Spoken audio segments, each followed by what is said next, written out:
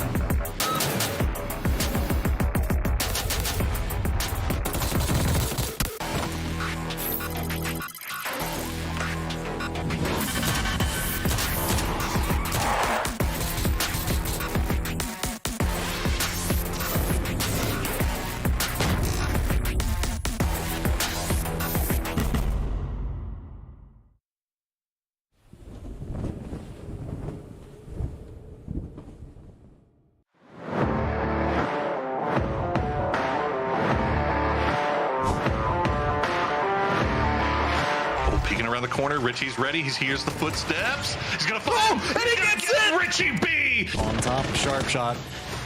Along that hillside, are we going to see if maybe she can find some to kill? Know exactly where you are. They got back into the circle. Sweet Prince. That's gonna be the way it ends. Mime leading the way. He's got to get this knock, and he's got to get damage out early, and he does. The vehicle was going to be coming in. Tiggleton playing on this other side of this, trying to make sure that he provides some type of support. Shrimsy is still back in the other compound, but look at that. Down to 2. LG have to reposition just a little bit to avoid the line of Camberghini, the last one up. He's trying to hold the line. Rello will find the angle, though, and that's 4 kills in the pocket of Luminosity. Now it is near on doom perfume, but there is nowhere to go, and LG takes our second game.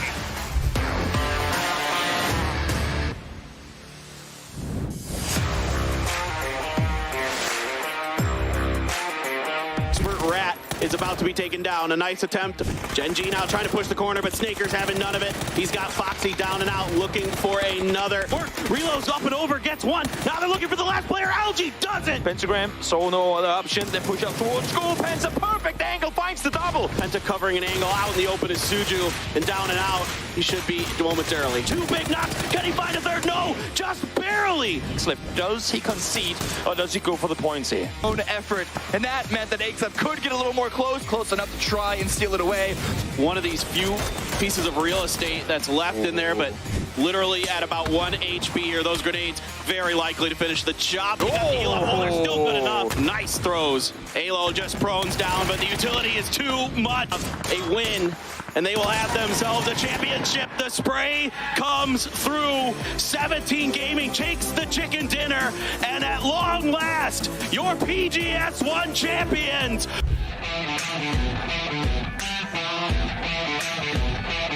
Finals is there now coming in, and they're going to commit to this fight. Toby, and a first knock coming out from Rob. Nice pull up here, great read from Friendly Fire, seeing 2 vehicles. Nade will find Mill. Summer trying to make the run on forward, but falls down as well. The sharp shot, second nade comes through. And the Bulls as well, they tried to commit, tried to make sure that there wasn't any issues. Finding the way to get some points in, Kickstart going for the defense, and there you go. LG manages to win a team fight. Hurry, Jet Selton, though, with that lane experience, finally coming in, gets multiple knocks. Then the cover and the way to work with this one. Capitan, though, with that high ground, is going to exploit that. Right up into the thick of the circle. I love the fact that we're getting a nice line. And Logs tries to be sneaky, but gets punished quick for it. Disha doesn't manage to hit the shots, though. Nate's gonna be getting a bouncing through. Mine with a big play to pick up 2. And a beautiful double. He now finds it's it. 17 is out. There's just one member, and Sonics will very quickly deplete that lead that Twisted had.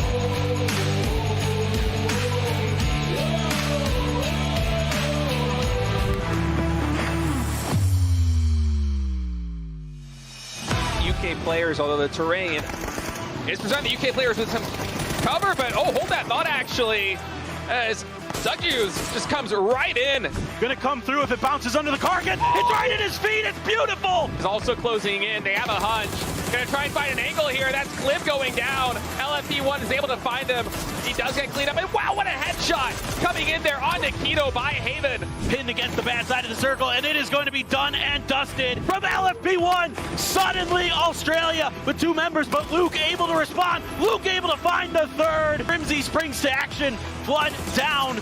Only 1 player left for Australia, and it is the superstar Tiggleton. It's Chris trying to see if he can use this moment to get some points, but the grenade is perfect, and it's going to be the USA taking game number 3. That's really nice.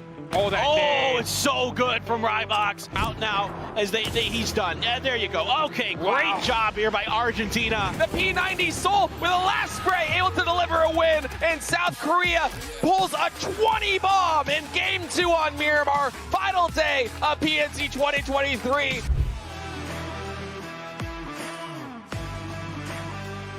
Welcome to the Update 26.1, where you'll experience a rejuvenated Erangel, the return of tactical gear, the launch of a new ranked season, and much more. Let's get straight to it. Time to play Tourist again and re-explore Erangel, enhanced with new features and revamped landscapes.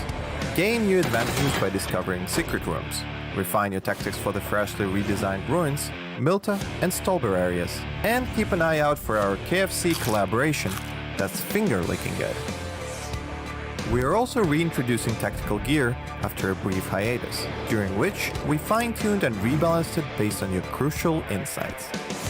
Now re-established as a world spawn item, we've adjusted the performance of both the drone and spotter scope to better synchronize with the overall game balance. Check the patch notes for all the juicy details. Additionally, in an effort to elevate strategy and teamwork, each squad is now tagged with a unique number visible on the kill feed. Lastly, we've polished up the match report page to offer more precise, match-specific details. Consider it your personal analytics dashboard. There's plenty more packed into update 26.1, so make sure to dive into the patch notes to learn more. And we'll see you on the battlegrounds.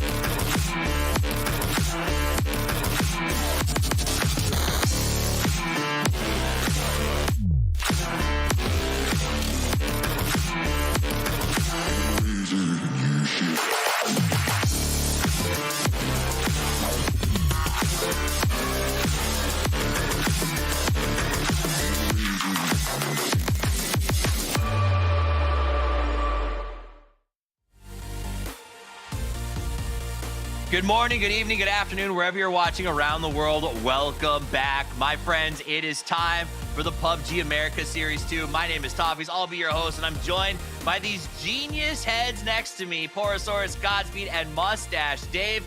Gentlemen, welcome back. It has been a long break, and I'm ready to get into it. We've got new rosters. We've got new maps. We've got new weapons. We've got new teams. This is exciting. So I want to hear from each of you what you are most excited about with what we're getting into this weekend. Poro? I'm obviously really excited about the new rosters, but it's got to be Vikendi. Like, it's got to be Vikendi. I'm so excited to finally get another new map here, and I've been gone for a while, so I'll get to do Tego too. It's like double dipping on Christmas. I love it. Godspeed? New maps, of course, and rosters as well, but really I'm just looking forward to more Tego. I freaking love that map. I fell in love with it at PGS2. I just want more of it, and we're getting more of it. Mustache Dave? Hey, we are back, baby. Happy to be here with the crew, man. I'm pumped up. I'm looking forward to some Panzerfaust, some mortars, and listen, spicy one, polar bears, baby. Polar bears all day. We'll see if we see any polar bears. I'm excited to see, and I'm just going to come out and say it, if Kickstart works with the Sonics, who knows? And if mine works on the transfer, I'm excited to see how that plays out. But first, let's talk about how this tournament played out so far. It's format time, baby. Reminder for how we got here. 128 teams from 2 separate regions dropped in on day 1. They fought through the open qualifiers, the meat grinder, to get to the top 16 in each region, where they played to find the top 8. The top 8 from this weekend in North America and the top 8 from SA are going to meet up in 2 weeks' time to play for the Big 16 and all of the money. But to get there, you got to win, and you win with points. Let's remind you guys of how point distribution works. First place 10, 8th place 1, 9th and below none, 1 point per kill, and we're playing 6 games over the course of 2 days, so there is no time to stop down. Now, the reason you're getting those points is because you want the cash, you want the money, you want to go to the big show.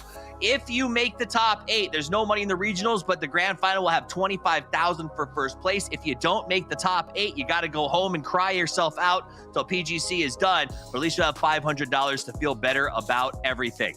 Now, let's get everyone back in here, and while they show up, I want to talk to you about a fantasy. And it is not the fantasy of having these 4 dudes to talk about PUBG with me for the next 6 hours. It is about playing over on Twire.gg. We're going to be playing fantasy all year long. You guys can make a team, test yourself against your friends, and test yourself against the 4 knuckleheads sitting right here to see just how good you actually are. 410, that is when the rosters lock. But real quick, Godspeed, walk me through how scoring works in fantasy so these guys can decide how to make their teams. I would absolutely love to walk you through scoring. So first and foremost, 2 points is a kill for your fantasy player, 5 points for surviving, and then -3 points if they died before 10 minutes. That one actually catches a lot of people off guard. That's cost me a lot of PGS2. And then damage, which is actually something that you have been very good at farming as far as picking the right players, Steve. So yes, lots of heavy emphasis on damage. Definitely want to make sure the players that you're picking are getting kills, but first and foremost, they got to survive past the 10 minutes. You got to survive. You got to farm damage. And if you play on Twire, you have a chance to win G-Coins. But let's get back to what our players are trying to win. They are trying to get to the big show. It's not just Casporo. It's also PGC points. So let's show what the earnings available are and remind me, what are PGC points at the end of the day? Well, PGC points are what gets you to the final competition of the year, PGC, the PUBG Global Championship, and it is a dog fight the whole way through. Right now, we'll see our leaderboard here in a second. You can see the automatic qualification if you win PAS2. A lot of teams are going to be going for that. I got my eyes on Sonics. Not definitely assured of anything. They are a global partner team, but they are not assured a spot at PGC. So they have to earn it the hard way, just like everybody else does. So you got to imagine Sonics, Luminosity, Shoot to Kill, Friendly Fire, all these teams are going to have that big major prize. They want to get that win here in this tournament to assure their spot. All right, so we know who's needs what to get there. Hopefully we will, but let's talk about who's playing. Who has the chance to put those numbers on the board? You got to play to get paid. Now, 8 of them were invited to be here. So it'll be our first look at a couple of them. 8 of them had to go through the open grinder, the open qualifier. And let's talk about those specifically, gentlemen. I want to know from you, of those 8 open teams, who do you think can go the distance or put up a fight, and why? Poro, tell me about yours. I've got my eyes on those guys coming in. They had one of their players, Doc Geo, scoring 41 kills in 12 games. Man, that is absolutely insane. I think that I'm excited to see how they handle the tougher lobby now. It's going to be a pretty big transition, but that's a nice way to step into things. Godspeed. You know, those guys are pretty great, but let me tell you about the destroyers of the donkeys, aka the donkey destroyers. I mean, in all seriousness, this roster is filled with a lot of experience. Kaplan? It's Patrick Kaplan, Pat Caps. We have Oldless, Tumas. We've known these names. We've seen them successful. Then even like a new face like Cerberus. So I'm really looking forward to see what this squad can bring to the table. Love the picks. Listen, you two, great picks, but I gotta admit, my pick has to be the best one. We got Funny Business, Keegan, the best M249 gunner in North America. Not only that, T-Sock, a really tried and true IGL. So I'm looking forward to seeing what this team could pull out the hat here in the next 2 days here, fellas.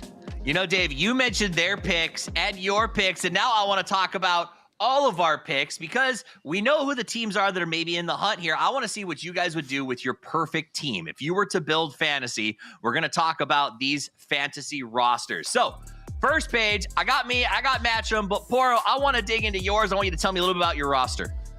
Look at you, you're a Tiggleton enjoyer. You got it. I was a little bit nervous about picking any Sonics this time around just because, look, they're going to get points, right? They're going to get a lot of kills. I just don't know who's going to be the one that gets them. So as opposed to going with any of them, now that Snakers doesn't have Kickstart there, I feel like Snakers is going to pop off a little bit more. Plus, I'm putting my money where my mouth is with Doc Geo, and Alo and Roth are always pretty consistent as well. So I like my squad. Godspeed. It's a solid squad. Looking at it, you know, I can't disagree. I also have someone from Friendly Fire. I'm putting a lot of stock in Pixel, man. Obviously, I have Shrimzy as my captain, incredibly consistent, had an amazing year so far. Alo, close range god, can never lose out. And Tomas, very solid player, especially for the price. But Pixel, from what he showed me at PGS2, even just after talking to him and hearing his mindset, how he just couldn't wait to get home and grind. I feel like that's not gonna be 27K for long. Just throwing that out there right now. I will say, you guys see Cameron over on the left side. He's not here this weekend, but he will be joining us for the grand final. So obviously we made him make a team so we can make fun of him when he gets here in 2 weeks if he doesn't do well. Now, everyone wants to do well. Mustache Dave, I got to come to you. Your team looked good. So I want you to give everyone at home some tips because if they're going to make their roster on twire.gg right now, they probably need those. 2 tips right off the bat here. Look for a player that can click those heads, get those kill points. Super important for me. That's why I got Kickstart up there without a doubt. Tiggleton. Whoa. Tip number 2, if you can't figure out where to put your budget, honestly, just look at one of the most consistent top teams in the lobby and pick any of those players. You're bound to get some decent points from them. So that's a little hot tip from your boy Dave over here. I love the tip. And go out there. Remember, it's your last chance to get signed up, and you can play with us all weekend long. So it is going to be awesome.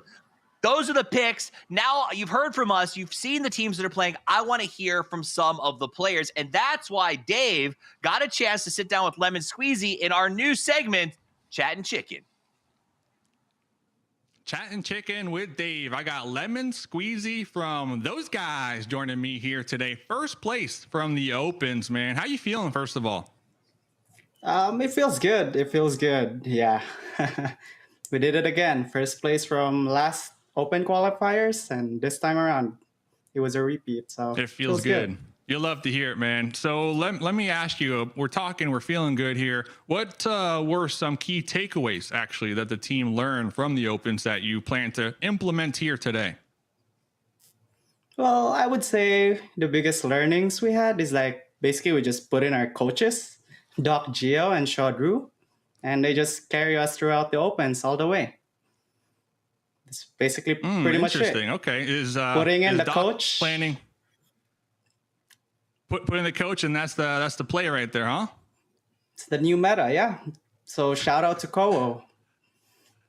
Shout out to the coaches. All right, so moving on over to a couple new additions here. Panzerfaust or Mortar? Which one do you prefer here in game? Well, I think I would say Panzer because it doesn't really take much skill to use it. You just point it at the enemy in front of you and it's just kaboom, it's over. Unlike the Panzer and unlike the mortar, I mean, it's like it takes skills and calculations, and we don't have Tiggleton's ruler. Yeah, you need the ruler, man. It's all about the ruler to really get that one down packed. All right, so Panzerfrost all day. Looking forward to seeing that here from Lemon Squeezy. And now last question, because we are chatting chicken, I got to know, what's your favorite chicken dish? Well, I would say Jollibee Chicken Joy. It's basically fried chicken with gravy. It's pretty good. Look it up, guys. Jollibee Chicken Joy. With the gravy, with the gravy. All right, well, Lemon Squeezy, thanks for taking your time to chat with Dave. That's going to be it for us with Chatting Chicken. Back to the boys on the desk. Thank you. Lemon Squeezy, my dude, had a vibe, man. The Jolly G chicken with the gravy on the side. I'm already hungry. And then we are playing from home, so the rulers are coming in play here. But Godspeed, I mean, impressions right there from Lemon Squeezy. First of all, it's Jolly B. Okay. Second of all, I've actually had that chicken. I actually had Jolly B like last week. It's pretty damn bomb, I would say. Pretty decent. See, I was just gonna go with chicken fried steak. Does that still count? Ooh. Yeah. Can I get a verdict, ruling on that? Can we actually chicken fried steak? Can we touch on his shout outs? First off, the coach shout out. If you guys missed that, Kovo at Nations Cup played out of his freaking mind as the coach for Germany. So I like that little deep cut. But also trigonometry, right? Trigonometry is what we were saying at the last event, because Tig actually brought a ruler to the last global and it got banned because he was like smart enough to bring one out there and start measuring mortar shots. So here at home, rulers are legal, and I look forward to seeing that. Do you guys think mortars are going to come into play? Like, actually, seems like he loves them. I don't think it was just a sheet of paper. I don't even think it was a ruler. You're right. I don't even think they weren't even using rulers. But yeah, I don't. What we saw at PGS2 with mortars was pretty ridiculous. So I think now teams have even had more times, could be even more outlandish. We'll say It'll be outlandish. Mortars are fun. But speaking of the lands, we are changing things up. This is exciting for me. It's the first time I get to see it. Let's show the match schedule because, gentlemen, it's Erangel and Miramar the good old-fashioned way, but we're bringing in Tego and Vikendi. Poro, what are you most excited about?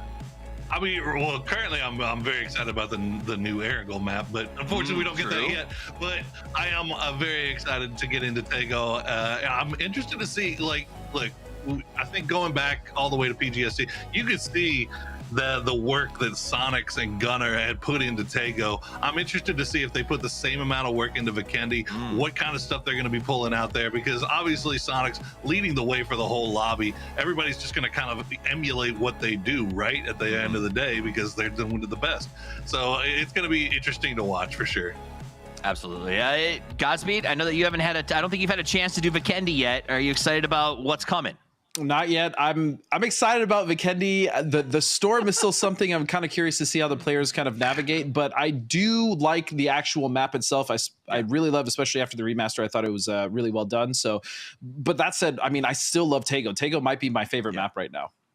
It is. It's unique. It's a little bit different. It's kind of like you wish Sandhawk had been that way the first time around. Yeah. Mustache Dave, the 2-1-1-2. Do you think that format is going to be good news for some of these teams or bad news for some of them? The way we're switching it up.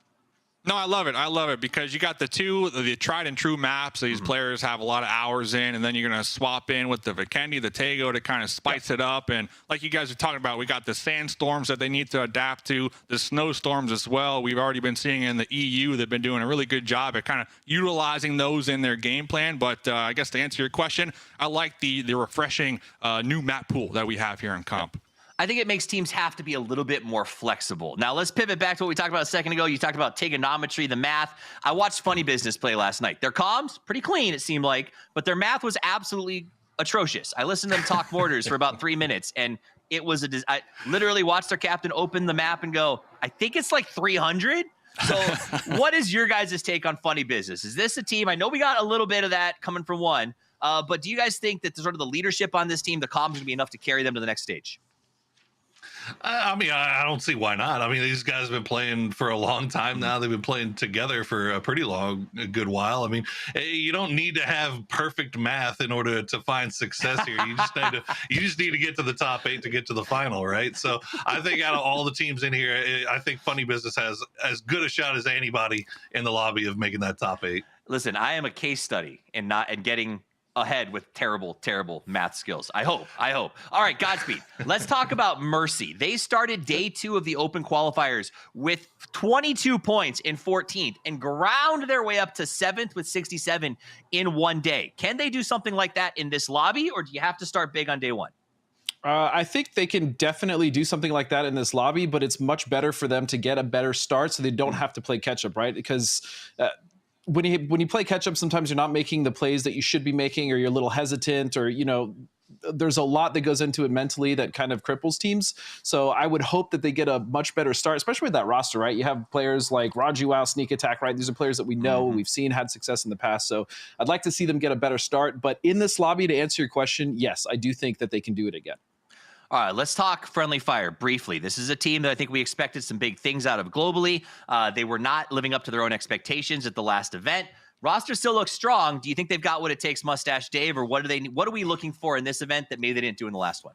Yeah, Friendly Fire, I'm on the fence still. And the reason being is because today, we're still getting mixed signals, right, on who they're exactly playing with. I feel like that's still like a toss-up. And if that's a toss-up on game day, what has been going on the past week or two? Right. Meanwhile, the teams from the Opens, they've been grinding. They've been in the meat grinder, like you said. And I feel like the Open teams are going to be a lot more warmed up compared to teams like Friendly Fire, who we don't even know who's playing today for them. Right.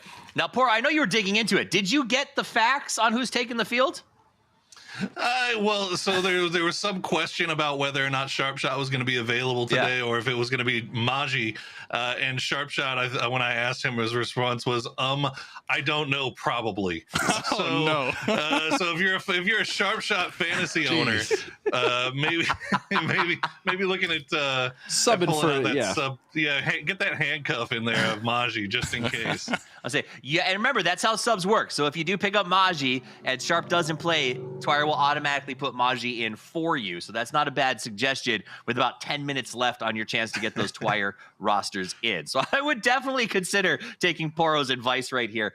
Friendly Fire, that'll be interesting to watch. Now, this is a new look at some rosters. I'm going to just toss it up there if you want to run with it, Godspeed, because we're going to be talking about this all day. The Mime kickstart swap has got to be some of the biggest news in PUBG history. That I mean, that's a loaded topic, and I've actually, we kind of talked about it briefly. I've been bouncing back and forth as far as like how I feel about it, and is it the right move for Sonics and also Luminosity? Just to kind of briefly open it up, I do think that the change of pace or scenery could be good for both players, for both Mime and for Kickstart. My biggest thing is I am not a fan of changing a championship team, especially after coming off of PGS2. Obviously, I don't know the internal workings of that team or what led to that decision, but for me, that's been the biggest sticking point, is changing a championship roster. That being said, seeing how Kick performed at PGS, I think this could be a good thing moving into the structured regiment that Gunnar has Sonics under. So I don't know. I don't know yet. It's a hard question to answer. You may not be able to answer. I don't know that I can, but what I do know is game number 1 is ready to start. This is it, the first match of PAS2 about to get underway. The casters, Poro and Godspeed. Let's turn it over to you, gentlemen. Take it away. Jeez. All right, now we get rid of those guys. Could not wait. Finally. Oh my God. They can't hear us, right? Long. They can't hear us. I don't know. I hope not. But if they can, love you guys.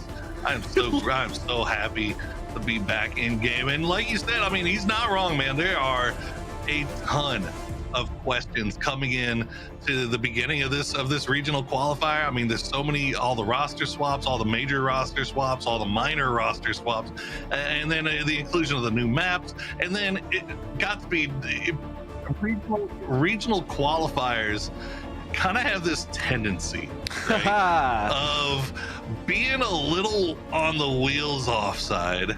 And I don't know if you're playing with new rosters, is that really the best thing to have going on? I mean, obviously it's never good, but I feel like it's going to be a little bit of a technical pause real quick. We're going to get back in the game shortly, but yeah, I mean, like playing in a PAS, I like how you got your readers on already. You were hiding them from the people. I'm kind of blind, brother, but I don't know. Coming in, the thing about these like coming into a qualifiers off of opens is always just such a crapshoot. You're right. It's absolutely off the rails. And a big part of that is because of the fact that there's just a lot of unknown variables. I will always maintain that some of the hardest lobbies I ever played in were not, like the tier 1 lobbies. They were always like opens, man. Opens are just wild. Teams are rotating in weird ways. You get hot dropped unintentionally sometimes with teams not even realizing where you drop. Again, like even just camping rotations can be an absolute nightmare if you're a team that tries to do that, or even if you're a team just trying to rotate, especially going into melee base before those the ferry and all that. It was just it was chaos. And so I think this lobby will tend to be a little bit like that, with our top teams obviously feasting, but it all remains to be seen, especially with the rosters.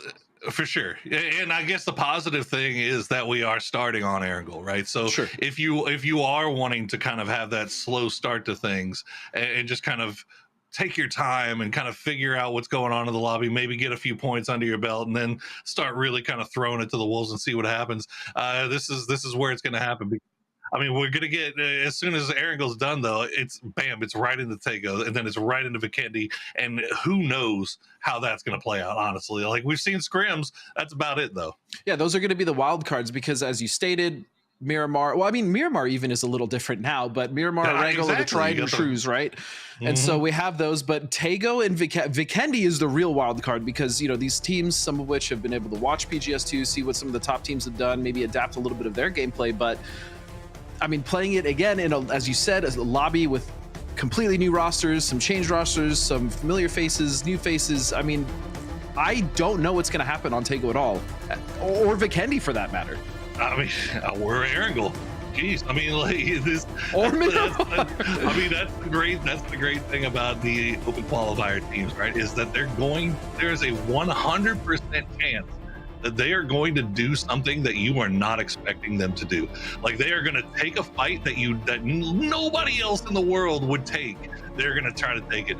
But, while it might be you could look at it one of two ways, right? You could be annoyed and you could say, oh, this is troll. This is like different than anybody else would do. Or you could look at it for what it is and say, this is good training for when we get to that higher level, because Dustin, you've seen it now in person. APAC, they don't care. They will fight you anywhere. China, same thing. Yeah, the APAC teams, some Asian teams, even some of the Korean teams will just push, especially if they know that they have, one or two members knocked. Even if it's a duo, they'll still push for that. APAC is on a completely different playing field. I mean, those guys love aggression, and we've seen it work to great success with teams like Buram, with teams like Daytrade.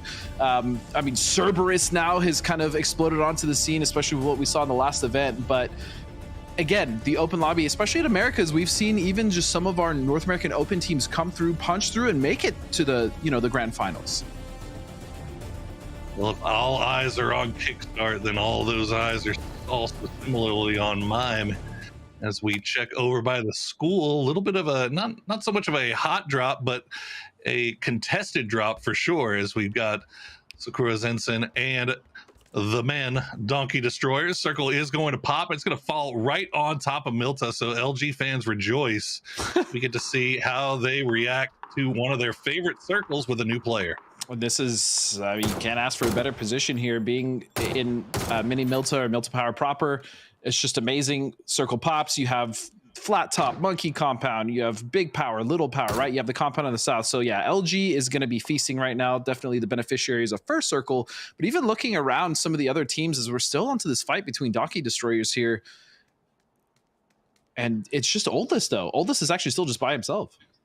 Yeah, Oldest taking a few shots over towards Salty, but it looks like he lost the angle now, and Salty just playing the wall. No real support for him, as his teammates have kind of dipped on out. Two off to the north, Hyman just off to the west. Trying some help, but Oldest is kind of nice spray with a scar, and that's going to be a point in the bag for Donkey Destroyers. Not only that, but now he has school all to himself, so he'll be able to, at least I hope he knows he has school all to himself, so he'll be able to loot just fine without any issues. And the rest of Donkey Destroyers now also just going to be quite comfortable. And we've seen as well teams like Twisted Minds love to rotate out from apartments. It's a pretty solid spot overall, and they don't really have any teams to contest with. In fact, they can pretty much make it all the way to Death Road, scout from there, and just move in further on the flat tops just to the north of Milta. Meanwhile, Sakura Zensen, the east side of their split, getting a little close to Savage there. So Ice will survive, it looks like. Has that new Dragunov in hand. What are your thoughts? I like the gun.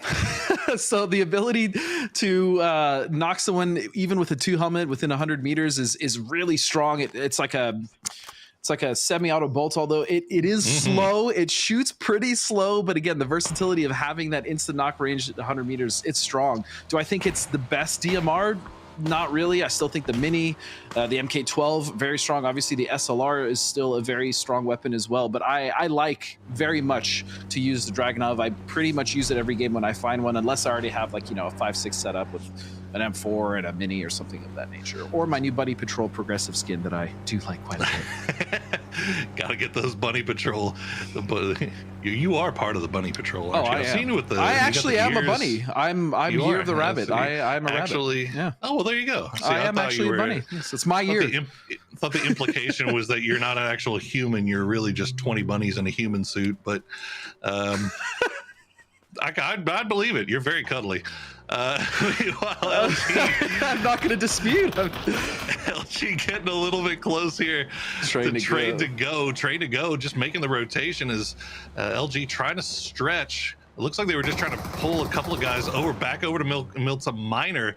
But unfortunately for them, trying to go really quick on the rotation. This is something that we've been seeing more teams really get the hang of, Godspeed, now that, I mean, it's like a hallmark of a pro team, right? Getting to that rotation, getting inside circle pre 5 minutes is absolutely huge. Yeah, it's really big, especially when you have a lot of teams that already do take those positions. Again, a lot of the teams are going to know that LG is the Milta team, right? They loot Milta. That's where they generally like to stay. So they'll probably have big power, possibly little power. That's usually where the split comes.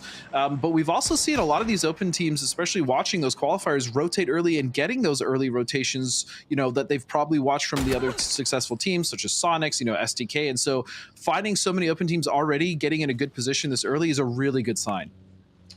Bad sign for Orion here, taking that knock. They have not even been able to get their full squad over here. Babbler still way off to the north, so this is essentially a 4v3, but Friendly Fire will take their knock and just take that opportunity to move on out instead. So Orion catching a little bit of a break here as they will retain ownership of the eastern side of that logging camp and should be able to get back up to full strength. Now, Mime, we saw him in a little bit of trouble, but it looks like he has managed to evade the watching eyes of Train to Go and join the rest of his squad in Milta Mini. Yeah, and I like this split from LG. They have that kind of 3-1. You see Rello just off to the northwest, and they're going to be able to get a lot of control on that road. And even just talking about Orion, they are safe for now, but they are going to have to worry about Friendly Fire, right, Poro? Because you know that they're going to harass them, and then they really also have to worry about another team potentially crashing in. Speaking of, Donkey Destroyers is actually driving someone along that path. In fact, they might stop. Yeah, Patrick Kaplan, Pat Caps, the infamous, is going to look in the, he's not going to find the boy, though. Cerberus is going to get picked out, and Orion, good thing that Friendly Fire decided to leave them on their own. Babbler, he was our trailing man. He came in from that north side super late, but he gets there just in time to assist the boys and keep Donkey Destroyers out. Not only that, they're going to pick up a free point off of it as well. Yeah, very good on Orion. And look to the north, though, Poro, as we now see those guys. Yeah, we see those guys, Sonics, three other teams actually rotating in from the north here just past Lipovka. So that's going to be a little bit of a traffic jam as they're not coming in. And look at Kick potentially setting up a trap here, and Sonic's perfectly content being on the north side as well. They'll just wait all the other teams, get some rotation picks, and then move in when they're strong and the teams in front of them are weak. So I like this a lot from Sonics. This is very characteristic of the way they play. Absolutely an aggressive position. They're going to spot out Tilt Town. The shots are going to come through. A lot of damage getting landed, but no knocks to be found just yet.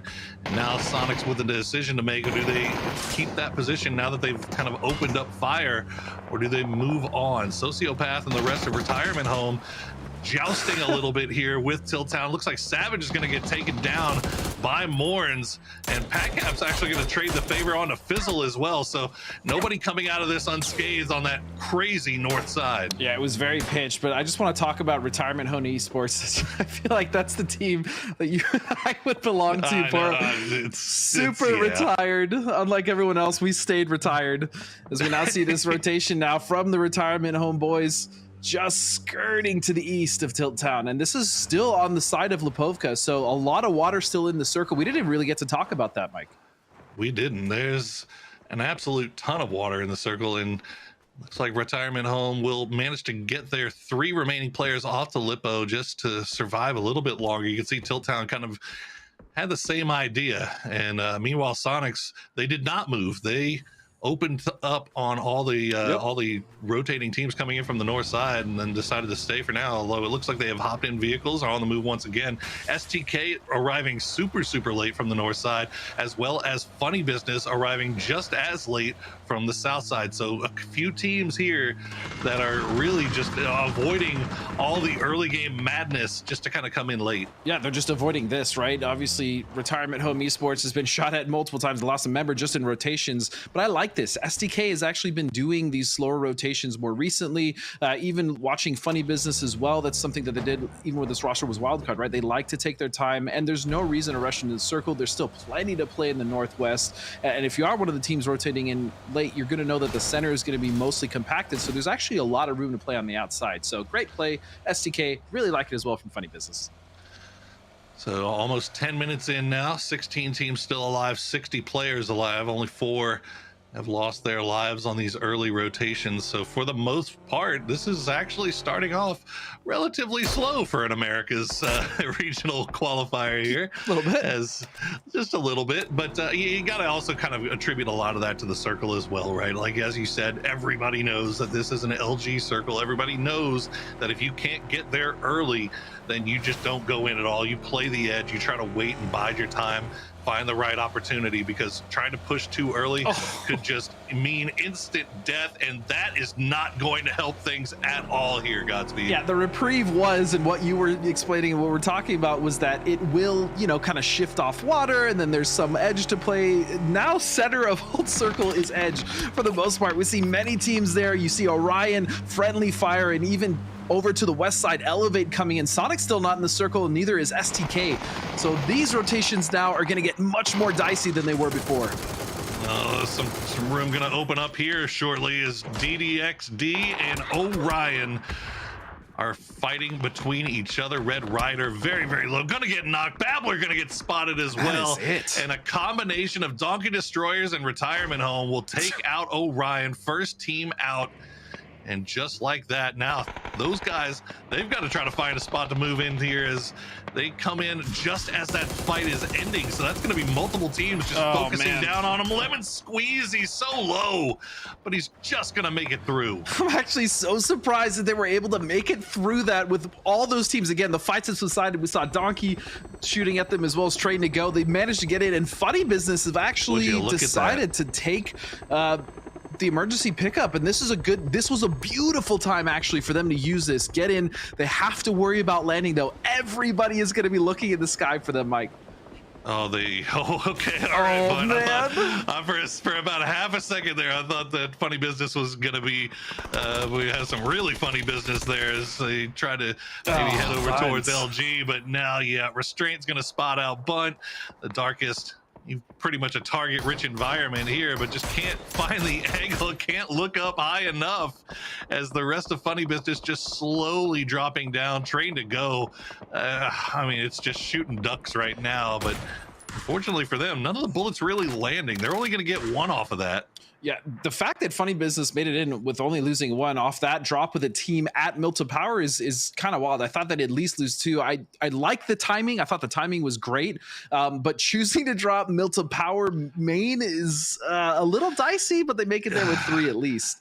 It almost feels like if you could have made it past Mill to Power and gone over the water, or to the east of Rats, or just something like that, and maybe dropped in from the water side, maybe you'd have a little bit more success. But either way, Funny Business, they get 3 up into Mill to Power. Train to Go in a little bit of a 2-2 split right now. Sonics, meanwhile, Tickleton, he's got footsteps around them. STK just off to the north. A nice spread from STK. This could be dangerous. And there you go, Kickstart. Immediately spotted out by Alo. And that fight is going on. Meanwhile, all the way to the north, we still have Tilt Town and Four Nation fighting in Lip in the blue. This has been a battle that's been happening since those early rotations. Joshi will take some shots out, but he's not going to find any damage just yet. He's got to be careful from that angle. Nice knock. Oh, big time stuff there. As we see the kill feed, that Sonics and STK fight still popping off. Oh, Shrimzy got, take on hit. Shrimzy's the last one up now as an unfortunate accident happens.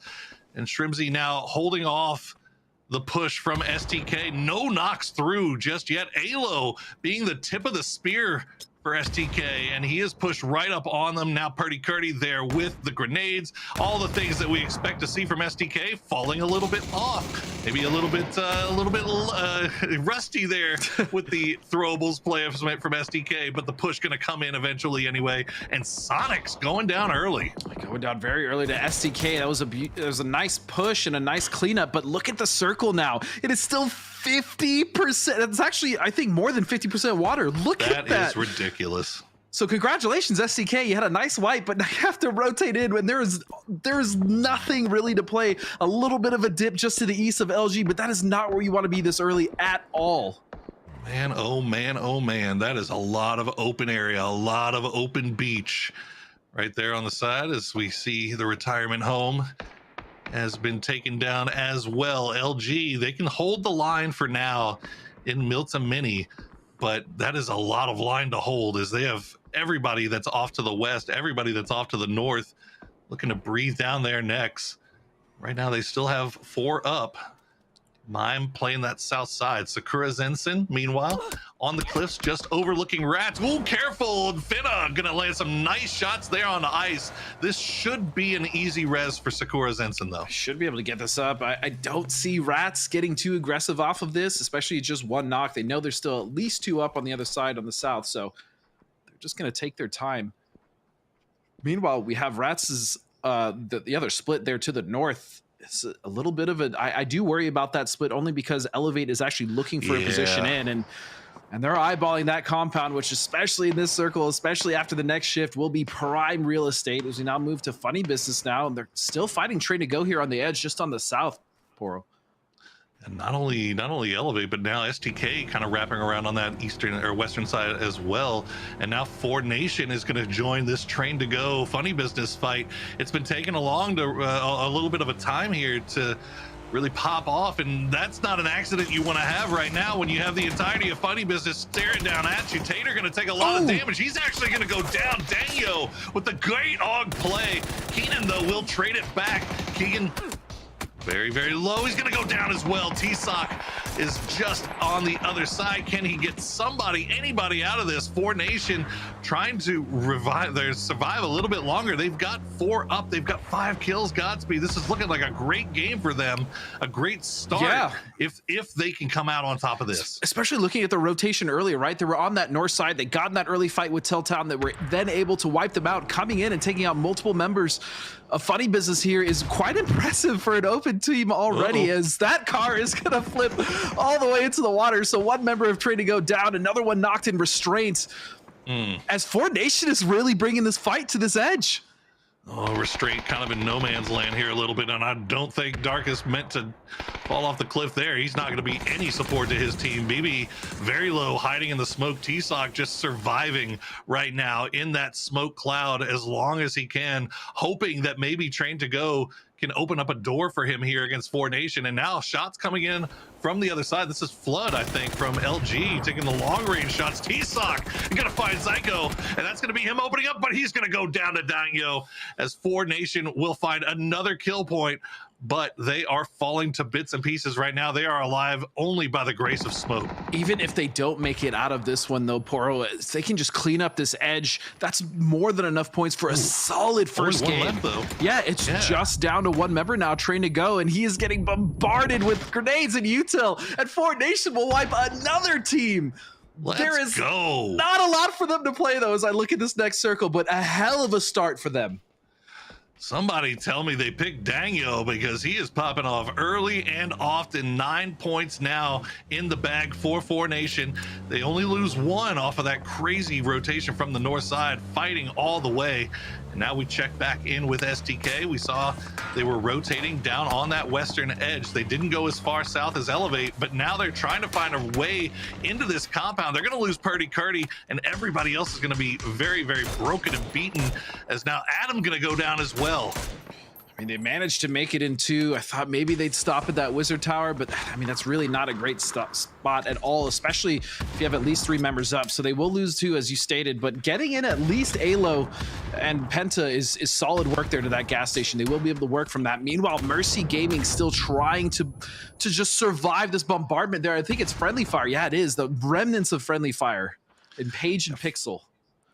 Yeah, Page and Pixel, that's a dynamic duo if ever there was one. And just a few grenades sent over towards Mercy, but they have to immediately drop back down as Flood and the rest of LG looking over in that direction. 6 kills for Luminosity, playing from Milta Mini. And you got to imagine that memories. I mean, yeah, this is the more things change, right? The more they stay the same. And it is, so you might have Mime on there, but LG farming kills from Milta Mini. It doesn't matter who's on the team. That's He's like, this is what you guys have been doing? This is nice. Yeah, this is great. I like this. This is awesome. They're going to actually, Hella Senpai going to find the knock on a Pixel, as Rats are starting to kind of spread out a little bit. They've got a lot. That 2-2 split for Rats, we were concerned about it at first because it's going to be really hard for them to get back together, but they are doing the most with it right now on that western edge. And I think a big part of that was the fact that STK and both Elevate decided to not hit that compound. They saw a couple members in, they felt it wasn't worth the risk, and they didn't go for it. But look at this now. Sakura is taking the fight, or at least try to survive against what happened to Mercy. Oh, Mercy was at the mercy of a grenade from Mime as he picks up his first kills as an LG member. And now Sakura Zensen, they are just weathering the storm here as Elevate pushed a little bit too close, and Vegas is going to go down to Alo, who really seems to be working that Dragunov, man. Of all the people that you want to see find a gun that he now likes a lot, Alo probably not one of them. Especially if you're on the receiving end, but I have to give it up to Sakura for surviving that onslaught there from the crash on the south side from Elevate, man. That was really impressive stuff. And that squad, that roster of Elevate is strong. LG now, though, have decided to move up. This is, again, a perfect position. This is almost like a set play. When you come from mini power, you then go to this position of Circle South. So LG just finding all the comfort in the world right now. Elevate, I mean, that is a roster full of aggression, and their aggression not paying off this time, unfortunately for them, as the grenade play just too good from Sakura Zensen. As we see Penta staying alive. 4Nation, man. They are struggling, man. They have played this game the hard way all the way through, but those guys still in it. 3 up, 2 kills already. Chad can play from the beach side, and let's see if 4Nation hears those feetsies. It doesn't look like they do. They are concerned about what's going on top. And Chad, I think Dangyo might have an idea. Trying to survive. Yeah, but Dangyo he smells something. But you know what they say about pressure, Mike? Oh! It does create diamonds. As I say that, the flush. How very unfortunate, but still 4Nation getting yet another kill. And they have really been doing this the hard way. Their rotation, again, coming in from the north, multiple teams they've ran into, and they're still clearing out this edge, man. What an absolute kick in the knee, though, if you're Dangyo. I mean, he has been popping off here, loses the 1v1 by 2 HP, and unfortunately gets flushed there as well. Hate to see that for him, but what a great game for Dangyo and for 4Nation so far. We'll see if Crack and Matthew can actually do something here as a duo, as they've got a lot of real estate to work with. Meanwhile, Shoot to Kill, they are knocking on the door of Rats somehow. Godspeed. Rats managed to get the 2 from the north side of the road back over here, and they are 4 strong. Yeah, it was really good timing. I think LG was taking the majority of the shots of those guys at that wizard tower, and so they're like, hey, look, there's another team fighting on the east. We might as well. Cowboy, though, nading himself. That's It's a big mistake that actually could cost them. STK is going to push on this. I'm not sure what happened there, but that is a huge mistake. Yeah, maybe he was trying to go for the window. I mean, you can see these windows being a big player right now. Unfortunately, everything kind of bouncing off as well. Like STK is not having the success that we're used to seeing from them with these throwables. That one's going to find its home, though. Is Adam going to re-knock Cowboy? And that's going to be the door opening here for STK. They're going to try to push in. The flashbang perfectly timed. A blue zone grenade will slow them down a little bit as Penta and Alo are now the ones trying to hold the line. Adam just bleeding out slowly. Rats, they tried so hard to hold that, but Hello Senpai and Finna still alive. They pushed back. Yeah, it all started with that accidental self-knock, but STK now have actually been able to kind of sustain here. They're going to be able to recover, and now they have a warehouse to fight out of. The problem is there's still 2 teams ahead of them as we now look at Luminosity looking for their way in as well. There's a couple dips on the east side of the road, but this is a very open circle, Mike. It sure is. 10 kills now for LG. Mime, the kill leader. If you believe in fate, if you believe that Mime was never the problem, and now is going to add to LG's roster. He has come in with something to prove for sure, although that man should have nothing to prove to anybody. Multiple time champion. This new roster is just working out great for him so far, but this has been an LG circle, so let's keep that in mind.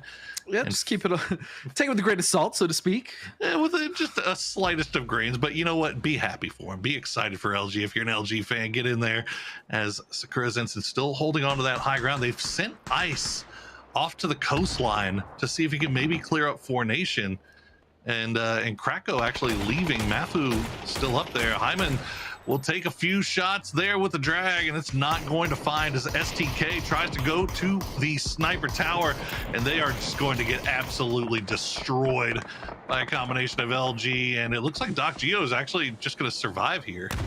Yeah, this is the problem with STK trying to go early, is they went for the only building really in that wizard tower, but there's a team on top and LG to the north. Yeah, I mean, that's... It's a rough circle. They made a play, didn't work out, but they got a good amount of points, and they managed to make it in the top 7, I think. So they're going to get some points off that one. A decent start. Decent start for the boys. Sakura, though, meanwhile, coming in, and they're actually going to have a nice little bowl to play here for the time being. This is not bad. This is not bad, although they do appear to be at in LG's line of sight. Yeah, just a little bit at the mercy of LG, but LG has to be kind of concerned about this this sniper tower over here. Now they know that they have one in there in the form of STK's Alo. Don't know if they know about Doc though. Doc Geo has just been hiding out there in the top. Oh, and wouldn't you know it, LG gonna get the circle as everything just coming up Luminosity right now. We'll see if they find a way to throw this, or if this is as easy as it looks like it's going to be for them. I would be shocked if LG somehow managed to throw this. I think we all would be. Yeah. That's not to say they're guaranteed to win. I mean, there's still plays that can be made, but yeah. Actually, no, I take that back. I don't think LG loses this game at all. They're so secure in this position now, especially with the other teams now having to move in. Sakura, Rats. I mean, 4 Nation will survive for just a little bit, but yeah, this is the most LG game I think I've ever seen. I mean, it should be. I mean, we still got Krakow. 4 Nation still alive, has some hard cover there to play around. But it's right on the edge, as you see. We'll see. Okay, Sakura Zenson, they're hopping in a vehicle. Rats are hopping in the vehicle. It seems like the time is now for things to happen. Mime gonna knock one down just a little bit lower. Hello Senpai gonna get spotted out by Snakers. Finna is gonna get picked out by Snakers as well. 2 more kills in the bag for Mr. Jake, as now they turn their attention back over towards Sakura Zenson. This is just... When you have a game like this, when you start with 14 kills and you're pretty much in a position to win the game, the amount of confidence that you build is so vast, right? And especially for a team like LG, Alo's actually putting in work with that Dragon, but especially for a team like LG, I mean, this is really problematic for the rest of the lobby. Having LG or a Sonics or an SDK have a disgusting start is so dangerous. It's not what you want to see. It's not what you. These are not the teams that you want to see the snowball start rolling downhill this early on. But it looks like they will get that res onto Flood. Alo will try to leave. Hyman will get a little bit of an angle, and he's going to get the kill there, as that'll be another point picked up for Sakura Zenson, and we have now made it to our top 4. LG in the driver's seat, assuredly. But we'll have to play this one out here, as I don't think Sakura Zenson's going anywhere. Doc Geo will get the knock on Rello, but immediately gets taken out by Hyman as well. These Dragunovs, man, I'm telling you. It's popular. Yeah, I was just about to say it's quite popular. And you know, not surprising with the amount of damage it puts out. Again, the ability to knock in one shot at a certain distance is just so strong. I'm really impressed with Sakura Zenson. They are pulling it through against multiple strong teams. They already held it off against Elevate. They've managed to find their way into the circle, a nice rotation. So these guys are really impressing me so far off the rip. Absolutely. Sakura Zenson and 4Nation here. Krakow staying alive here for the boys, but 4Nation, I mean, these are two teams that they've been struggling this whole game. I mean, they have been fighting their way to late game here. I mean, LG has just been kind of damage farming essentially, but I mean, Sakura Zenson to get here, they had to hold off some pretty hard pushes, particularly against Elevate. Yeah. And still they managed to survive. Only 5 kills to speak of so far, but those 5 kills were very, very well earned, as Krakow still has that hard cover. I'm imagining this is probably going to be a die to blue zone type situation for Mr. Krakow. Between a crate and a hard place, the blue's coming in. He's going to do what he can, so he's going to go down. But yeah, even the Rats, right? Sakura Zenson had to fight against Rats and Nays early. They took a knock, and they were still able to hold them off. So overall, I mean, they're going to lose this game. I'm just telling you right now, that's how it's going to be. But they have... Oh, there it is. Yeah. I didn't expect it to happen like that. But yes, again, what a game from Sakura Zenson. What a game from 4Nation. And then LG, I mean, a 14-kill win to start off. Come on. Come on. Well, I mean, what do you say? It was always an LG circle, right?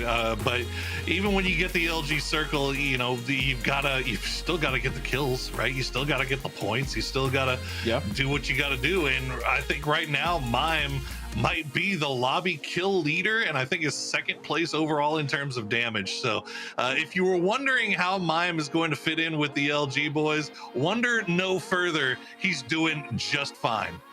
Yes, so far so good, but there is always the talk of the honeymoon period, right? And talking about the lobby, honeymoon circle, sure. This is just the first game.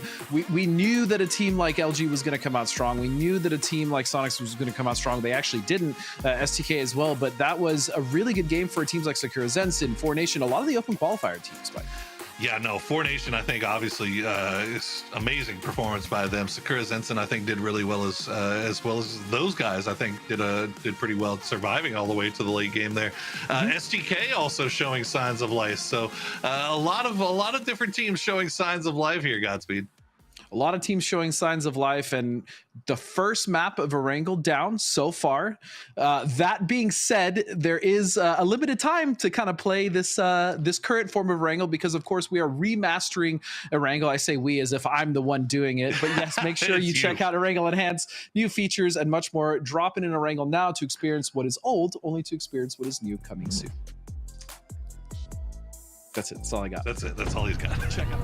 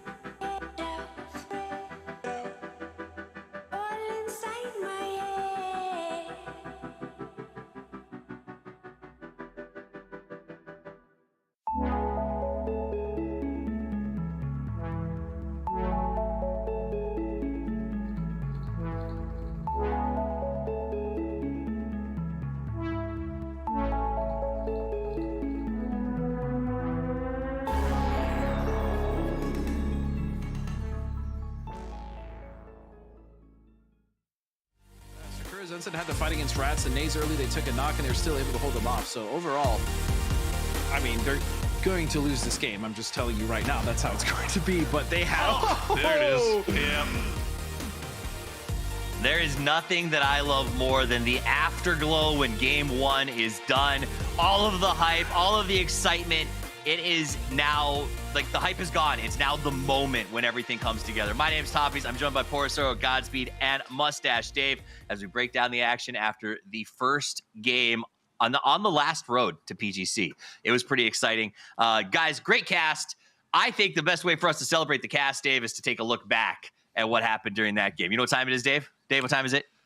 Highlights. LA. Yeah, I'm excited. I haven't been here for I love highlights. I haven't even pulled the trigger. I was so excited. All right, let's get into this. It was a crazy game. Look at that circle, Dave. Circle 2, 60% playable, maybe. And then by phase 3, it's 40%, but it's really 30 because the beach takes up half of the dang thing. Yeah, absolutely disgusting when it comes to a game number one. Not the game that a lot of these teams and players wanted to see when it comes to the zones, but the team that I'm most impressed with, I know we get the wipe right here.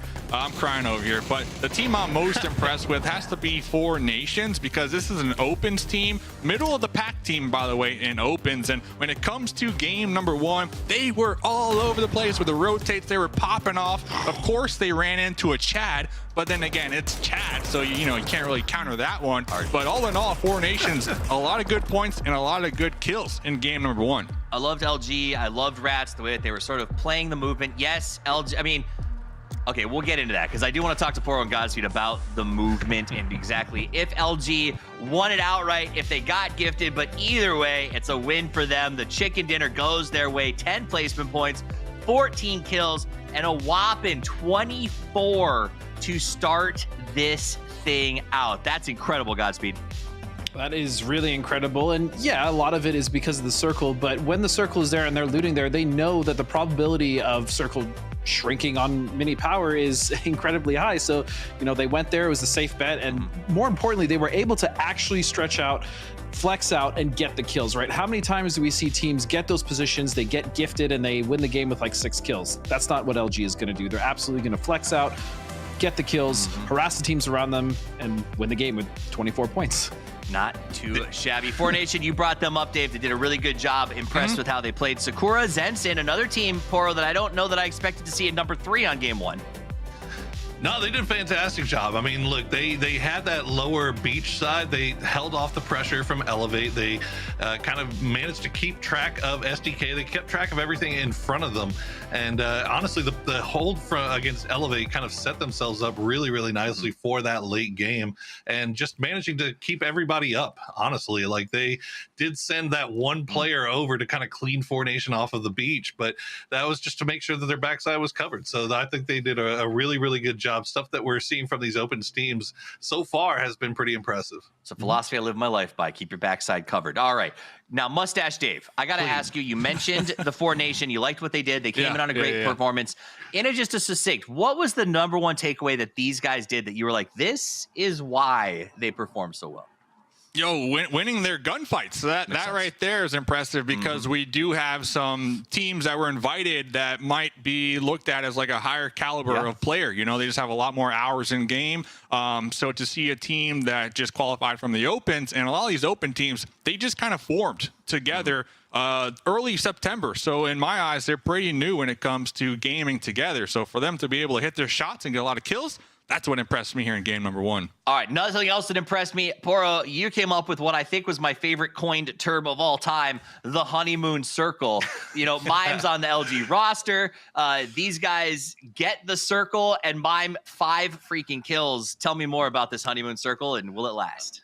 I mean, like, if you want to play the middle so bad and be like, oh, maybe it was the circle, maybe it was no, dog, that was the circle. Like that. Thank you. That is an LG circle every day, every night.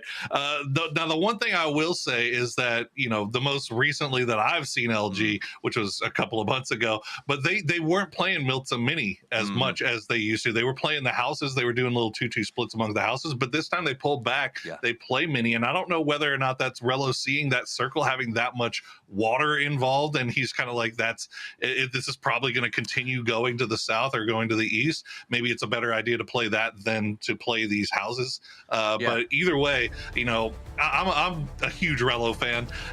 No matter what happened, it's that is the game that you want to have your new roster start on. I love that. All right, let's take a look at the top 5 from that last match. Mime comes in with 6. I said 5. I was wrong.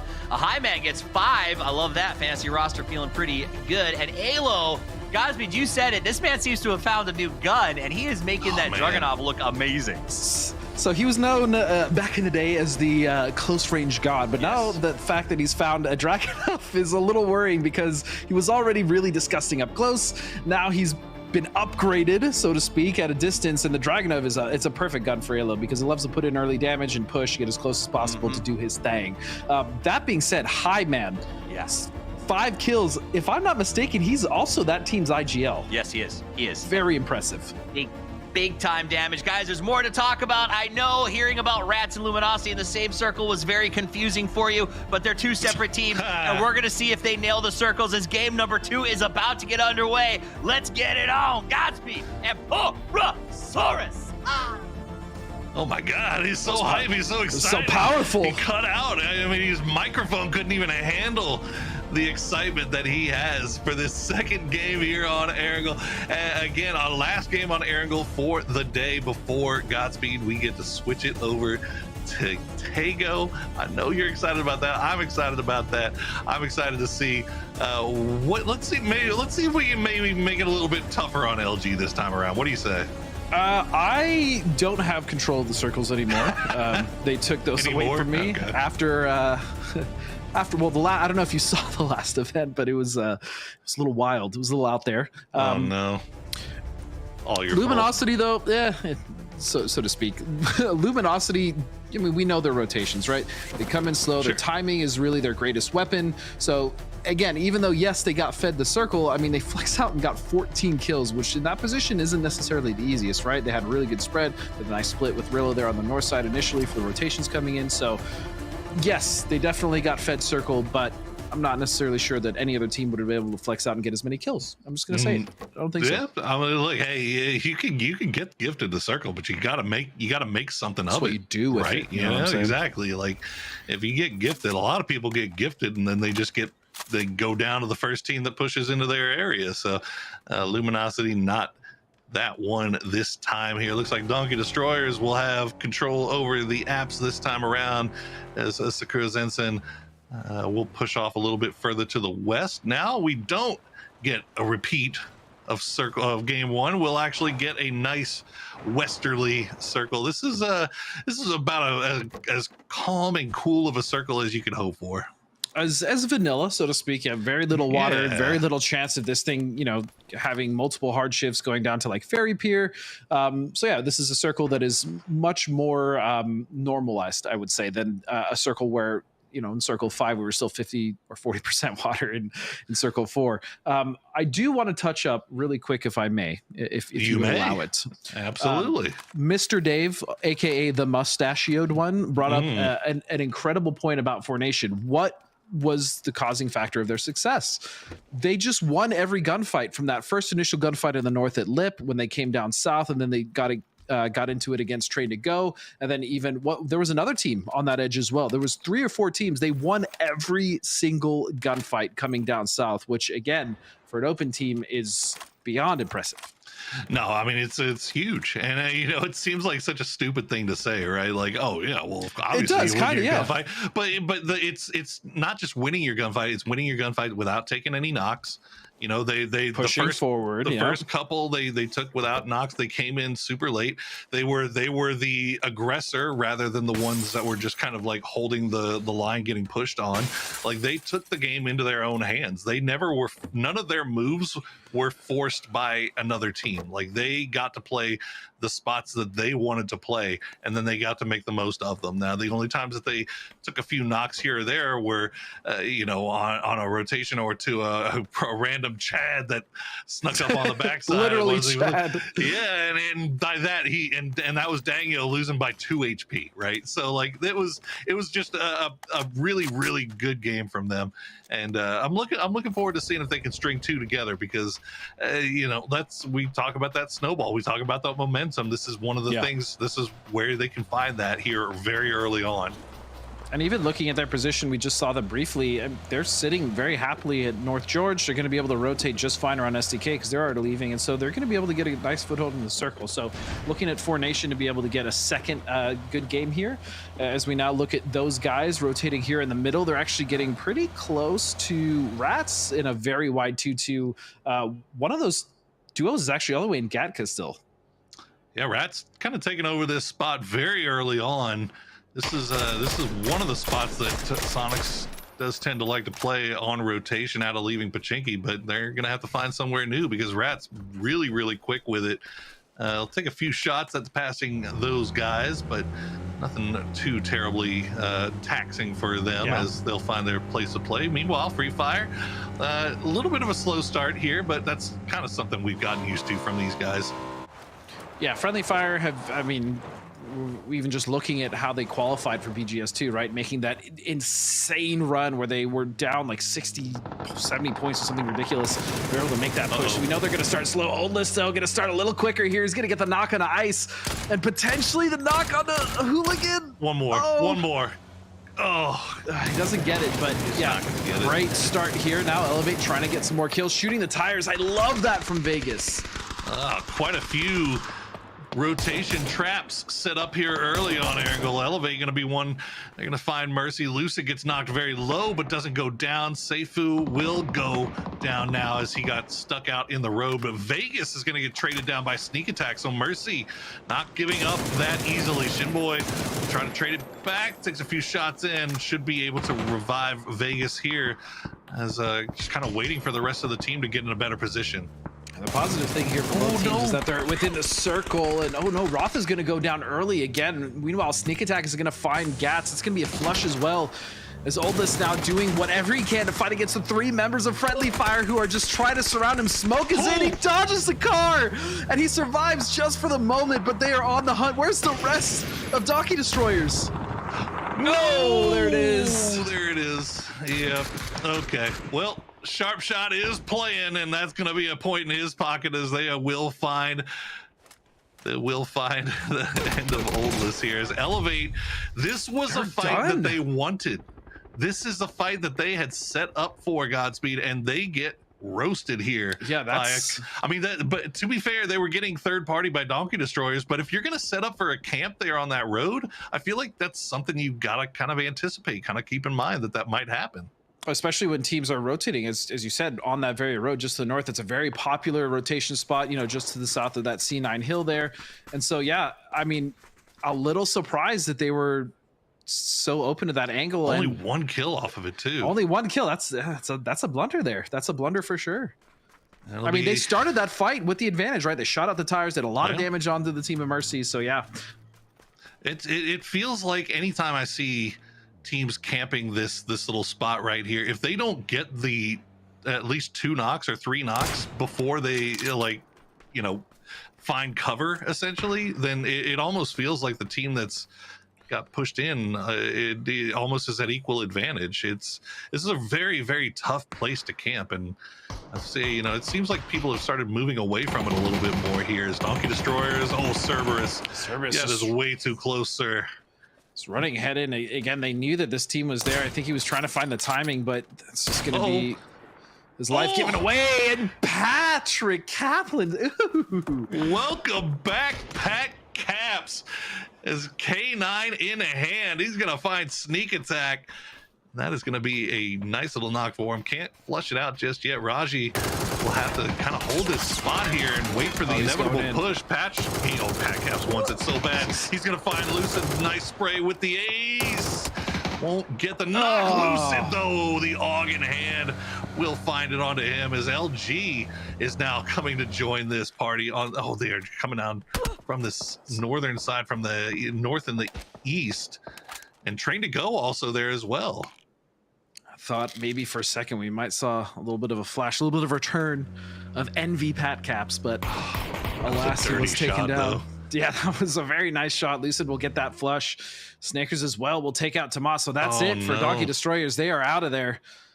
And somehow Mercy is still alive in all the of team this. That got camped by both has survived. Goodness. Okay, well, let's see if Lucid can get the res on to sneak attack. It looks like they have lost Raji. So now down to just 2. LG just kind of arriving here at the perfect time to do a little cleanup work, a little mop up. See if they can maybe get a few points off of it. Rello will be in the vehicle. I'm not sure who was driving that. I think it was Mime. So yeah, Rello and Mime side by side pushing through. Snaker's going to provide some support from the north side. They want these points, but they don't want to risk giving up somebody to get them. Yeah, losing someone this early on the edge, especially in phase 1, is it's just not ideal. Granted, you know, LG is probably going to go for trades and play pretty close here, but I mean, this is also an awkward fight. We saw Mercy kind of been able to use this massive rock to take down the 2 teams of Donkey as well as Elevate. So we'll see if they're actually able to kind of compress here and maybe get like a cheeky knock or 2. But I'm also not sure how committed LG is to this. Yeah, it looks like they may be stopping down for a little loot more than anything. As Snakers did spot out that Cliffside is open, and I think they may have put 2 and 2 together now and realized that Train to Go have left. If you remember, whenever they first pulled up, Train to Go was kind of stationed off to their north, taking shots down into this.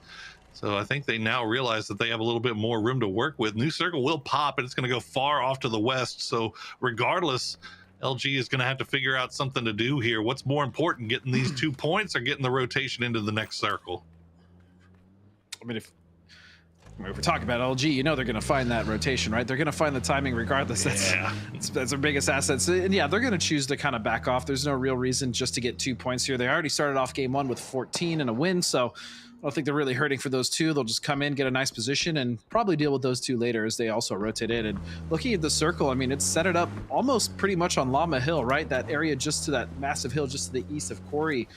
And that is a really fun area to fight in, but not if you're taking it very early. And as we can see, there's actually no teams currently on the top of that hill. Now Train to Go about the closest to it. Rats in rotation off to the north as well. And it looks like Sonics were keeping an eye on them. Oh, Tilt Town. Curious where they're going to go in this circle. Yeah, they're coming in from the north side. So they're going to be flying over the Sonics, the Rats, TTG. We'll see how. I'm always curious to know, because I mean, that's the biggest risk with taking these emergency drops, right? Is that you're flying in and have absolutely no idea what you're flying into. So yeah, no idea what you're flying into, no vehicle, right? I mean, especially in a circle like this, incredibly open. Like, yes, there's going to be area for them to play, but at the same time, they're not going to really have, again, the advantage of knowing what teams are around them, if they can even play center circle right now. So they're going to be able to get a little bit of information, but I'm with you. I'm with you, Poro. I think it's always dangerous, especially when you go into later circles, right? When you're not using it immediately on circle 1 to get into a better position.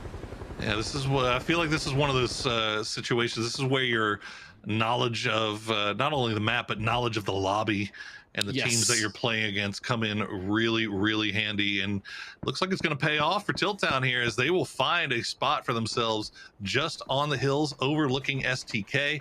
STK in a little bit of a 2-1-1 split. They've got 2 guys off to the west in Quarry and 2 in the warehouse just off to the east of Quarry. So Tilt Town, nice little spot for themselves. LG, after leaving Mercy behind, are now cruising across the wide open field, and they are getting close to Orion, close to Sonic. Sonic's not taking any shots just yet. I don't think they have an angle on any of this. H-Wind's starting to creep over there. Are they pushing right into TTG? Yeah.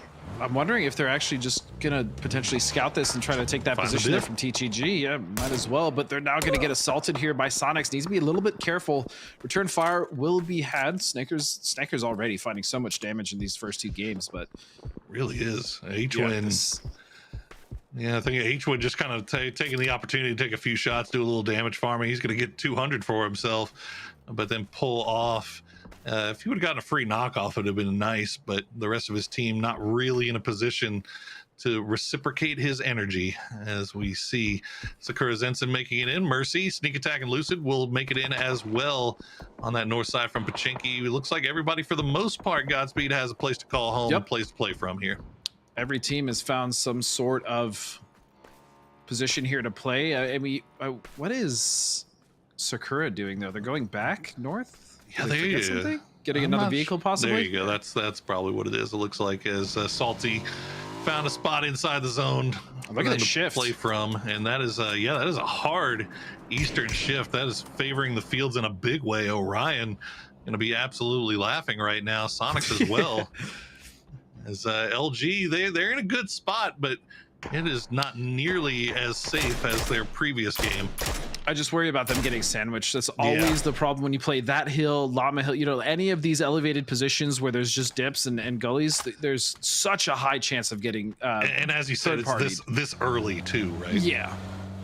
Luckily for them, a lot of the teams are already compacted on the west. You see Friendly Fire kind of holding out those guys, and then you have the Retirement Homeboys kind of holding out what's going on in the north with the Rats. Sonics actually with probably the strongest position to hold everyone else out, and then Orion is just, as you said, laughing all the way to the bank, because even if Circle does shift north, they have something to play. Just they have ridges, they have a lot going on in that field that they can actually use vehicles as well, so they're going to be safe. And Mercy actually have come in and found themselves a nice little 1-1 split here in the shacks. One of those being destructible, though. Yeah, not a bad spot. And this is, I mean, that's two spots that you a lot of times see a full 4-man squad play if they come in super late. So we'll have to see if Mercy can hold on to those for the time being. As you said, most everybody kind of packed off to the west, because this circle did shift to the east, which is not something that we see too terribly often, where the western side of this zone is the fat one. But right now, STK, Tilt Town, we said Tilt Town did fly in just above them, and it looks like Alo, playing the aggressor, is actually going to get a little close there. Pretty Curdy giving them some support from range, and they've got to find a spot to play here pretty quickly. Tilt Town, they have to be ready for this inevitable assault from shoot to kill. That's exactly what Tilt Town are doing as well. They knew that they had to hold out the team that's to their southwest. That's what they tried to do. They lost one, and they realized it's STK. And now I'm actually wondering, what is their play? They know STK is a team that they have to contend with, and they're giving up a lot of space now. They're backing up, and that's not, I mean, I understand why, but that's not great, because this is the team. They have to fight for this hill. There's no other position for them to play. They have to beat STK here. Yeah, that's one of the positions maybe playing it safe is going to cost them here. Is now Sonics again in an early game fight here with Sakura Zenson this time. Hyman down, Ice down, Hooligan and Salty, the last two up. They're going to lay down a smoke wall to try to play around as Sonics... actually, that's LG. I'm sorry, I got a little confused there. My light blues, LG, and I saw Mime go down, and everything was just thrown off. I'm getting used to it, guys. I'm getting used to it. But LG in a little bit of trouble, and I think Sonics hears that and sees that in the kill feed. They're going to start making their way over, as now Penta, they've spotted out Tilt Town. The grenade is prepped. It's going to fall right on top of Battle X. Oh, he gets him with 1 inch, and he finishes him off with the AUG, as STK, they are looking dangerous so far in 2 games here, Godspeed. Yeah, very dangerous, but this is what I was worried about. When you're Tilt Town and you have the top of the hill, you back up, you give up so much space, and shoot to kill, able to wrap wonderfully and take them out. That was a textbook play, and as you said, looking very good, but the problem is they still have to rotate in. Meanwhile, LG still being pinched by multiple teams, including SZ as well as Sonics, now taking out Rello. That's a nice knock.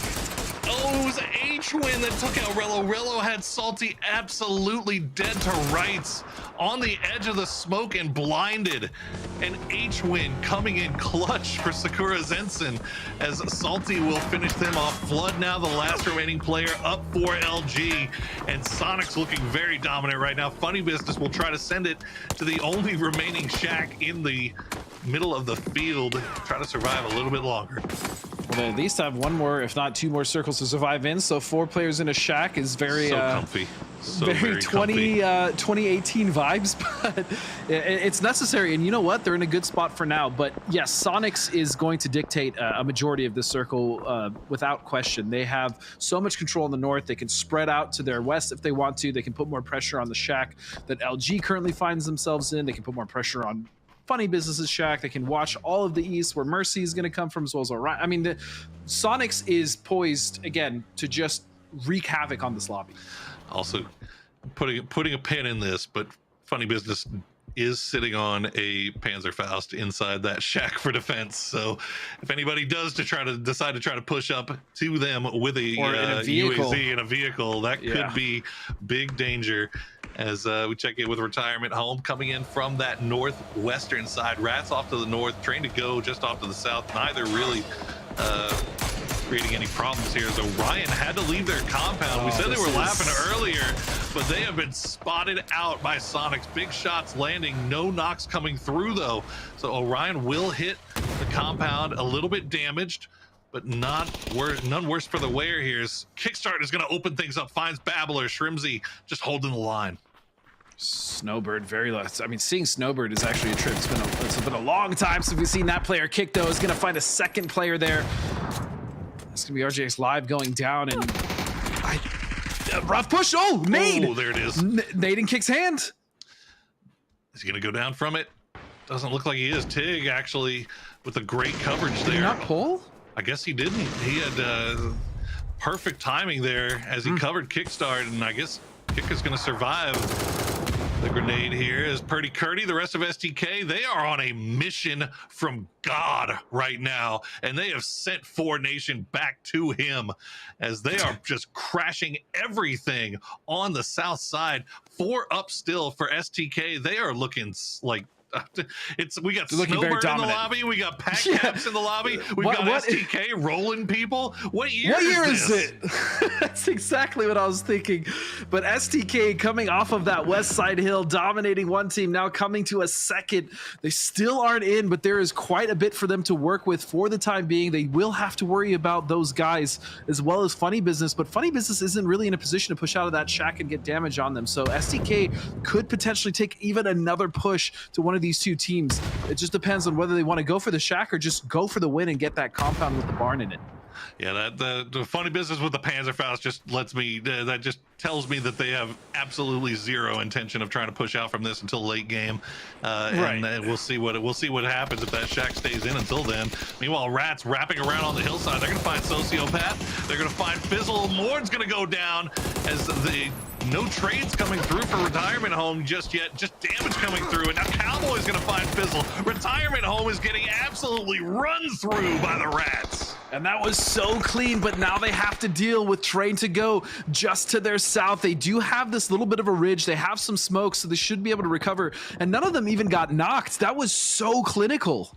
Clean from the Rats as they pick up their 5th kill and now have control over that northwestern side. Train to Go, as he said, the next hurdle, but they look content to be holding down the compound right now. Rats don't really need to mess with that, although you can see Sonics just off in the distance. They are looking over in this direction. They are starting to wrap around to the west on this north side. They also have Lucid and Sneak Attack just behind them. I was just about to say, I really like how Mercy has played this. They've been a duo since forever. Remember, they were the one that initially camped from Elevate on the coast there on the south side of the main island. So they've actually managed to survive as 2. They got a few kills, but I think Shrimzy, one of those members, might see them or is looking back. But what a journey. 6 kills. 2 members up still. Mercy is bringing it. As far as the salvage game goes, I mean, this is pretty top tier. Oh man, it's fantastic, isn't it? I mean, they've again, we talked about like in game 1 how 4Nation kind of took the fight to everybody else. Well, this time around, Mercy has had the fight taken to them, but they have survived admirably. And it looks like Sonics now, they were creeping over to the west. They're starting to turn back towards the east. So Sneak Attack and Lucid might be on call here. As you see Tiggleton leading the way with Shrimzy. H-Win left behind to watch that western side. First shots are going to be taken. Tig's going to find Sneak Attack. Lucid down the blue. He's going to find the knock on the Shrimzy. He's going to find the knock on the Tig. But the damage from the blue zone will just be too much. But did he do enough to ruin the Sonics game? It looks like he's gotten the 2 knocks. Tig is dead, Shrimzy. I think. Tig's done. Yeah, Tig is done. Wow, what a spoil there from Lucid. He got a lot of damage on the Sonics. Unfortunately, though, for the rest of the lobby, they weren't in a position to capitalize on that. Oh, man. Great stuff from Lucid there. They will get the revive onto Shrimsy, so Sonics will get back up to 3 strong. They do have that north side. Flood's still alive from LG, taking shots at this from range as STK just continues to crash into everything. Bunt's got the Panzer in hand, but there's too much smoke. He doesn't know what to shoot at. He's just getting shot at from range here. He pulls away. He's going to find one. Bunt gets 2, and no, there it is. He's gonna get taken down by Alo eventually, but not before Purdy Curdy and Penta are finished off. Imagine your STK for a moment, please. Suspend your disbelief. You make a push, and you get all the way to that side, only to be taken out by a Panzer. Oh God, it feels so bad. I will say this. Panzer is exciting, but it feels bad when you're on the receiving end. That's all I'm gonna say. It feels really awful. I feel guilty for every Panzerfaust kill that I get. Rats, meanwhile, trying to push through, train to go. We knew this was gonna be a difficult nut to crack for them, and especially added difficulty added by Sonics kind of keeping an eye on things from range. Train to go will get taken out though, as Despoon will clean it up. Now, Rats will lose 1 in the process, but they still remain 3 strong, and they are looking really good here. 3 strong, and 10 kills. They've been doing, I mean, the Lord's work on the north side, wiping multiple teams, and they even are finding themselves in a safe part of the circle. They have a little bit of a, I wouldn't say compound, they have a 1-story shack, but more importantly, they have a lot of hills and a lot of ridges they can play. And on top of that, Sonic's actually just completely backed off. Flood will be taken out here by Alo, again, using that Dragonov. And now this has actually come down to those guys. What is their rotation after the circle closes? Because I imagine they're not going to be in for much longer. I mean, they've been relatively quiet, haven't they? Those guys, I mean, playing from the southwest, there just hadn't been a lot of action there, as 0 kills for them so far, but they still have 4 up playing from that south side. They spot out Sharp Shot. Sharp Shot will try to do some damage. Doc Geo, though, will finish him off, and that'll be the first kill going over to those guys. And we've kind of got this situation now, 4 corners of this circle. You know, circles have corners. You know, and all 4 of them are taken up by a different squad. So where will the circle favor? They're Cardinal, baby. I mean, they're technically corners, right? It works out, but yeah, it's not going to be working out too much for STK, as a couple members of the Sonics here have just beamed into that position. They know exactly where they were. Hwin will find both, but again, what a game from STK. What a game. Is there another player that has just become a fragger?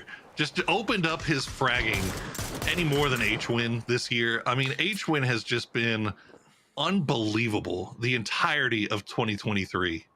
Like, just absolutely nuts, man. Which is crazy, because even going back and looking at 2018, 2019, right, 2020, like, he's always been so consistent. He's always been so solid. But I agree. I think over the last year, 2 years even, maybe, he has just stepped up, which he didn't need to, right? It's not like Sonics needed him to step up, but he's just improved so much. And we've seen it in his damage, his kills, the fact that he's still their IGL as well at a world-class level is just so impressive, man. Hwin is the total package. It's absolutely nuts here. He's also ripped. Oh yeah, he's adorable. You know, like he's also a great streamer. As Rats try to push down from the north side, it looks like both of these teams, those guys and Rats, have decided, well, we didn't get circle luck, so our best opportunity is to fight these guys right next to us. Let's see if we can get some points off of Flax and Doc Geo are now down to Spoon, and the Rats are finding everything right now. Nice spray from Chad will find 1. Cowboy will go down as well, and Rats is eliminated just like that. Lemon Squeezy and Chad now the last 2 up, and it seems like at this point it's just academic for the Sonics. Can they clean this up? A few well-placed grenades should do it. There's 1. Lemon Squeezy working around the edges of that smoke cloud. Kickstart gonna do the ride by in the US from range. He's gotta be careful. He's taking a little bit of damage. He's gonna step out. So Sonics will fire back in game 2 with a 12-kill win, just to answer that little bit of a start there from LG. But again, I'm impressed with a lot of our open quality teams, Poro. They are not making this easy for anybody, Godspeed. They are scrapping, and they are looking damn good doing it. I mean, the fighting that we're seeing, a lot of these teams take are just, they're so close. If they end up losing them or winning them, I mean, it's really, really clutch. But at the end of the day, wouldn't you know it, it's still the same two prize fighters, heavyweights in the ring, trading punches back and forth. Let's not also forget, though, about STK, right? They came in swinging pretty heavy as well. They managed to get quite a lot of points sweeping on that south side, and they were able to get out, I think, even in top 5 or top 6. So still getting themselves a nice amount of points. And also Mercy Gaming, man, surviving that early onslaught and making it behind Sonics and even doing damage to them was very good to see. STK has been fun. STK has been fun so far to watch. It looks like they're playing like super aggressive old STK, and that's a little terrifying if you're some of these other teams. But we want to let you know that right now, KFC is collaborating with PUBG to feature new KFC locations in Erangel, as well as KFC in-game rewards. So make sure you buy a meal online or in the KFC app to snag your in-game PUBG reward. And I gotta say, they are looking real clean. Make sure you go and get your chicken, boys. We are going to take a quick break. We come back, we'll have the analyst desk ready to break it down.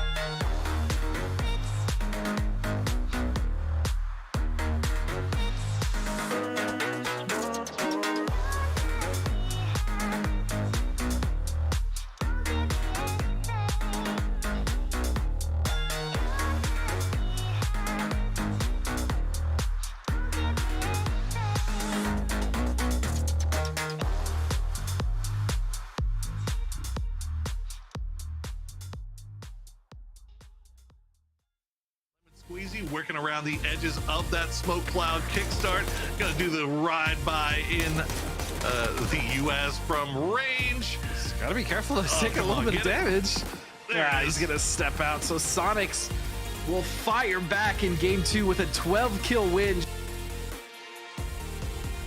It's a big win for the Sonics as they answer the LG victory in game 1 with a chicken of their own. But that is it. Erangel done and dusted. It's time for us to go to the next match where we get to see something exciting and new. My name is Toppies. I'm joined by Porosaurus, Godspeed, and Mustache Dave. Gentlemen, an excellent match. I say, let's take a look back at it. Time for the highlights. Highlights. I love highlights. I love highlights. I'm telling you, man, it really has been two prize fighters just trading shots back and forth, Dave. All day, and I love to see it because after game 1, the storyline was Mime's revenge, and I get it, right? But now we're following up with the SQ win with Kickstart, the classic drive-by run over at the end. Mercy, though, shout out to Mercy. I think it was Lucid. The quick decision-making skills right there to get those knocks and toss out that blue zone grenade. I thought that was going to be it for SQ, or at least 2 of those players. So, fellas, I'm not keeping track, all right? But I'm just going to say, Kickstart, 6 kills. Mime, 6 kills so far on the overall. I'm not keeping track, though. Sounds like you are keeping track. Seems like he's keeping track. No, I think I'm not keeping track. Poro nailed this, though. You may remember during the broadcast when he referred to corners and circles. Your point is valid, right? The boxing ring is called the squared circle, and this has been about these 2 heavyweights. You're looking at Sonics right now. They came out, they ran this circle, but I could maybe argue, Godspeed, this is a circle that they should do well in, considering where they start. Yeah, but they did get some interesting it's not an LG shifts. circle. It's not. It wasn't. It definitely wasn't as egregious as LG, sure, but you know, they did have to stave off multiple teams, and they did spread out. They got their 12 kills, but yeah, I mean, a lot of the other teams were fighting around them, and more importantly, Sonics was able to third party the hell out of that one because of their position. Look at this kick. 5 kills for You King. wanted it. He had to get the 6th one, dude. He absolutely had to get that 6th. You know that this is one of the most competitive guys in this lobby, and I damn sure know that Kickstart knew exactly how many kills Mime had going into this one. So you know he was counting. And there you go, 22 points for the Sonics win. That's good news. The Sonics love this. They love being the big bad boys here in the regional, and they step up and do it again. 12 kills, 22 points. But Rats shows up again, Mustache Dave, as they get 2nd place and put up a good battle. Yeah, Rats pretty consistent here so far. Yeah, we only got 2 games, but just looking at the players across the board, a lot of damage. The Spoon with 5 elims going their way. Cowboy also showing up with 1. So really, I'm really enjoying Rats so far. Yeah. I was questioning their 2-2 split, you know, when they hold it down throughout the early to mid game. But it's been working out for them so far, so I can't deny it. One team, though, Toppies, I know we were kind of chatting backstage. Yeah. Shoot to kill. You know, game 1, looking a little rusty. But this game, and I'm taking out the Panzerfaust funny business push. I'm not going to remember that one. But when it comes to the actual gunfights, they were looking pretty warmed up, pretty well oiled and put together. You say that, but they were smacking heads in game number 1. May I remind you of Alo and his new Dragunov obsession. But before we get back to SDK, because I'm going to cut into that, I want Godspeed in on this one. I want to talk about the head-to-head. I got Sonics, I got Luminosity. They went 1-2. We got to look at them side by side. Godspeed, 16 for Luminosity, 12 for Sonics. But with that, you take that little circle out of it. This is good. This is even.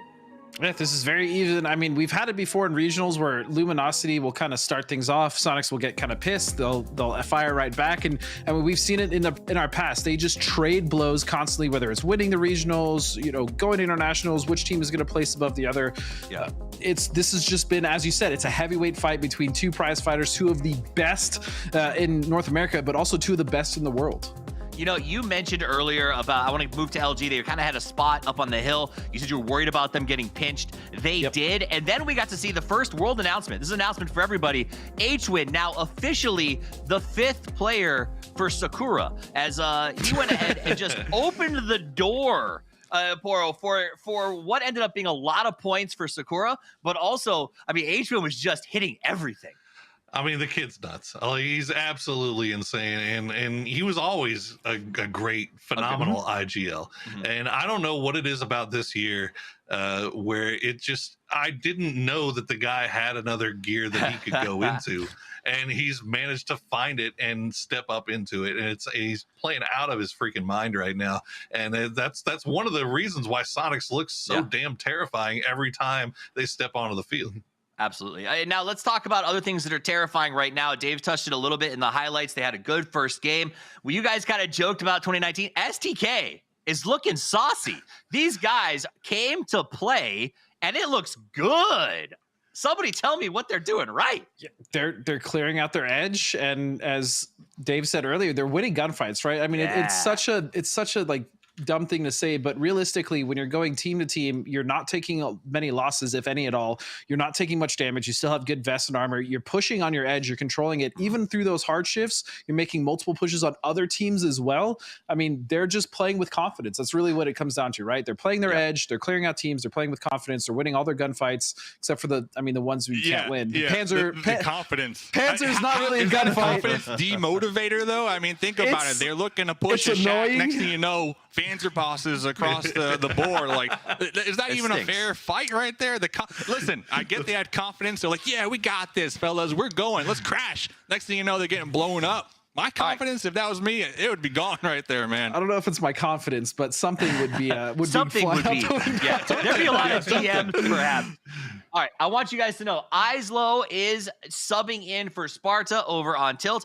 So we're going to see exactly what that changes or why they're making the change. We'll be fascinated to find that out. But also, I want to touch on what you said earlier. You said 2019 rides again. I mean, this is real talk. STK looking good. Snowboard back in the map. Pat Caps is playing out of his freaking mind right now. And if you guys go to the map feed, which you can watch as we play, do a little team stream there, they're still using the picture with him in an Envy jersey. That's how long it's been. This man was legendary, but he's back, Poro. I mean, like Pat Caps with a K9 in hand is giving me all types of nostalgic feelings, and he's hitting the shots too. So you know what, like they got a little bit of work to do to kind of catch up with the big dogs of the lobby, but it's super fun to watch. It's super fun to see Pat and Snowbird and those guys back into it, and yeah, STK aggressive. Let's STK go. is Alo is kind of fun to watch with the Dragunov. I'm not gonna lie. I love to see it, but it's not the same as 2019. Because something that I'm blown away by, Godspeed, is IGLs are so much better now. Yeah, I mean IGLs now compared to when I was playing, I mean, they were obviously very good, but mechanically it just seems like a completely different level from 2019, even 2020, right? We've seen Relo completely level up. We've seen Kurt, remember when Kurt had his year of dominance where he couldn't lose a gunfight? Yeah, obviously win now. So IGLs are just becoming so much more talented and so much more mechanically able to kind of almost keep up with their superstars. Well, they have to, don't they? They really do. Yeah. Well, because that's it too. We saw that with teams like Temple, where I feel like, you know, this is going way back, but a lot of teams around them sort of leveled up their game. And while Temple was still great, it just, you know, not everyone filled the multi-tool role. And it feels like a lot of these IGLs realize they've got to do both. And I love absolutely seeing that. What also loved, I loved seeing Mercy struggle, but I really love seeing us go to Tego. Oh, I love what it. are you expecting from this one, Mustache Dave? I'm going for the back-to-back wins from Sonics. That's what I'm expecting. I think they're feeling it here this game, Toffees, and I got high hopes for Kickstart to double or nothing those kills, guaranteed. Kickstart to he's guaranteeing the double or nothing for 6 kills this game. Yeah. So he's expecting a Sonics win. What are you looking for when you talk about? We've had some time with Tego. What's it sort of established itself for you? I mean, basically what I said before. I think Sonics is one of the teams that has prepped and researched and come up with a plan for Tego to how to play this. So I'm interested to see how LG responds, how some of these other teams have responded, if they've caught up now to the Sonics level of planning. Well, the plane is in the air. It's time for me and Dave to head out. Turn it over to you two. Take it away. It's time for Tego. Time for Tego. It's time for Tego. Dude, I freaking love this map. Tego. I seriously. Okay, relax. Like, calm down. Calm down. Bring it back down. The big reasons why Tego is such an enjoyable map for me to not only watch but obviously cast, as we see Elevate and the homies from Tilt Town kind of just giving themselves a little wave in the air. First of all, there are a lot of similarities between Tego and Miramar as well as Tego and Erangel, right? It's almost like a marriage of the two maps. The other thing as well is there is deceptively a lot of terrain to play as far as like these little ridges we're even watching Vegas kind of rotate on. But at the same time, it's also very open. So this tends to cause teams to make very interesting decisions as far as how they're going to rotate, when they're going to rotate, what spot are they going to play, especially when it comes to terrain.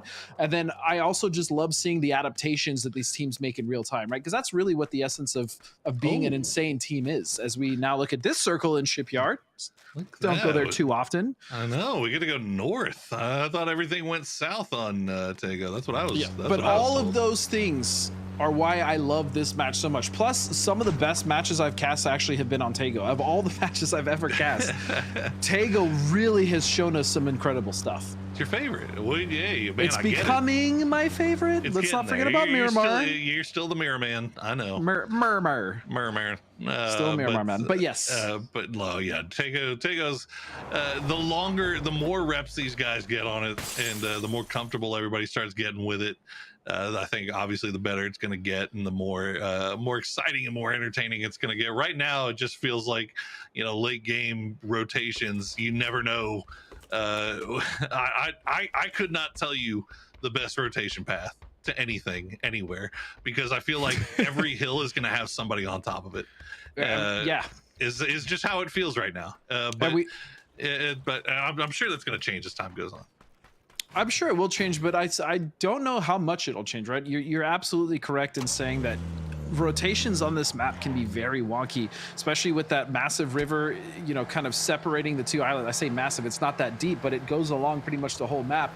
And the other really kind of interesting thing about this map are the cities, Pearl. They're not like Miramar. They're not like Erangel, right? They're very different. The buildings are different. The 2 stories, the 3 stacks, everything is very much a departure from what we're used to in PUBG. And look at the Babbler. He decided the slalom was not worth it. Okay. It's actually going over every hump. But yeah, I really, really enjoy watching the city fights because they're different. They're just different from what we're used to. Sure. Yeah. No, I think I don't know. I think the cities in here and Vikendi really, the cities just have really, really open shooting lanes.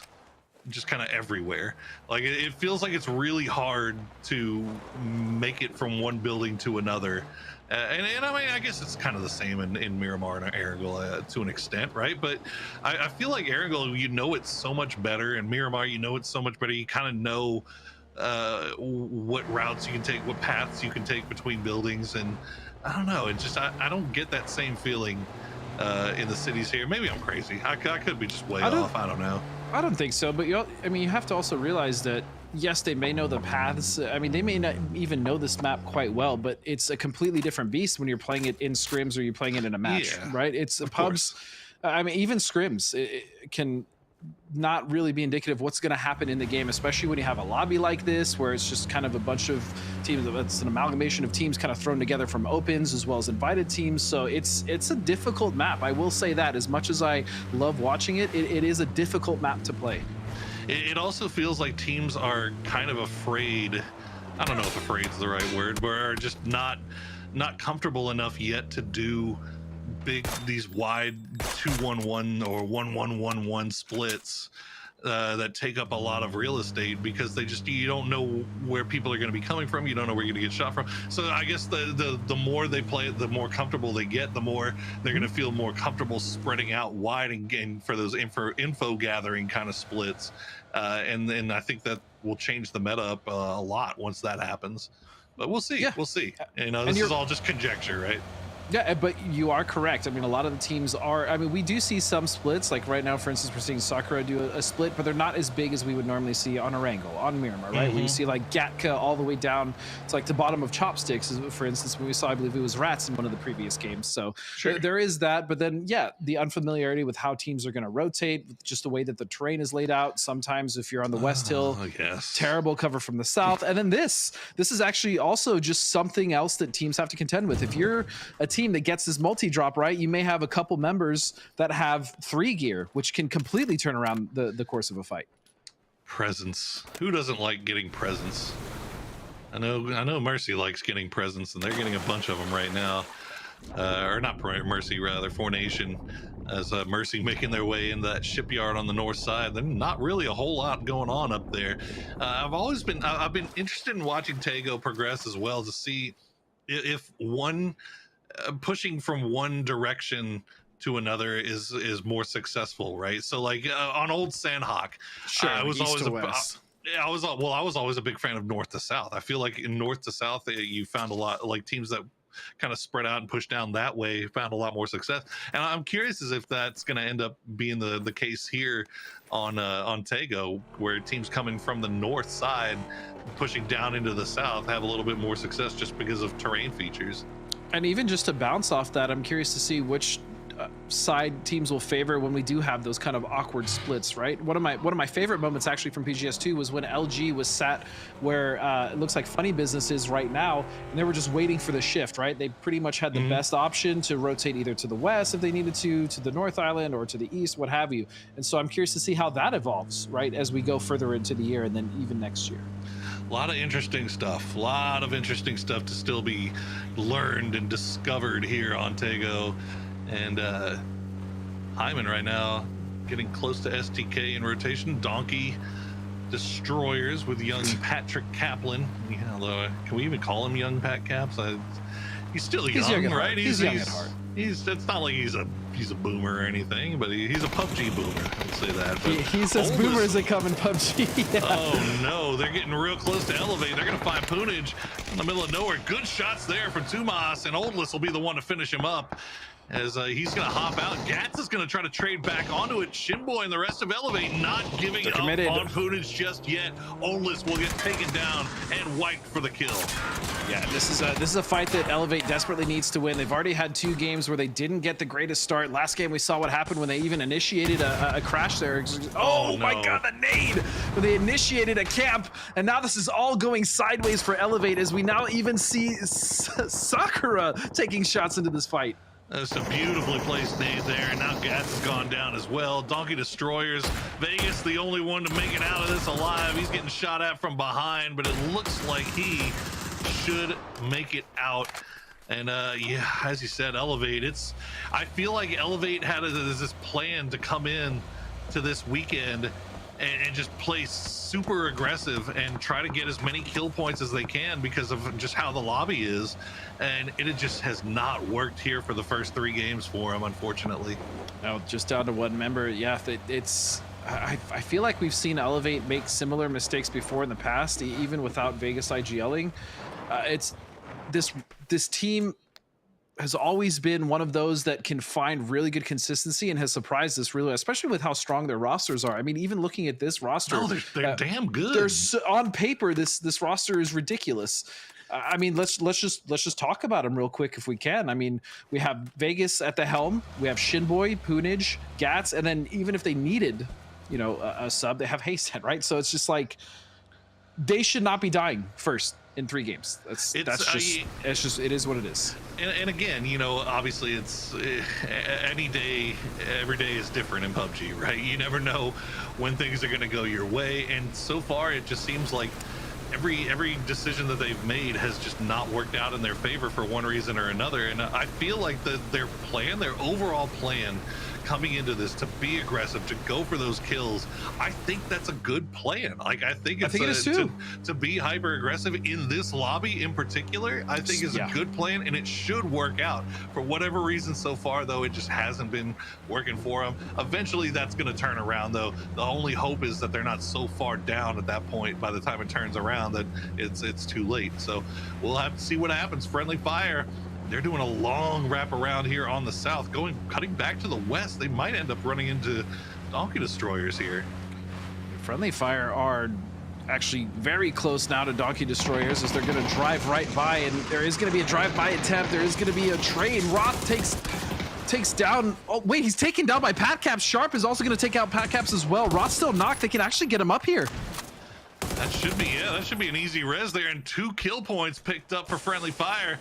It's not something that they were even expecting, but we'll see if Cerberus can maybe get involved. Nice grenade's gonna do some damage, gets Page super low, but doesn't get the last bullet. Pixel will save his teammate. Now Cerberus, 19 bullets left. Can he find anything, or is it just inevitable death and destruction for this destroyed Donkey? Sharp shot gonna get taken down at the tree, but Cerberus running out of ammo, and that's gonna do it for him. Page will be the one that does the final damage, and nicely placed grenade. And once again, still, Friendly Fire should be able to get all these reses, as you said, get right back on track with 3 kills in the bag. Yep, they will. They do. They get Roth up here, right? I believe they were able to get him up. Yeah, so they're able to get Roth up, and clean wipe for them coming on the east. They're going to be able to take their time coming into the circle. There's realistically only one team that's going to be able to hold them out, but even then they can wrap just fine onto STK on the south side, scout from that ridge, and then lean, see what they want to do. But yeah, lean. Morns, you have a lean button. Just lean. Come on now. Lean. Just lean. Please. Okay, you know what, Nita? Please. Okay, maybe he just doesn't have the more. Not everybody leans, all right? See, look at Snakers. He leans. He leans even when he doesn't have to, but he'll spot out the rats taking up residence just off to their west. LG playing the edge, coming in super late here. They got Sonics ahead of them. They got rats ahead of them, but looks like they're pretty comfy, just kind of hanging out here on the edge and holding down their own little spot here. Yeah, especially if they can take out a couple of the members of the rats here, they have a foothold then to kind of rotate further in, or even if they want to, Poro, they can just push the other duo of rats. So they're okay for now. We'll see what their next move is, especially based off of this shift. And it's still a little awkward because we have that point just to the north of Funny Business. It's all still water. It's that bridge, that broken bridge, all still water. So there is one team that still has to cross on the northwest side, and that's going to be Retirement Home Esports. It's interesting. The first couple of games on Ergo, we saw a lot of teams just kind of prioritize going to the center as early as they could. Not on Tego. Tego, these guys are split up and spread out all over the place. Nobody really opting to play center. Obviously, there's a river in the center right now and not really any compounds to speak of, but still, you would expect a little bit more centering up towards terrain features, but no, everybody just kind of content with being all over the place here. Sometimes being all over the place can actually help. We've seen a solo actually get a position that the rest of the squad needed. They'll rotate in. We'll see a duo do it as well. I'm actually looking at Sakura Zensen right now, splitting on the other side of this very shallow ravine river, and they might want to think about actually consolidating here, especially with all the teams coming in from the south. I'm looking at Sonics, I'm looking at LG. Friendly Fire still needs to come in, even Rats, and so that's not a split I would suggest holding for much longer. And if you're a Sonics or an LG fan, that is not a shift that you wanted to see. And fortunately for LG, good eyes. They'll spot out Friendly Fire pushing in right behind them. So they are not going to be taken by surprise here by the boys in yellow. And it looks like Friendly Fire actually just going to hop into vehicles and opt for a different path into the zone, as Luminosity has shut all doors.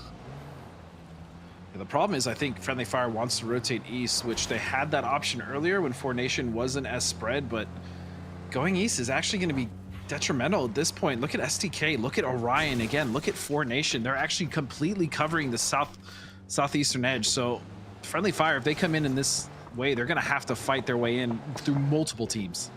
Doors that were previously open may now have shut for Friendly Fire. We'll see what happens as LG having to hug the river a little close as well, just to avoid H-winning kickstart. The Sonics, nice 2-2 split from them, covering a lot of real estate. STK making a move just above them as well, and now the Spoon gonna get taken out from the Rats. Only Finna and Hello Senpai still up as the fight for the river continues. Sakura Zensen, Salty not looking like he's gonna get rezzed here, and yep, that'll be him going down. Sakura Zensen's 3 kills though in the bag, and they have both sides of the river contained. I'm really impressed with this team, specifically Highman, someone that I wasn't familiar with before this. I mean, we know Ice Hooligan, we've seen these boys before, but I mean, this has been a really strong showing, a really strong start so far for the team, but they're getting just harassed right now by the Rats, but they're doing a good job of containing this one, Poro. Yeah, so far so good. They're getting a nice big wide surround going on here, and you can see Hooligan trying to see if we can maybe spot out Ice. Unfortunately for them, they need to get on the move because Sonics and Tilt Town are starting to make their way over. LG, meanwhile, we saw them do the wrap alongside the river. They push in just ahead of Free Fire, weirdly enough, or Friendly Fire, I should say, just underneath Four Nation. And this could be really bad news here, as LG might be pinched here. Yeah, they might be pinched. This might be the window that Friendly Fire needs, especially if they hear some shots ringing out here between these two teams. Kreko is going to find the first knock on a Mime. And again, we saw those care packages earlier. Snaker is going to go down as well. That's 2 kills with the MG. And he's going to go down finally, but the damage has been done. Oh, it's being done. All right, LG getting taken very, very low. Rello now the last player alive. The smoke, the only thing keeping him. He's got to move to avoid the explosion. More grenades coming in from Dangyo. They're actually going to finish off Zyko. That should be at least a point in the bag for LG. Dangyo peeking up over the edge. You can see friendly fire now. They want to come and see if they can get a piece of this. He's going to get one, but Mafu is going to go. Actually, Dangyo going to be the one to finish him off now. Four Nation, will they have a chance to reset here? I don't think they will. Roth, he wants all of this. And that window of opportunity, this is exactly what we were talking about, Poro. They know that there's multiple knocks. They know that the threat of LG is also gone. And so all they have to do is just get one more re-knock and put the pressure on. But this recovery from Four Nation, again, just doing so well to take the fight to these teams on the edge, somehow recover, and then reset for the next fight. But that grenade won't let them, as Sharp will get the last members, and Four Nation will fall. They got mortars dropping in on this as well. I don't know who's shooting those, but they are just a little bit off. As friendly fire now, a nice little spot for them. Cut back to this Rats and Sakura Zenson fight. Unfortunately, it took too long, and now Funny Business has joined the fray. Tilt Town as well.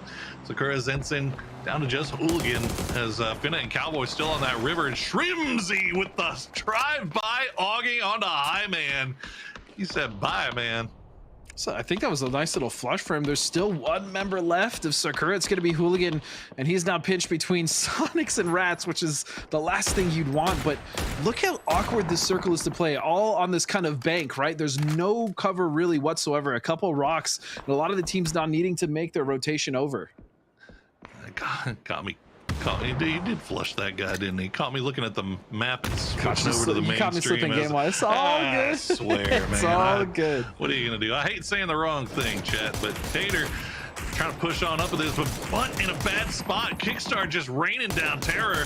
Fortunately, they're just close enough to the smokes to stay alive. Tater, though, will be the only one left alive as Bunt will get taken down. He is just hiding right on the other side of this ridgeline from Joshi. The smoke's the only thing keeping these two alive for now. As you can see, Sonics, they are making their way across. STK, though, very ready on the other side of this. Tater will find one, so Joshi will go down.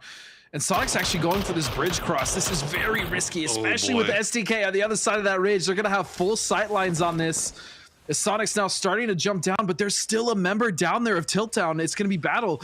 And Tater actually right on top of him. He gets the jump. No. And he gets the kill. 1 HP. Oh my God. Sonic's heard this though. They had to. No, he's going to die to the zone. Oh, he gets the heal off just in time. Shrimzy's going to get taken down, but so is Tater. Kickstart defending his teammate. But this is bad news, Bears. Yep, Sonic's going to get finished off by Purdy Curdy. 7 kills now for STK as the rampage continues. Again, this is just so 2020 of them, right? STK not necessarily winning games, but they are just farming kills. They're farming the edge, and that was such a good adjustment there to realize that Sonics was down on the south side, having to cross the bridge, clean them up wonderfully. STK is just firing on all cylinders right now, man. This is October 2023 STK, and unfortunately they pull right into trying to go there. They're going to lose 2. But 2 will make it, and 2 of STK still being alive is a very dangerous thing, especially when it's Alo and Adam. They were in a rough spot that whole time, but they will find a lovely rock to play here. It's better than nothing, especially in this circle. This is actually a fairly open circle, even with that hilltop ridge. I mean, there's really not that much, a couple trees, just a lot of different elevations. And that is the problem with Tego. In a lot of these circles, it looks like there's a massive hill, a massive ridge, but it's fairly gradual, Mike. Oh, sneak attack. Time that nicely. Will do some damage, but won't get the knock. He's grenading around the edges of that smoke, but it's not finding where it needs to be. Maybe a little bit close to Ayla. Oh, it rolled. And it'll do some damage, but it won't take him out. And yep, sneak attack, all out of grenades. Time to run back and reset for Mercy. Still 4 up, Mercy, playing from that compound. They do have to move, and they've got those guys on the north side. Those guys doing a hell of a job so far today of making it to the late game with everybody up. Yeah, they have. I mean, even thinking of that first game with Chad, right? And trying to spoil the game of Four Nation, making it into the top 6 at the very least. They once again find themselves in a good position, and with 4 alive this time, Mike, right? So that's going to be a nice, good shots from Sneak Attack, though, that kind of pick Cater out of that vehicle from Train to Go, as they're just trying to get out of this compound now on the edge. Getting a little bit of late game pressure from Orion as well. Babbler just kind of taking shots into the back of Train to Go. So BB going to get taken out by Seifu. And so now Train to Go down to 2 on the edge. Just in, yep, that is inside the zone, fortunately for them. And if Mercy wants to have to deal with that, they are going to have to commit.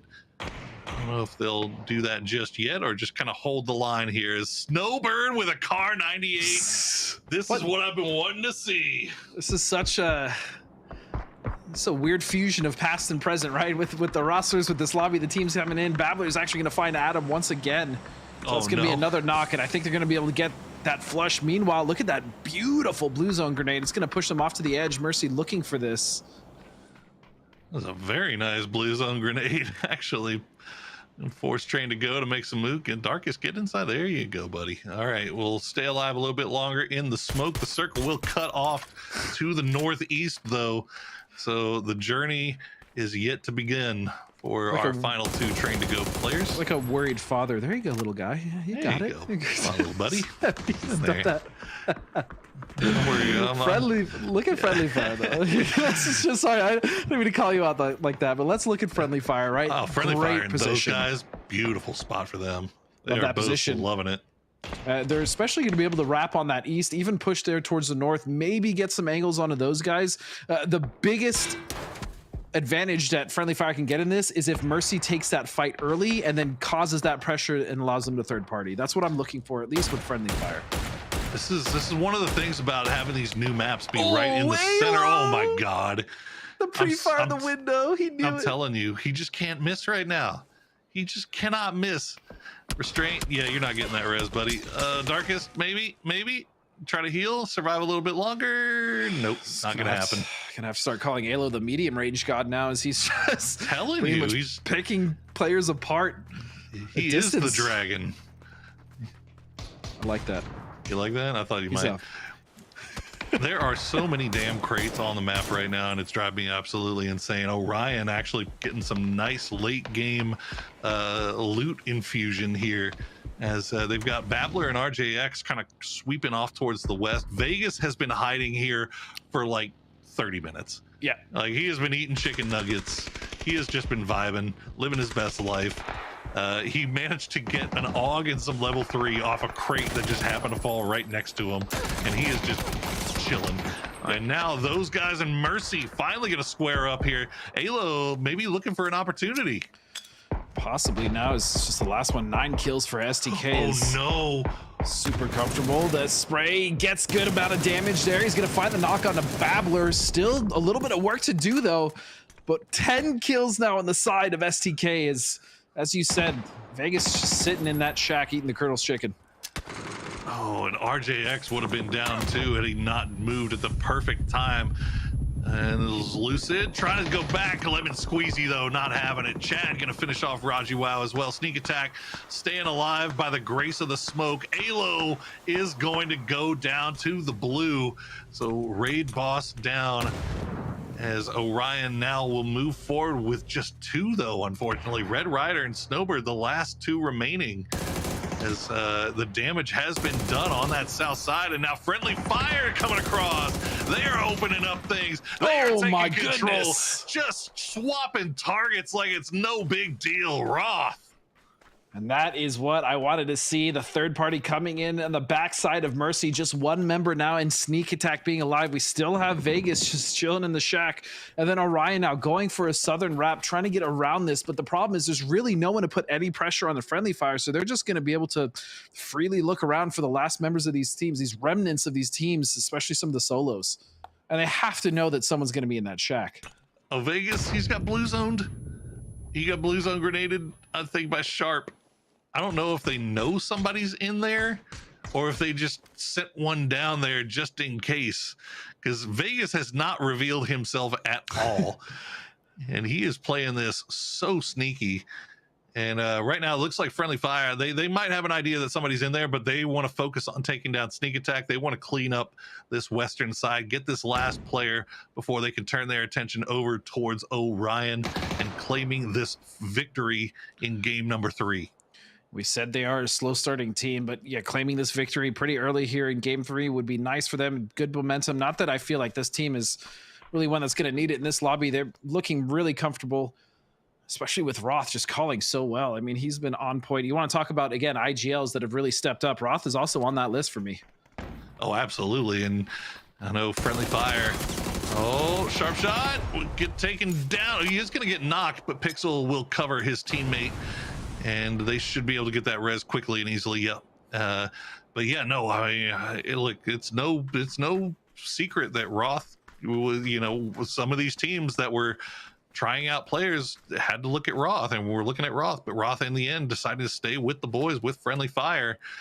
And you know, it's a formula that's worked really, really well for him, especially him and Sharp Shot.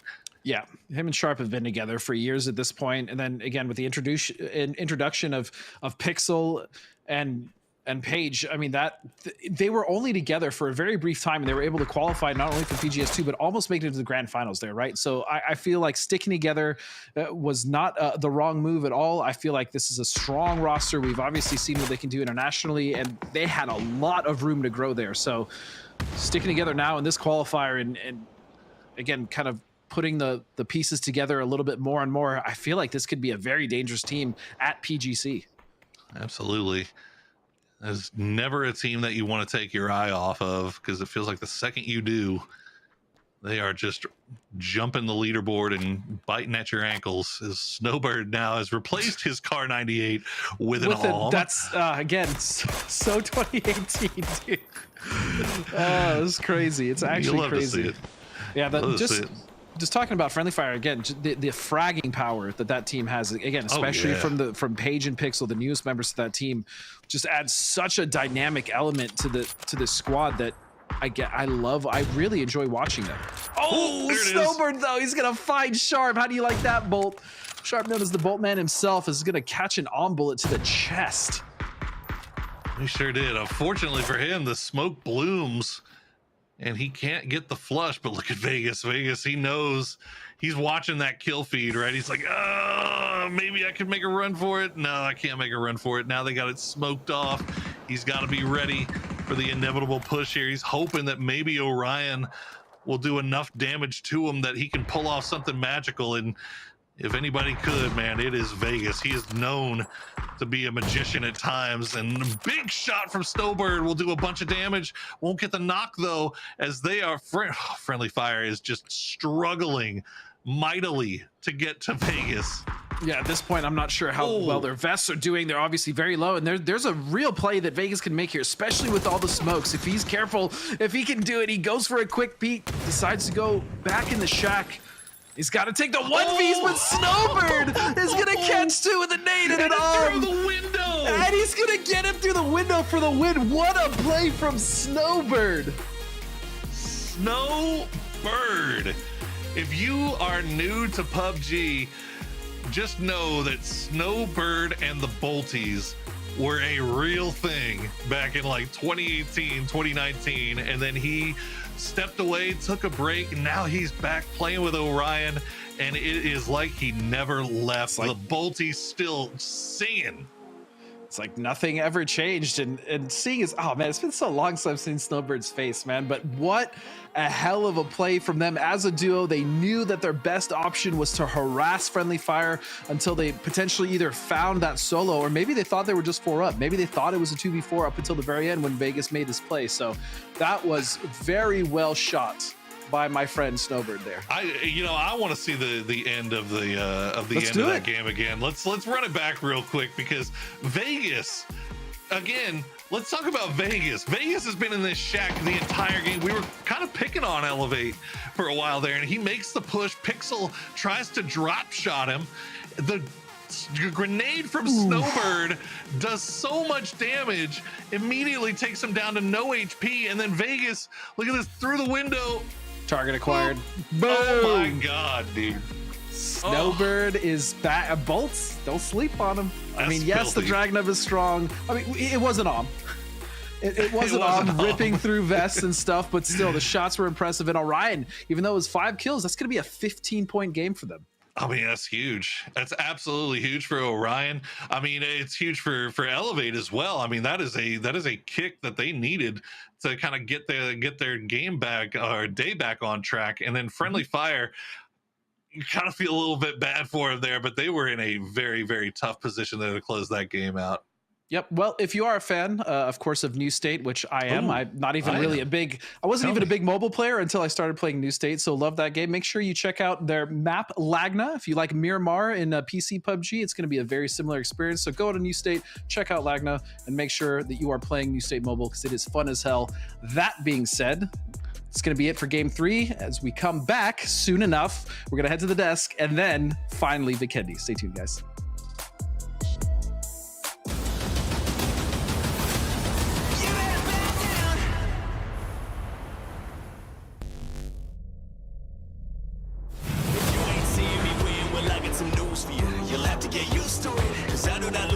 What I do, and I ain't not new to it. I'm on the road now, showing no signs that I slow down. This is the moment it goes down. Yeah, this is the battle, the showdown. So who really want it? Yeah, who really want it? I'm feeling good, you looking exhausted. I'll take your limits and I go beyond it. Yeah, there is a list of the greatest of all time, and I'm trying to be on it. I came here to conquer. I ain't gonna stop until I am iconic. Bring it on, bring it on. I'm taking on all of my enemies. I got the power, the energy.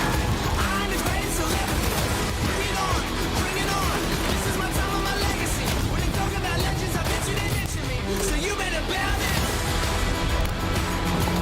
Yeah, you better bow down. You better bow down. Yeah, you better bow down. So bow down.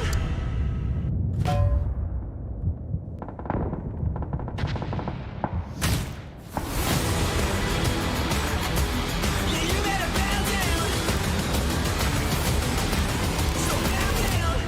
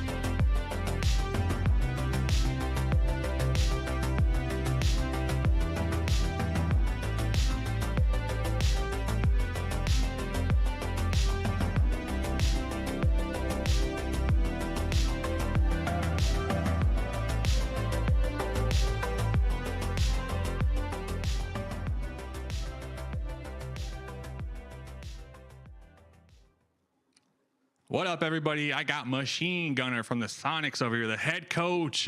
Thanks for taking the time, Gunner, to sit down and chat some chicken with your boy. Long time, man. Coming off of PGS, if you don't mind me asking, interesting choice to change things up with Kickstart. So if you don't mind kind of explaining, what does Kickstart bring to the squad here? Kickstart's an insane fragger, but he also has a lot of good ideas, especially in the end game. And yeah, he's been a good addition. All right. And talking about new additions, good additions, we do have emergency pickups. I'm curious, has the team had some time to kind of practice with this item, and how does it play a role in the overall gameplay? For us, we don't use it too much, especially regionally, since we loot center. But Most of the time we try to avoid it because we like making sure we have 4 vehicles up, so we always have a play in front of us. So the only time we'll really take it is when the zone is across the map and we know we could land and still loot some vehicles, so we have a play in front of us. Heck yeah, and this wouldn't be Chat and Chicken if I didn't ask you one question about Chat and Chicken out here. And Chicken, what's your favorite way of cooking chicken, if you don't mind me asking? Yeah, well, when I'm not coaching PUBG, I'm somewhat of a chef outside, so I like to grill it, and then anyone I cook for absolutely loves it. Grilled chicken all day, man. I'm looking forward to getting some of that Gunner chicken myself. Well, thanks, man. Best of luck to the boys in this lobby. Let's send it back to the boys on the desk. Thank you, sir. Welcome back. And with a face like that, when he says it, I would say I enjoyed his grilled chicken too. My name's Tommy, joined by Porosaurus, Godspeed, and Mustache Dave here on the desk. What an interesting interview. We'll get to the leaderboard. We're going to talk about Orion in just a moment, but great interview, but very straightforward. Exactly what I expect from Gunner, Poro. Yeah, Gunner. The funniest thing, Gunner's like one of the funniest guys that I know. He's hilarious. And then anytime we get him in the interview, he's just he's so corporate. He's so straight line. He's like, I'm not giving anybody any bulletin board material or anything. Like, but oh man, I told you the only issue I had with that interview is he had a 1 star above the Sonics. Like they need 2 now. Well, you gotta get 2 big stars. Speaking of getting stars in the right position, let's talk about Orion, their win, and a look back at the last match. It's time for highlights. Highlights. I love highlights. But this was Orion's game. They didn't get a lot of kills, but they fought hard, and ultimately Snowbird really laid claim. Snowbolt, maybe we call him, because he was unstoppable, Dave. Snowbird, listen, Vikendi next match, 2 and 2, do they go hand in hand? Will we see them hit them shots some more just because they are on their tried and true map? But 4Nation, though, they were getting the drops early game. This would have been a team that I would not have wanted to roll past because they were just geared out of their mind. And we saw right there what happens. But guess what? Sharp shot. 4-3. Going to be tossing one long range. Going to be connecting right there. Taking down 4Nation. That's what feels bad. 4Nation had all the cards stacked in their favor, but Sharp Shot playing spoiler. It really comes down to nades and utility in this game, especially in these late circles where they're so congested, seem to really come into play. We're going to go watch that end game in just a second, and it's Snowbird's grenade really that supplemented his bolty that made what he does here so impressive. Here's that nade. He tosses it out. It gets everybody low. He knows it's going to force them to move, and it does, and he's right there waiting for those shots. Drops friendly fire by himself with a little bit of help from Vegas, and then just flushes Vegas on down, and that's the easiest way to go ahead and get their win. They get 5 kill points, 15 points total. Friendly fire shows up, but Godspeed STK did it again, and if I'm not mistaken, this may move them into first place in the overall leaderboard without a chicken dinner. Yeah, this type of consistency from STK where they're just going edge to edge, controlling it and killing every team in front of them is what we kind of saw from STK initially when they came through, in the 2020 season moving forward. That was their MO. They were just very aggressive on the edge. They were able to kill everyone, and they're doing it again. And this has been a really nice start of this event for them. Dave, friendly fire, though, looking stronger. We heard the guys talk about it during the match. What's your take on them? Yeah, looking a lot better. I know this was a team that in the pre-show we were kind of on the fence, at least I was, because we weren't sure who would actually be playing here tonight on the squad, and I'm really happy that Sharp Shot is going to be showing up. This last game, 4 kills going his way. The team, they're just ramping up here tonight and really kind of starting to snowball, honestly, in my opinion. SDK takes that first spot, 38 total points as they do manage to grab the lead in the overall standings. Luminosity, and then Poro, those guys at 25. Those guys have been able to they've been fine in the late game every single game, and whether it's 3 or 4 up and whether or not they're getting a lot of kills to go along with it doesn't really matter right now. They're getting all the points they need to stay in that top 4 position or top 5 position to make sure that they have, if a good game does pop up where they can farm, they're gonna be jumping a lot of people. So a lot of consistency consistency coming out from those guys and shoot to kill. Again, it's still obviously LG and Sonics. You can't take your eyes off of them, but this has been a fun 3 games so far. Yeah, it's been a fun 3 games. And I think you bring up the right point here, is that this idea that they need to have momentum. He's got a scarf on too. My guy. I'm trying to hold it together It's here. Vikendi next, guys. It's Vikendi next. But before we get to Vikendi, we got to see teams continue to move forward. Those guys have been doing it, and that's why Mustache Dave is here with a brand new segment where he talks specifically about team momentum. Let's check it out.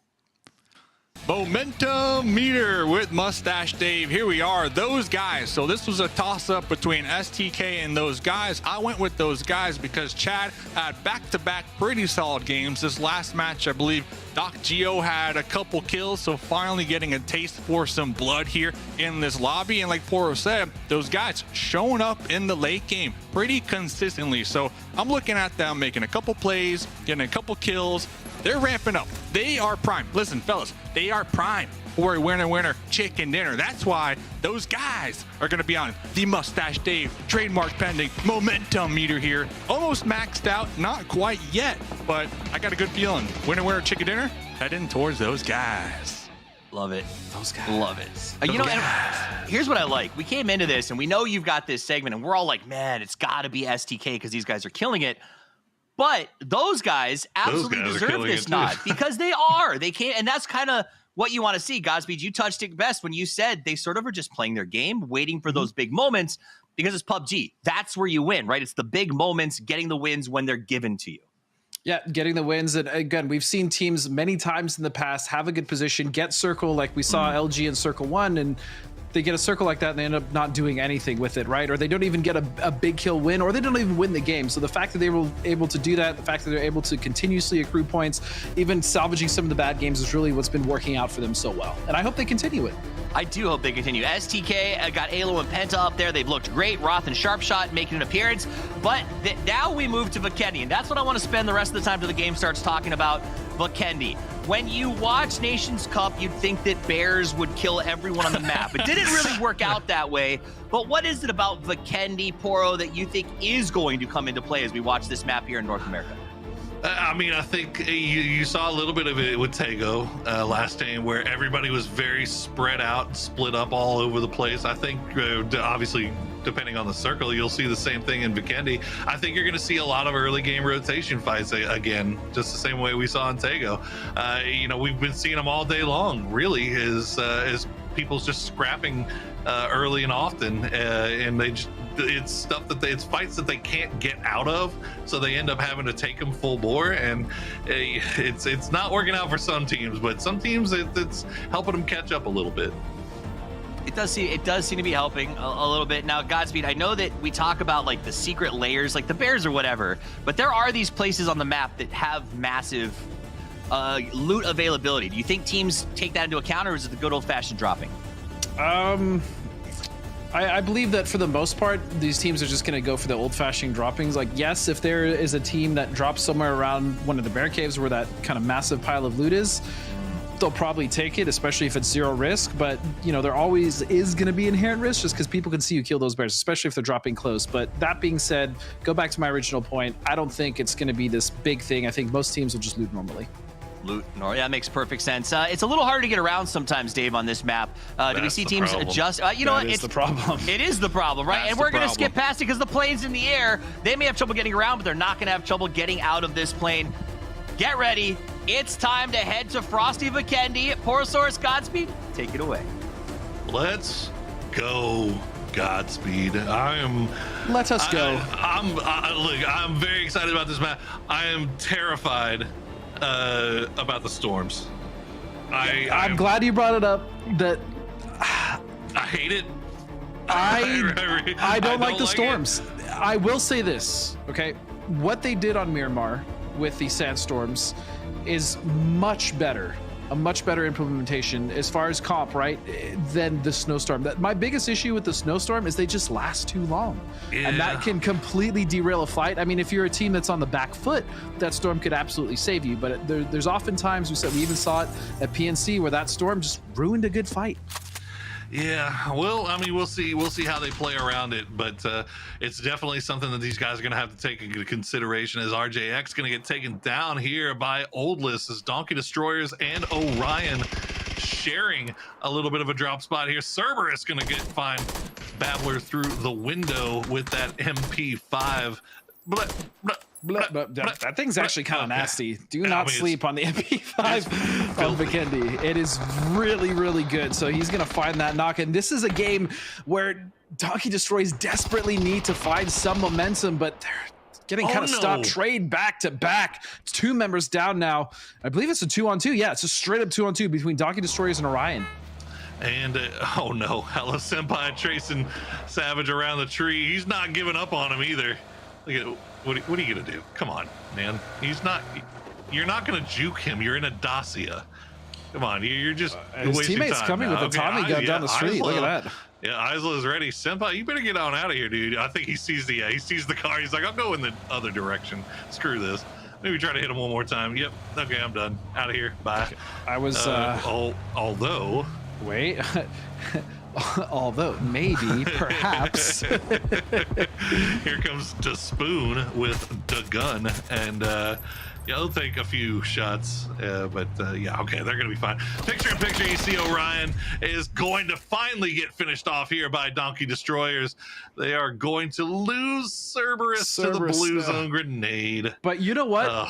Better start for them than they've had. They did lose 1, but they got 4, right? So they're going to get 4 points right there. It's a nice start. They still have 3 members. You take that trade all day long, and they will be able to get Tomas up as well. So that's good for them. Let's talk about this map. Let's actually talk about this map now. Let's get in there. Let's really dive in, so to speak. Dive in the snow. So we brought it up, the Storm. The Storm, it looks really cool. It can be really good, especially if you're one of the teams on the back foot getting pushed. It can kind of stop that push. My only issue is that it lasts too long. Okay, that's the Storm as far as that's concerned. The rest of the map has some really cool areas and really cool terrain. And the one thing to notice is that the major cities are very big and they're spread out. So there's actually mostly terrain to play on Vikendi, and some of it is awesome. Some of it is flat and open as hell. I think that this map definitely, as situated, offers for some really, really creative play. If you have the guts for it. That's the thing. You have to have the guts for it. And you know, I can't remember if it was a scrims or if it was from the qualifiers. I can't remember honestly, but I remember seeing, I believe it was Mercy that managed to get a Dacia inside the cable car. The cable car, yeah, and just completely sneak up on Funny Business, and it was just so creative and so unexpected, and it's something that this map offers that you don't often see from other maps. Plus, it's snowy, right? And it's snowy. It's snowy, but I actually I compare a lot of the regions of this map to Miramar specifically because, again, Miramar is, you know, one of those maps where there's a lot of open terrain. There's a lot of terrain that's conducive to fighting on foot, not necessarily needing a vehicle. Speaking of driving a vehicle on this map, depending on the vehicle you get, like a Dacia or the RB, those things slide like hell. The 2B bikes, which are generally pretty strong, are pretty unruly in this map as well. So that's another factor that these teams have to take into account. Yeah, it definitely keeps you on your toes as we see our first storm of the day. And so right off to the north of Tilt Town. It is gorgeous, though. I will say it's very gorgeous. It's cool to look at. It is, and you know, it is what it is. It's cool. It's a little thing, little complication that gets added in that these guys have to deal around, and you know, you know, I for one like to see how these guys cope with RNG. So yeah, that's what it is for me. I don't know. But again, I promise you that there's going to be teams that are going to use that to their advantage, and even, you know, at some point, try to fight around that wasn't going in their favor, or just use it to push a team that they normally otherwise wouldn't. So there's definitely there's pros and cons. Again, I just think or a bear. Dude, the bears are terrifying, even though they can be taken out pretty much in a clip and a little over a clip. They will knock you fast, even in a vehicle. I've been swiped by a bear, and it scared the hell out of me because I didn't even realize we were in the bear area. I got knocked out of a car. So bears are dangerous, especially if it comes to a late game scenario, because I don't really feel like bears actually impact the game that much as people may have thought. Nah. But I mean, look, they have set spawns points. You know, if you're going to be there, these guys, professionals, should know that I'm heading to a spawn point. Let's clean out the bear and move on, or just avoid it altogether, or just, you know, at least you know to expect it, right? You however you want to deal with it from that point on is up to you. That being said, let's say you're a solo or a duo and circle actually ends there. That's when bears become very dangerous, because as a solo, you, especially if you're kind of worried about other teams pushing in on you, you are, what is happening, Shrimsy? I don't know. Look, there's a bear. And here we cut to the Vikendi polar bear. Look at him sitting on his butt like people. He thinks he's people. Mind. He thinks he's people. He's very hungry. Okay. That was my awful attempt at an Australian Nat accent. Geo, yeah. Or Nat Geo. My Richard Attenborough. You know that. Let's never speak of it again. Okay. Shoot to kill Adam. Driving around. So I didn't know how to stop to that one. You're wild, man. Perfect for the job. Yep. So we see STK now rotating in, and they're going to be rather free actually on the northwest side of this circle. And the thing about the terrain that they're working with is not only is it completely open, but there's a couple compounds in between. There's lots of ridges. The STK is going to have a field day as far as where they want to play, and look for them to kind of make a decision to center up, because realistically there's no team that's even around them that can threat. But even if they wanted to push STK, the terrain is just too good for them to fight anyway. So they're completely open northwest. Nothing crazy happening to them. And speaking of, a lot more centering up this time than there was on Tego. You can see a few more wide splits coming through, but mostly these teams are kind of sticking with each other. You see a few 2-2s coming in from Sonics and Funny Business, but yeah, everybody not as wide and playing the edges here on Vikendi as they were there on Tego. As it looks like pretty much every team has made their way in at this point, with the exception of Tilt Town and Retirement Home. They're taking their time coming in from the west, and you get a look at what Sonics is working with. H-Win on the high ground here with Kickstart just nearby, and the other boys on the other side of the road, Trimsy and Tig, kind of in the same situation here. Yeah, and I think to bounce off you, the symptom of a lot of these teams deciding to center up is because there is no major rivers like Tego, right? Or even Erangel, where it's just one big landmass. So these teams feel much more comfortable actually going for center, doing kind of much more minimalized splits than they normally would on these wide 2-2 splits, right? And so that's what we're seeing a little bit with STK in that region of the northwest I was talking about. And then even looking at the rotation here coming out from Retirement Home Esports, they have a lot of room to work with, and they know that. And that's kind of what Vikendi is all about. There's actually so much room and open space on this map to navigate, specifically when we look at rotations and splits. And look, this says it all right here. Look at BattleX. I mean, being up at the top of this, you can get so much information. Oh yeah. And you almost you kind of need to, don't you? I mean, there's just so much just different compounds you can play, and different ledges and ridges and tops of mountains. And you know, if you have the ability to kind of stop down and just really spend some time in scouting that out, you by all means should. As we will cut down to the south, we're going to center up over the train station. Those guys, they are in that spot once again. They just always seem to be in the right spot, whether it's getting a little bit of circle luck or even just rotating in on their own, right? I don't think they're a team that's been gifted every shift. No. In fact, they're just finding good positions, and I love this from them. Train station was a little bit off center there to the south, but they're going to find that. And then even looking at friendly fire, they have this huge ridge to play on, and they're going to get a lot of information. So look for them to be dictating quite a few of those rotations, especially on teams like Tilt Town or even STK or Retirement Horde Esports coming in from the west. Sonics, they are just crashing right on top of a free loot pickup here. And speaking of crashing, Funny Business going to crash into Sakura Zensen. Ice a little bit split away from the rest of the team. The compound is so large, and Sakura Zensen was so split trying to cover all edges. They're going to have to collapse down now that the 4-man push has come through. Looks like, okay, we don't have to worry about Donkey Destroyers. They were making a pass off in the distance, but it looks like they're going to avoid it. 4Nation also parachuting down from the emergency drop over in this area. But Donkey Destroyer is going to push onto the Rats 2-2 split. This one a little bit more split than the Sakura Zensen one, so a couple of big scraps shaping up here, Godspeed. Yeah, so Salty's going to fight an 8 on the Keegan while we're still looking at Pat. Looking for a member here of Rats who have now started to consolidate. They realize that they are being crashed, and this is a good play. It's a good play from Rats. They need to make sure that they have all 4 here. Not that they know that Donkey Destroyers is a 3-man, but yeah, now teams are starting to realize that they need to get in and get a position, or they need to get in and fight for a position, whether it's a big compound or some of the terrain on the outside. Utility still in hand here for Donkey Destroyers as they're seeing if they can find anything. Nothing picked up so far as we see Restraint to take out the bear. This train to go pulling in on that northeastern side. They're going to find our Urzine companion. And Oldless, the rest of the Donkey Destroyers boys, they're working the walls. They don't want to commit to this fight, and fortunately for them, nobody's really forcing them to. They have nobody shooting in their backs or forcing them to do anything other than play this how they want to, so they can be as slow as they'd like. Meanwhile, Funny Business, they're in a little bit of trouble here. T-Sock down to next to no H. Oh no! The fire on the other side of the smoke is going to catch him. And it's going to take him down, and now Bunt, the last player up. Salty, the last player up for Sakura.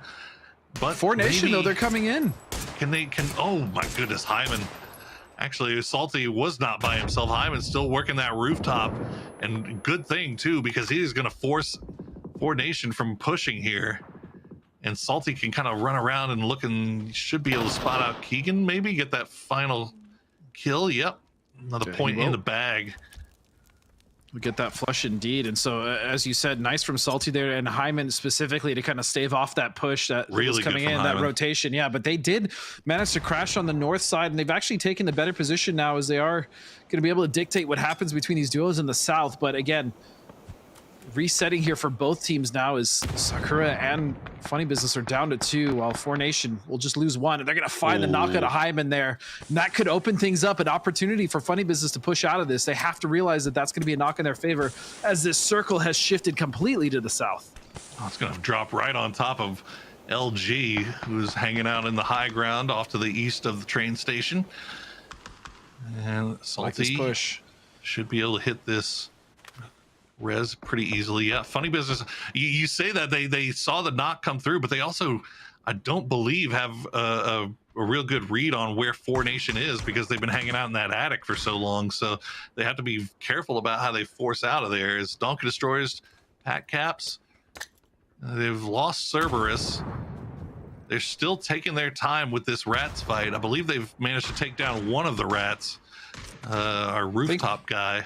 I think actually LG was able to take. Okay. I think, yeah, they took the shots and were able to kind of even this one up. So it is a 3-on-3, as you were saying. And Pat going for these. He's very. He's gonna skyball it. He's trying to, yeah. I mean, landed pretty close. Not too bad, yeah. I think Donkey Destroyers maybe still thinking that Rats might be playing on the rooftops there, as we see Highman taking out Tater. As that fight continues, Bunt now the last one up. Ooh, gets Salty very, very low. Not going to get the knock, and there's Hyman Dangyo ready and waiting to pick that point up, as 4Nation just sitting back and waiting for their kills to eventually fall into their lap here. Essentially, you see Train to Go just kind of rotating just off to the east. Picture in picture here as you see Donkey Destroyers still slowly making their way over. Oh. Gets the knock, but immediately taken down by Dangyo. And this fight just continues. Mutually assured destruction, even with that kill eliminating the team, still no points as far as placement, but he gets the kill point, which is, you know, important, especially in a game like that. Pat is actually going to go down to a nice nade coming out from Cowboy. I believe the other side return nade, and now Rats is getting aggressive, and they should. They have a knock. They need to get rid of this team on their back so they can play this compound much more comfortably, or even rotate in later. Because if both these teams survive, Mike, you know what happens. They just, again, mutually assured destruction as Hello Senpai is going to find a second oldest now. Gonna find another one. And they gotta be quick about it. There you go. Okay, clean stuff there. As they had to be quick about it. Mercy had an angle on it. You can see the damage coming in from Seifu. And Cowboy gonna try to return a little bit of that just so they can have a little bit of time to stop down. Unfortunately, their knock gets flushed. So Mercy collecting themselves back together, but they know that they have Rats pinned in the corner right now. Sonics, meanwhile, we're on that high ground above train station. They have to make their way down in. Fortunately, it looks like though this is already occupied by two teams, neither one of these teams is going to be spotting them. It's actually going to be STK on the high ground that's kind of overseeing this. We're actually getting a train station ending our first game, which is pretty exciting because this is one of the places I actually like dropping myself, just in pubs, and it's a really open warehousey type of area, and then you obviously have that massive stations in the middle. So this is going to be a fun one. I'm actually looking forward to this. And then he's also, I mean, you have the hills over on the eastern side of the street. Friendly fire already over there, although it looks like they might be rotating away as they move towards this late game. Mercy still collecting themselves, still want to get these final two players from Rats finished off. Mime, the rest of the boys already inside circle. Mime has just been hanging out here, seeing if he can maybe pick something off of Mercy for free, but it's not going to reveal itself, so he's going to go ahead and rejoin the rest of the gang. And Flood and the rest of LG actually have, I like this position a lot. They're kind of off center. They're not in the main scuffle that will be train station. And they'll be able to dictate a lot and get third parties here. Is what happened? Oh, Shrimsy, he had him dead to rights, but he immediately gets taken down by Pixel with that PP. And Pixel, okay, there you go. Well-placed grenade from H1 and actually gonna keep Shrimsy alive as well. So they should be able to get the res back onto him, and they're gonna get the loot influx of whatever it was that those guys were holding on to, because they had some gear. Yeah, that was a P90 in the hand of Pixel, I believe. 3 gear as well. They're going to be pretty happy with that, especially recovering with all those members now. Retirement Home Esports trying to find some sort of place to play here in the center of the circle, but they are being shredded. It's just out of Morns and Innate. Well, and yeah, Mercy in some trouble here, as well as TTG doing a good job cleaning this up. Innate, the last one up for Retirement Home, but you can see just off in the distance, Mercy getting picked apart here by Four Nation. Four Nation, goodness, Rats. Just kind of getting. Oh, he did not. He did. They did. Okay, why didn't they? Why not? They were in the blue zone. Cowboy. Oh, there's a smoke cloud. You know that's bad. There's somebody in it. Work the edges. Find the. Not gonna find the edges. Work the edges, find the seam. Hello Senpai's gonna find Kickstart though, and he has got to have his team back him up on this. The flashbang comes through. Nice work from Hello Senpai to keep it from affecting him. Another one is gonna come through as he is just gonna run by the window, take some damage on the way for his trouble. 34 HP left, and that's gonna do it for Hello Senpai. Tickleton will finish him off. They should be able to get Kickstart back up as Sonics. They just had to just drop onto him. But we're gonna listen into LG real quick to see how they take this fight with Mercy.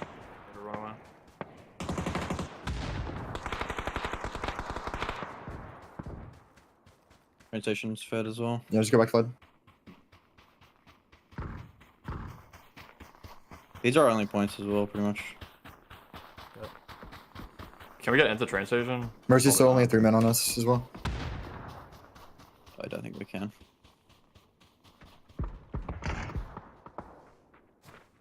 Messi's just going to be sprinting at us. I can't climb this roof as well. They have another fight in front of them. They're gonna have to take. They have to take another fight on the north ridges.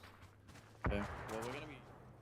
Well, those comms were probably a lot more active as they were taking the fight with Mercy, but we happened to jump in just a hair too late as Mercy managed to take out 2. And now LG, despite the great position they were in early on, Godspeed, they are down to just Snakers and Flood. I said how much I like that position in that circle they were in, but the shift was not at all kind to them. They pushed out and tried to get a little bit there, but they couldn't. And Sneak Attack has found restraint here. Godspeed, the storm. Oh, it's right on top of this. It's about to land right on top of this fight. This four-way fight that's going on between Elevate, Retirement Home, Mercy, Train to Go. They have got to get this finished quickly. They see that on their maps. They know it's coming. And you can see Mercy still players. 3 up. Look at Innate right behind him being real sneaky with that drag. Hasn't taken the shot just yet. But you got to imagine at some point he's just waiting for that storm, isn't he? Yeah, he is. And this is, I mean, you have to guess this is going to favor Elevate as now the storm has started to churn and they're going to be closer to the circle. And LG would have loved to get any sort of line of sight on this, but that's it. It's gone. It is gone, and there you go. A grenade from Mercy is going to find Shinboy and 2 of Elevate. Vegas and Pootage now the last 2 up. Pootage pushing in with the MP5 will find Lucid, but he's going to get traded by Raji as now Mercy just trying to see what they can spot out. Vegas going for the res onto Gats in the middle of the open here. But I mean, you got time. Why not? Why not? And so, yeah, what the storm does is obviously cuts down visibility quite a bit. It also slows movement speed a little bit, and then it does damage. The closer you are to the center, the more damage it's going to do. So pretty much all those knock players are at the center of this one as it's just up to Sneak Attack now. And Innate, the sneaky man on the backside, is going to find him. Sneak Attack goes down, and that's going to do it for Mercy as Sneak Attack will make his way through the storm. Elevate gets to reset here. They keep 3 alive, and Innate has managed to avoid them altogether. Meanwhile, while all this was going down, Godspeed, LG used that opportunity to make their way into the train station. STK doing the same thing. Yeah, STK taking the southern side, actually not committing to the center of, which is a really wise decision, because you know what it's like, especially in a building like that, when you get caught and you're surrounded, especially if circle isn't favorable for you, it can be a trap. And so looking at this shift as well, I'm sure they're very happy they have not gone inside, as now they have a great position on the south and center building, essentially. STK 4 up. They also, we didn't get to touch on it, but they also found a drop package for themselves. So they are absolutely kitted on that south side as the storm's starting to abate here. Innate working the rock. Elevate was looking for him. They did not spot him, though. As soon as he peeks around that rock edge, though, he is going to see 3 people, but you can see no helmet. He is not in the best shape. He is just trying to survive as the rest of Elevate just hunting. True, but I mean, that is a Dragunov, right? So just 3 shots, three knocks, right? As long as they get hit headshots. Yeah, why not? Especially from this distance, yeah, it's going to be valid. So they give up, it looks like. I believe it. I mean, he's in range. The problem is he has to move in, and as do they, and they have to. They are aware of Innate. So, absolutely. I mean, they are going to get a vehicle though, which is a break. He actually might be able to find his way in. That's huge for Elevate. They managed to come out of this pretty nice. 6 kills in the bag already, 3 up, and they make it into the train station. Innate now in a little bit of trouble as the rest of Elevate, as soon as they got that hard cover, they immediately turn around and they spot him. But here we go, 20 alive in the train station here for the late game. Shoot to kill, obviously in a great position. Those guys, once again, dead center, feeling great. Not sure if they have any kills just yet. It looks like they have 1 so far. Maybe 1. They've definitely been the beneficiaries of this one, right? They've gotten a lot of shifts, but you know what? Hey, the problem is they really haven't been. I usually fault teams when they get circle, or we do, right? When they get center circle, but they're not able to, get the kills. But they didn't really get a chance. A team that has gotten a chance, though, that we're going to take a listen into right now is Shoot to Kill. If I can LOS train station. Oh no, I'm in a god spot. That's got a good spot. I'm in a good spot too. I'm just holding that right, Birdie. Yeah, somebody could be playing like orange though. I can clear it. Shooting me. My spot. I see orange. I see all of orange. You see all of orange, heard? Yeah, orange is clean. Everyone's inside train station. There's no one southeast, unless they're prone on yellow ridge. I'm getting a shit ton of stuns. There's a deep ridge there. I don't think we want to take green. It's like a warehouse. It's a warehouse, but if it gets god shifted next zone, it's gonna be worth to have 2 in there and 2 holding edge. Yeah, I guess so. I want to keep these Panzers for endgame. I'm pretty sure it just wins us the game if we have. Yeah, I agree. I might just drop my dragon on I them still as have well. 2 Panzers in my trunk. Yeah, I have 2 as well. That's what I'm saying. Man. Well, that's a little terrifying to hear, isn't it? I've still got a couple of Panzers ready for the late Of course, game. that's Halo. Yeah. Oh, yeah. Panzers. I got 3 in the trunk. Yeah, why not? I also want to say how soothing and calm it is to listen to Halo call. Yeah. Oh, it is, isn't it? We're fine on the hill. Everything is okay. Hey, don't worry about it. I got a couple Panzers in my trunk. There's a couple Panzers in the trunk. No What a worries. savage, dude. What an actual God. savage. And they also, and he is not wrong. He is in the It's God wise. spot. Like the circle cuts down to the south, and now it is all up to Sonics. Can they get through this elevate issue? The smoke blooming. Nice plays there from Tiggleton. He's got eyes on Vegas. Immediately gets the knock and the drop as Sonics turning things around here. They have lost Shrimsy. Don't forget, H-Win very, very low. But they don't take the knock, and they see Kickstart with that P90. That is absolutely terrifying. Never mind. Lemon Squeezy getting the God nade. Still stuck in the blue though now is Gats trying to make it out. That nade possibly helping, and that's going to be Sonics getting wiped because of that disgusting nade from Lemon Squeezy. And so now those guys will be able to push out a little bit more here and start to take control at least where they can. But on the west side, STK is set up to devastate one of these teams, specifically Tilt Town. If this works for Gats, this could be huge. He's playing the wall, but unfortunately Flood's got that high ground. He's looking right at him. The grenade should fall just on top. Never mind, Snakers will be the one that gets him. That's good for my fantasy squad. I'll take that all day, every day. 2 up for LG. They have the high ground. They have the rooftop. They don't have to move, but I struggle, Godspeed, seeing how these teams are going to make it through the force of STK. Not only are they 4 up, but they have 4 Panzers between them, so that's going to be a daunting task for any team. But LG, I mean, they could potentially get a knock if Alo falls. I think that's where some of the problems may start to arise for STK, especially if they have to deal with a full 4-man of those guys once they deal with Joshi, if that is indeed the case. We get to finally see how those guys do. 4 up here in the late game. They know exactly where Joshi is. Chad cleaning him out. And that is those guys winning their building once again. But now what do? Now you've got to make your way across some wide open terrain, and you've got LG, STK, all eyes on you. This is going to be tough sledding here for those guys.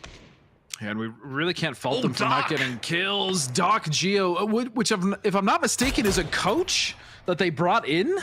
That's what they say. That's what they said. I mean, what kind of where was this coach hiding? I mean, what a player. 40 kills.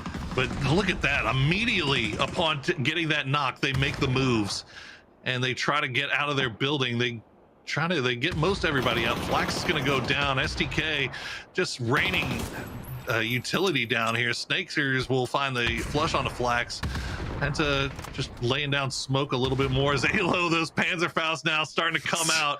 Chad will go down, gets stolen away by Flood, as LG actually being the beneficiary of some of the work here that STK is putting in. Yeah, definitely flushing there, getting a kill for themselves, putting out some damage as well where it matters, but STK is still the biggest threat here for LG, and they are going to be able to go into that next building to their south, but STK is already setting up for that. Meanwhile, those guys just trying to survive, knowing that they're pinched between LG and STK. This is a rough position for them. They are at least inside of the circle for the time being. Yeah, we'll see what their smoke situation is looking like. Actually, it doesn't even going to matter, as Adam is going to spot out Doc Geo. Nice shots there from the AUG, and now it's all down to Lemon Squeezy. He has the hard cover, has the building, and maybe he can just hope that STK and LG focus on each other, and maybe he can make it at least a second here. Yeah, and we're seeing the shift, beautiful shift from Alo and Purdy. They realize that LG only has 1 building to play, 1 spot to go to, and they've started a position over here. You see the nades in the hands of STK as Snickers is going to get inside. He doesn't want to eat it, but Flood. Alo will still find Flood. Flood gonna go down to the grenade from Alo as STK utility usage, a thing of legend, and the Panzer Faust push. He's gonna get him. He gets himself as well. Not sure it really matters here. It's the 3v1 versus Lemon Squeezy. Purdy Curdy will flush him out, and that's an 8-kill shoot-to-kill victory.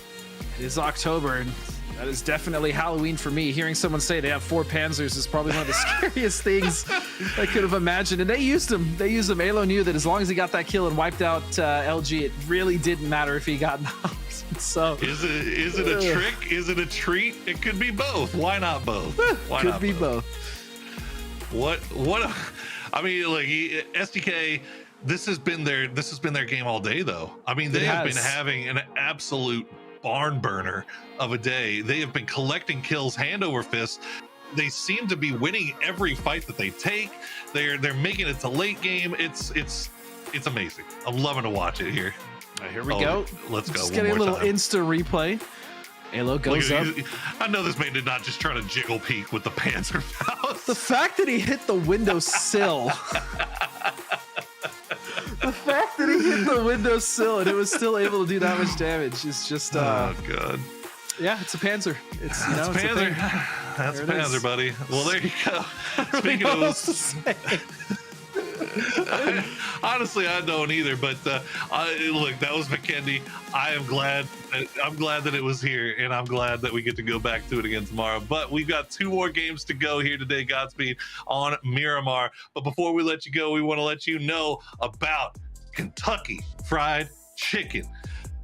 KFC is collaborating with PUBG to feature new KFC locations on Erangel, as well as KFC in-game rewards. Buy a meal online or in the KFC app and snag your in-game PUBG reward. So make sure you guys do that. We are going to take a quick break. When we come back, we'll get set for Miramar.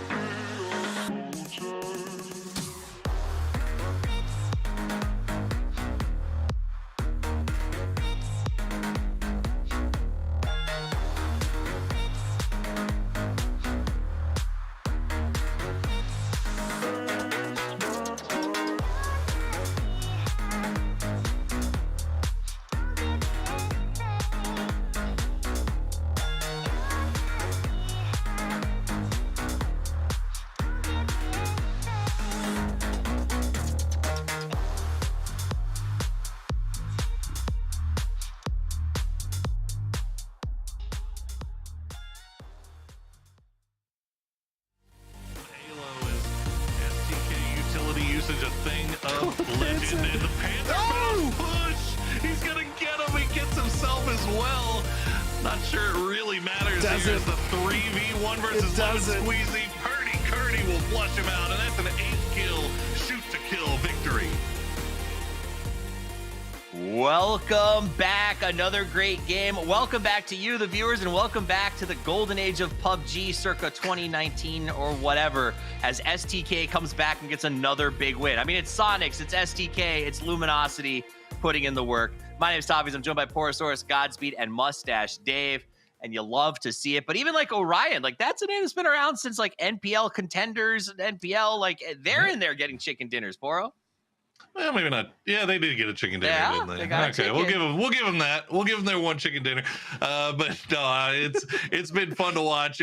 Obviously, we expected Sonics and LG to do really well. Yeah. I don't know if everybody expected STK to do well. Nope.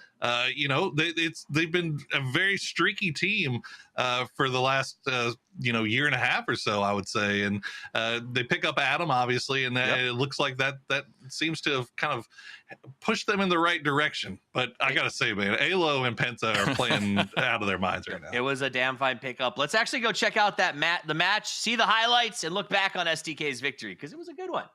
It was a fun one. All right, we're on Vikendi. You know, I loved at the very start of this game, you guys talked to each other, and Godspeed was like, the thing about Vikendi is that the cities and this stuff are really spread apart. So there's a lot of open area you have to play. And then we get the train circle, and it just keeps going. Loved it. Just all on top of train, right? Dave, and it's like, I don't know if I've seen very many circles. Obviously, none of us have seen very many circles that ended right on a compound, but that's pretty nuts, though, isn't it? Yeah, and coming back to the momentum over here, those guys at train station, they were holding it down for a hot minute, but then it just kept circling up on top of train station. That's when things kind of got a little hairy. I'm still really happy with their performance this last game, so shout out to those guys. There's Chad, my boy Chad with the lean peek right there from behind, the sneak attacker, but shoot to kill. All right, Alo, it puts the Panzerfaust on. My dude, we heard the team comms. First of all, love the team comms. The team really clean, on point. The information was flowing. Seems like everybody was able to contribute something. And now we see the match leaderboards. Shoot to kill. Look at that. 18 points there, that match. I love Alo. Poro, I think you were calling him out. 5 kills that last game. Alo popping off here tonight, and Penta as well. I believe they're 2 of the top kill leaders so far tonight on an individual level for the player stats. They've been smashing. They took first place in the overall leaderboard in the last match. At Godspeed, it felt like it was really just a matter of time until they got their chicken. Yeah, especially when we heard Alo very quietly and calmly say, "Oh, I have 2 Panzers in my trunk." Casually. Casually. This is one of the most terrifying things I've ever heard. It is. Those guys at 10. Elevate gets a good game out of that one. Pulls 10. Mercy at 7. Sonics picks up 9. Let's take a look at the overall leaderboard. Or actually, the player head-to-head here. Shoot to kill. Penta and Alo. I mean, it says something, Portal, when we're comparing 2 players from the same team because they're playing so well. I mean, look, there was a reason why I was scared to pick any Sonics players on my fantasy team, because I was like, I don't know if there's enough damage and kills to go around. Well, apparently, Penta and Alo and Shoot to Kill are finding ways to share the wealth here. You have to share the wealth, but at the end of the day, they have plenty to share because of how many kills they've been putting up on the board. They got 37. Wow. That's insane, Godspeed. Actually, kind of crazy for only what 4 games in? Yeah, 4 games in, 37 kills. That's almost 10 kills a game. Wow. Disgusting. That's really disgusting. I mean, this is a team that we knew was capable of, as you said, you guys nailed it, absolutely nailed it. They've been really streaky. They've been really inconsistent over the last couple of years. And this is a team with this roster being so strong, with the amount of pedigree, with the experience that they have. We imagine that they normally do challenge Luminosity and Sonics, but it's been a little shaky. This is what we want to see. They need to have a big event here because they need to qualify for PGC. Absolutely. And I think that's the big thing. And it is a good comeback story. Like, at the end of the day, STK used to be one of our go-tos. They were somebody that I picked as a possible winner at every event. They betrayed me. They cut me. They hurt me. And their fans as well, I think, over the last year. It's been tough.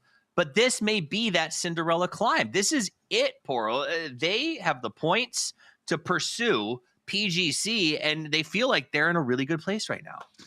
Yeah, I mean, obviously, look, this is we don't want to get too far ahead of ourselves, right? This is regional qualifiers. They still have to get to America's qualifiers to get to PGC, but the way they're playing right now, it feels very aggressive. It feels like they're taking the game into their own hands. They're not sitting back and waiting for things to come to them. So that and with a team that has that much experience and the comms that they have, it's only going to do good things for them.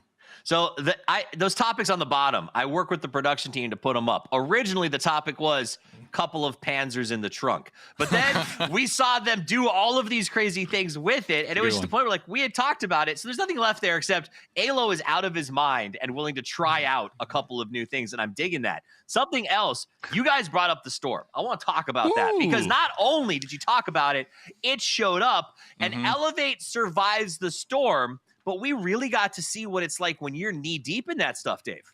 Yeah, I mean, we're talking about big chilling, STK chilling at the top, but the Storm, we had Mercy, Retirement Home, and Elevate, like you said. We're in the Storm. You can't see anything, and the audio cues, they're really loud. You can't hear anything, so it's kind of like you just got to get right up next to them, hit those shots, and maybe run back and hope that the team doesn't chase you down. But the Storm, especially in the late game when we have like 20 teams still just vibing out there, it's something else here, Toffees. Godspeed, what I thought I saw, and you can correct me if I'm wrong, you've got far more experience in this game than I have, is it felt like the Storm coming sort of pushed the pace on that fight. We had 4 teams facing each other. The Storm started, and you almost saw everybody being like, we got to finish this. Was I reading that right, or does it feel like that really adds impetus to play? So yes and no. Before the Storm actually started, yes, they needed to clean it up, but once it did, it actually slowed things down enough for Elevate to pretty much recover, right? And that is what happens. It can turn a fight that you're either winning or losing into a complete stalemate, which it did for a little bit. Now, you are correct when saying that teams were trying to rush that fight, but they just couldn't clear it out. So in the end, it did end up slowing things down. Now, Poro, when this game started, I don't think our players expected it to end in essentially a city circle or sort of like a train station is a little less than city, but far more than the open. Sure. I don't think our teams are training. Like, Vikendi, they only had so much time to really work on, right? Like, this had to be a fun new experience for many of them. Oh yeah, I mean, like anytime it ends inside of a major compound, you know, a named compound like that, it's always going to be pretty entertaining. But you can see there was a game plan, right? Teams were just kind of holding down their own little spot of real estate until they absolutely had to move.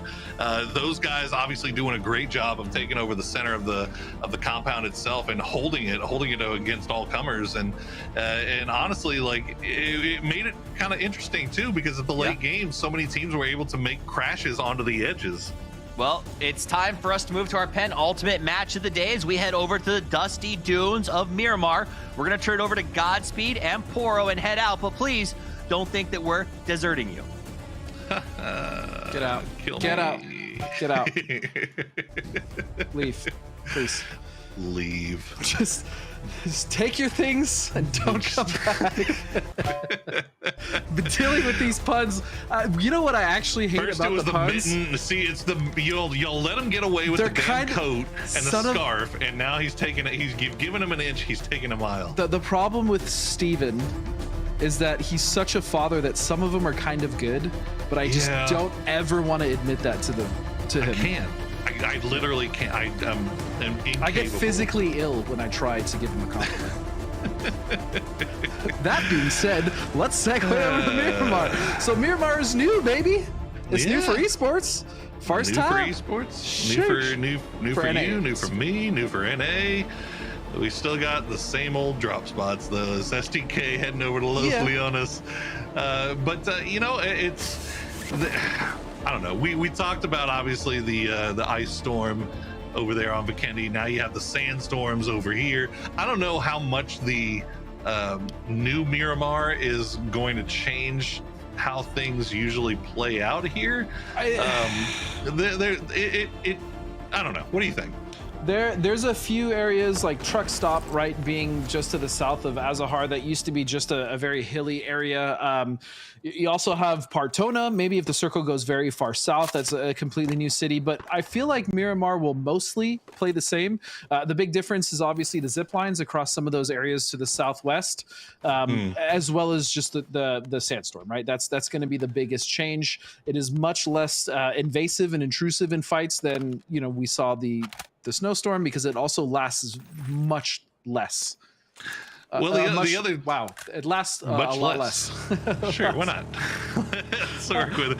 I will say that we do tend to see a lot of these southeastern circles, and the addition of the resort might make things a little bit interesting there on that just directly south of Los Leones side. But I feel like every time we see something go down this way, it always seems to cheat up towards the east side of Los Leones, you know what I mean? Those fields kind of over there. Either east of Leones or it'll go direct west, right? Where some of those some of those warehouses are. Yeah, but we don't see too many games end that far south on resort, and usually when they do, they're pretty much above the bridge of Partona, right? Sure. I would like to see something happen at resort. I think it's a fun new area. Truck Stop, actually, I mean, if you're pubbing, it's a very popular area. It's fun to hot drop there. As we're getting a little piece of it right now, there is a lot of loot to be had in Truck Stop. Well, chicky wings. Whoa, Rillo. Okay. Riding up the tree there. But yeah, no, this is LG, obviously 3 minutes in, man. They are going for world records in terms of looting. They do not waste any time, immediately on the move. And it looks like Mime is going to be the tip of the spear here for him, sending it in. And that's honestly, that's kind of what I felt like Mime was going to bring to LG, right? Yep. I mean, this is pretty much what he did on Sonics, right? Either being the tip of the spear or being like an anchor player, going for some sort of kind of off-center play. That's always been Mime's MO, and that's something that he's excelled at. So why not bring that to LG? I'm sure they've worked with him on maybe implementing another style to kind of add layers to his game. But if it's not broke, don't fix it, man. Mime has always been a very impactful player. Yeah, I mean, that's been the thing that I've been most looking forward to with these roster swaps, is to see how two of what I consider the smartest and most creative IGLs in the game, in Rello and Hwin, can work with a player that's completely different than what the player they replaced, right? Like Kickstart and Mime, obviously both fantastic players, but very, very different in what they kind of bring to the table. So now that Rello has a player like Mime, and I always consider, I call him, he's a bulldog, man. He is a bulldog. He is one that's going to go in there, and he does not care. He will find a way to stay alive. He will force people around. He will force you into uncomfortable positions that the rest of his team then can be in good positions to take advantage of. And I'm really excited to see how Rello kind of plays around that, kind of in just the same way that I'm excited to see how Hwin uses Kickstart. Yeah, and don't forget, Gunnar and Trevor, right? Those are two coaches that are like, oh, look, new toys, right? Not I'm comparing them to toys, but new things, new opportunities, new possibilities, right? And they can use these players who have such a storied history, whether you're a mechanical god like, Kickstart, or you're an absolute bulldog and a player with zero fear, willing to make those difficult plays for your team and Mime, that they can actually use and formulate different strategies, whether it's per map, per area, or what have you, right? And that's the crazy thing, is just watching this roster swap. Is just one of the best teams in North America to another straight up traded. It's obviously interesting for right now, but it's going to be interesting in the months ahead as well, as we wait and see how the adaptation continues, as Sonics running just ahead of the sandstorm that's made its way all the way from that northwestern part of the map down to South Leones now. As we'll see how far Sonics wants to stretch ahead of this, as it looks like STK has already taken over the resort, just arrived at least, and now you have 4Nation also kind of dropping in after the emergency pickup to the south side here. Nobody in Los Leones, everybody just kind of taking spots to the direct south. Yeah, nobody wants to commit to Leones. It's one of the biggest cities in all of PUBG, and it's a very different beast to try to get out of, especially if the circle does shift away from it. Now, I do imagine if circle goes north, we're actually going to see a lot of teams, opt to actually just take positions in Leonis. But in first circle, you almost will never see any team, whether it's, in the Americas, pretty much Europe, I mean, even in Asia, sending it Leonis first circle in a circle like this is just there's really no point unless you actually send one maybe to one of the outside edges. You go for like a rotation play or just a foothold. Sure. I mean, I guess something that's more surprising to me than nobody being in Leonis is that nobody is really opting for the direct east of Leonis either, or the north, or the north or the west. It's all chips are pushed securely into the south pot right now by every team in here, as Doc Geo gonna get spotted out by Sharp Shot. That Dragunov gonna finish him off as well. Another point picked up here for Friendly Fire. They're just, keeping it consistent. Friendly Fire getting a good amount of points every single game, getting a nice amount of kills. And talking about that circle again, and all the teams putting their chips into that south bag. If this does shift north once, I imagine we're going to see all of these teams kind of refocus and then just go straight into Leonis, which is its own complete, bag of fun when it comes to endgame circles. Yeah, if this does end up hard shifting to the northeast, right, it's going to be a bloodbath because there's just not enough. There's not enough rotation paths. On that south side, so you're either going to try to wrap around the north of Los Leones and come in from the north side on that east side, or you're just gonna take your time, go super slow, fight anything that's in front of you, and hope for the best at that point. And the other problem with that is as you said, there's no terrain to rotate, and teams will just jam themselves into any part of Leonis, right? Which causes another completely different type of traffic jam. Speaking of which, Shimboy is going to find restraint in that rotation, and it's going to be a flush as well. And Train to Go is getting just shredded. This is a start that Elevate needs to have, and they need to keep 4 alive after they get these kills. They cannot lose members early, huge. And they have to keep the momentum forward. This is what they've been playing for all day long, is they've been playing for these early fights, catching people off guard in rotation. It hasn't worked out for them so far because they've either gotten third-partied or the rotation just stopped down or for whatever numerous reasons. But this time they get away with it. They pick up 2 kills. They're looking pretty good here now as Pat Caps leading the charge here for Donkey Destroyers, although no, Cerberus and Tumas already down to the south. Oldless way off to the north here. I think they may have gotten a little bit of a hint of Sakura Zensen in between them, so maybe getting pushed around here a little bit by them, and what looks like some long shots here from LG. Yeah, LG, I think that Snaker's actually taking a couple shots as that duo is split. LG with a nice split here, center circle, but Oldless, I mean, he should...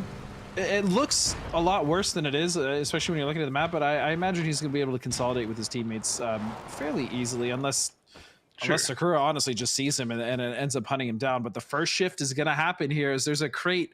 I would go for that crate, 100%. You go for that crate? Sure, all why not? day.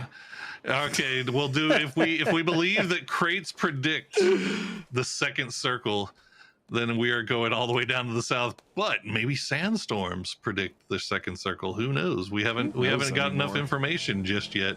But if it does cut up to the north, Sakura Zensen obviously and Donkey Destroyers are going to be vibing. What were you saying about looks northwest? like it's going to go northwest instead of northeast, and there is a ton of real estate available right now.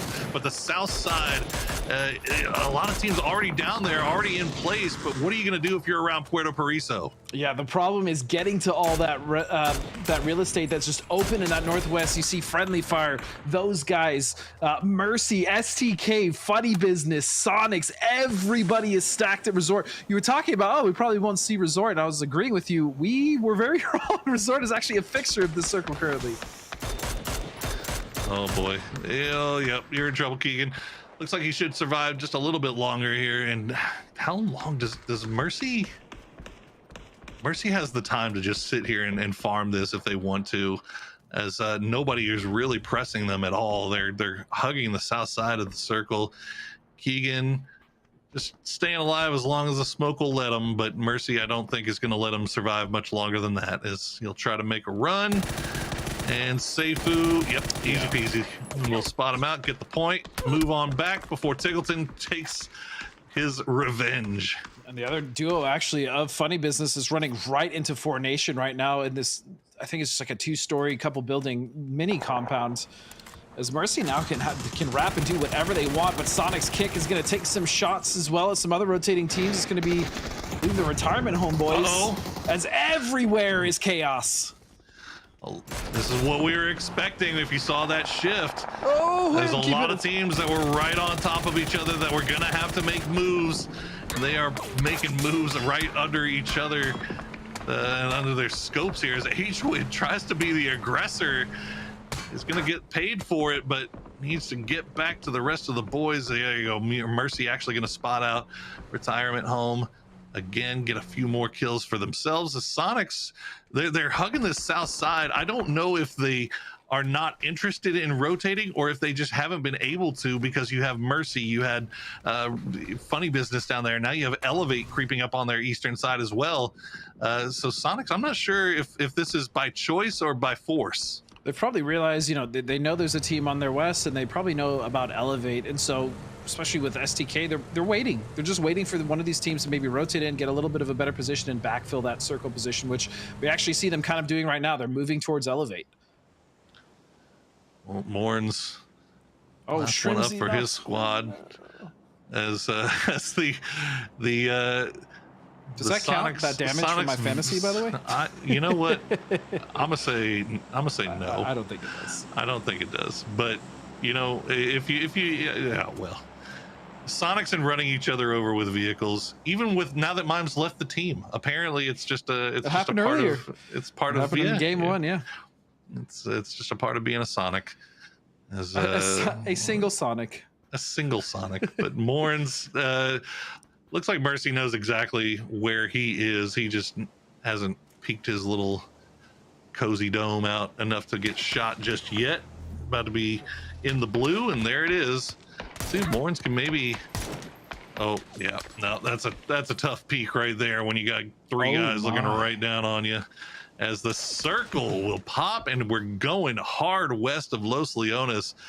Again, remember, all those teams pushed all their chips into this thing, staying south, and now they're paying the price for it. And now it looks like Friendly Fire and Sakura are fighting for a position. Meanwhile, Sonic still now have to fight their way out of this edge and get into the circle. It's going to be against Elevate. Hwin is going to be knocked. That's going to be a flush as well. Shrimsy getting very low, using the vehicle, trying to get away from getting knocked, but he will fall as well. Elevate really turning it up in game number 5. Wow, just could not dance around enough. Kickstart will trade one down, but unfortunately he is but one man. Tiggleton now trying to see if he can provide some support from the low ground, but Elevate just in too good of a position here. The flashbangs coming through. Tig will get the flush onto Gats, so that at least secures another point here for Sonics. And let's see if Tig has any magic left in his pockets as the smoke wall will go down. I think that's more bait smoke than anything. But we've seen Elevate leave fights before, but I think they might want this one. Vegas gonna get taken down by Tig. Good spray coming in there, and another knock on a Shinboy from Zyko, and Ponage is gonna go down, and Tiggleton will get revenge. Just like that, Sonics will make the comeback, even though Elevate had all the chips on their side of the table. They fall to Tig, who also had a jammer pack, right? So he was not dealing with any blue damage at all. And he's able to get some crispy sprays starting off on Vegas. What a play from Tig. Absolutely extra crispy. I feel for Elevate though, man. That's another game where actually this is one of the games where it looks like they were starting to get momentum. They had a really good start. It looks like they were about to wipe the Sonics, but one member Tig just completely turned that around. Well, I mean, you had Tig, and then you had the third party from 4Nation as well that got the knock. Yeah, so it's just super, super unfortunate there. But Elevate, for all their struggles so far today, still 5 kills is going to keep them in 6th place right now. Although Rats, 4Nation right behind them, as we see yet another storm cloud moving through. This one just hugging the northeastern side of the zone. As Mercy still trying to make their way in. They're backfilling STK, and STK very aware that they have some friends right behind them. STK have quite a kind of big swath of the circle to play with on the west side, at least. They have a dip right to their north as well if they want to utilize that. I think they're actually sending one of the members there right now. And so they're going to be able to take that dip right underneath Sakura, and then that's even going to give them some sort of cover from Friendly Fire, but I do think that's going to be their biggest threat. Friendly Fire will try to gatekeep and dictate that rotation. Because Friendly Fire is pretty much dictating every rotation in the center circle or anything south or west of them. Yeah, pretty much. They just especially with that shift. Wow. Yeah, okay, that shift is going to work wonders for them. Hard down to the south yet again as Purdy Curdy tried to take the high ground, and he's in the blue. He's going to go down to Hyman, as that is another knock there. Kurt just tried to go for the high ground to try to spot out what STK's next play was, and Sakura Zenson just spread everywhere on that northwestern side rather, and they get their point. For him, is Tickleton still alive? Still hope? Probably just saw Kurt fall and was like, all right, well, I'm not going in that direction. As yeah, Highman has been, I've been told it's He-Man also, by the way. Is it He-Man? Which, you know, I don't know. If you want to spell, if you wanted your name to be He-Man, use an E. How about that? I'm just going to throw it out there. What if it's then He-Man, you know? Like, I don't know.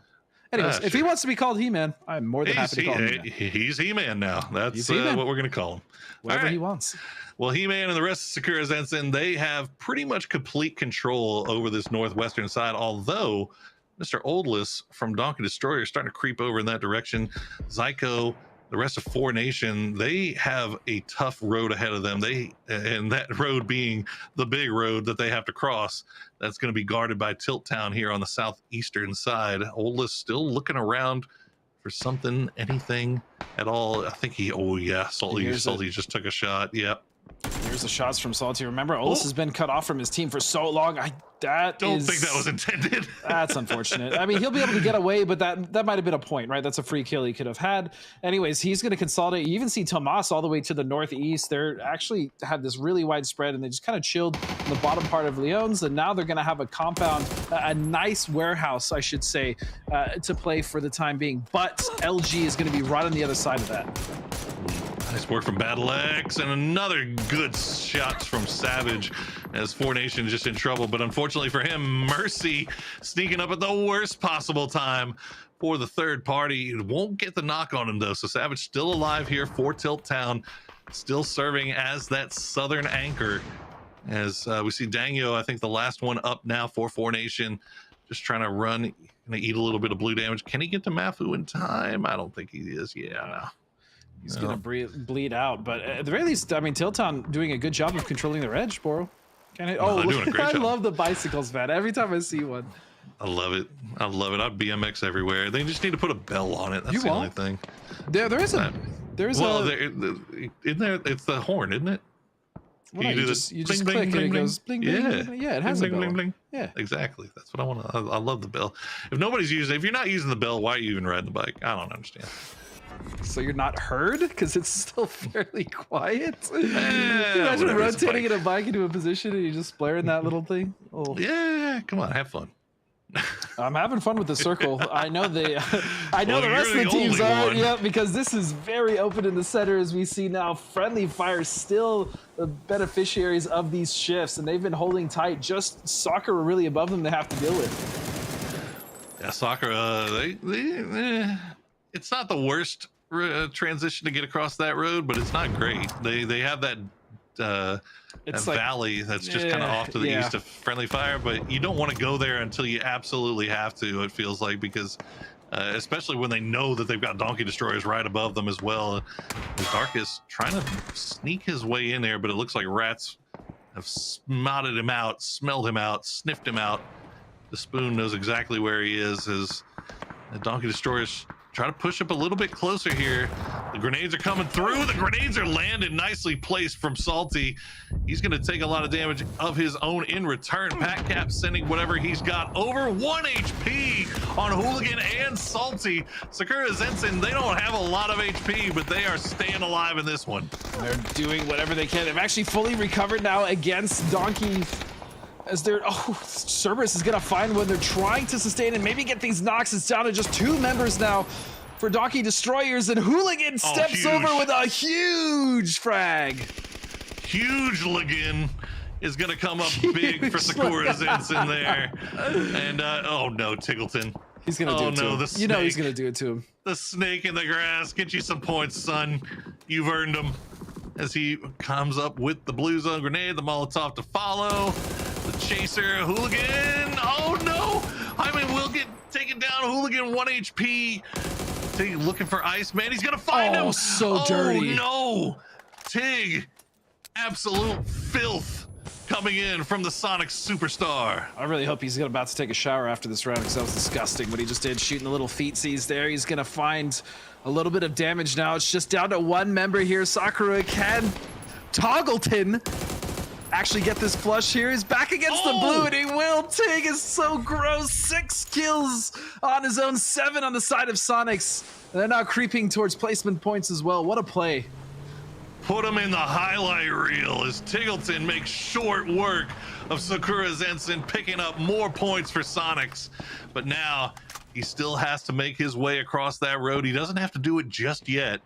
The circle not forcing him across yet. Rello, that's how I actually already spotted him out. It looks like Friendly Fire and LG both looking over in that direction. So Tig may not be much longer. Is Joshy going to get spotted out for Tilt Town?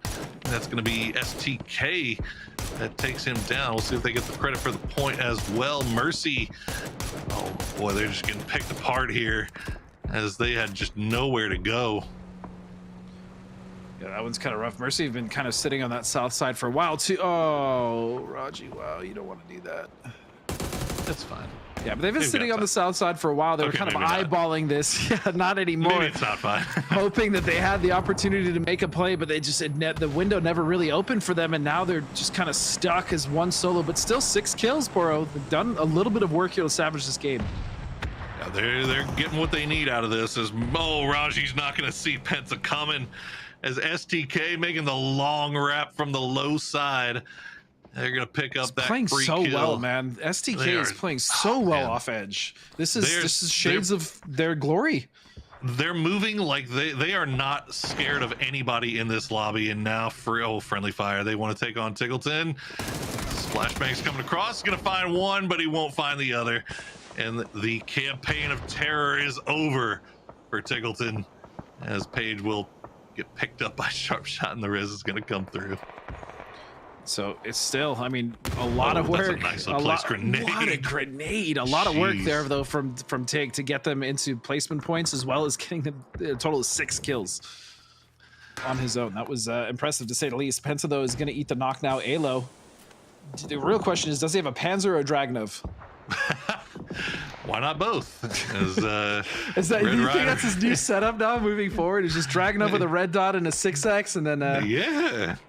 I mean, if anybody can pull it off, it's going to be that man. Yeah, true. As Rats with the high ground, they see LG right underneath them. The spray come through for Finna is going to get Lorello low, but won't get the knock. And they'll follow it up with some nice utility. Nice nades. Will nice go down. nades. Oh yeah.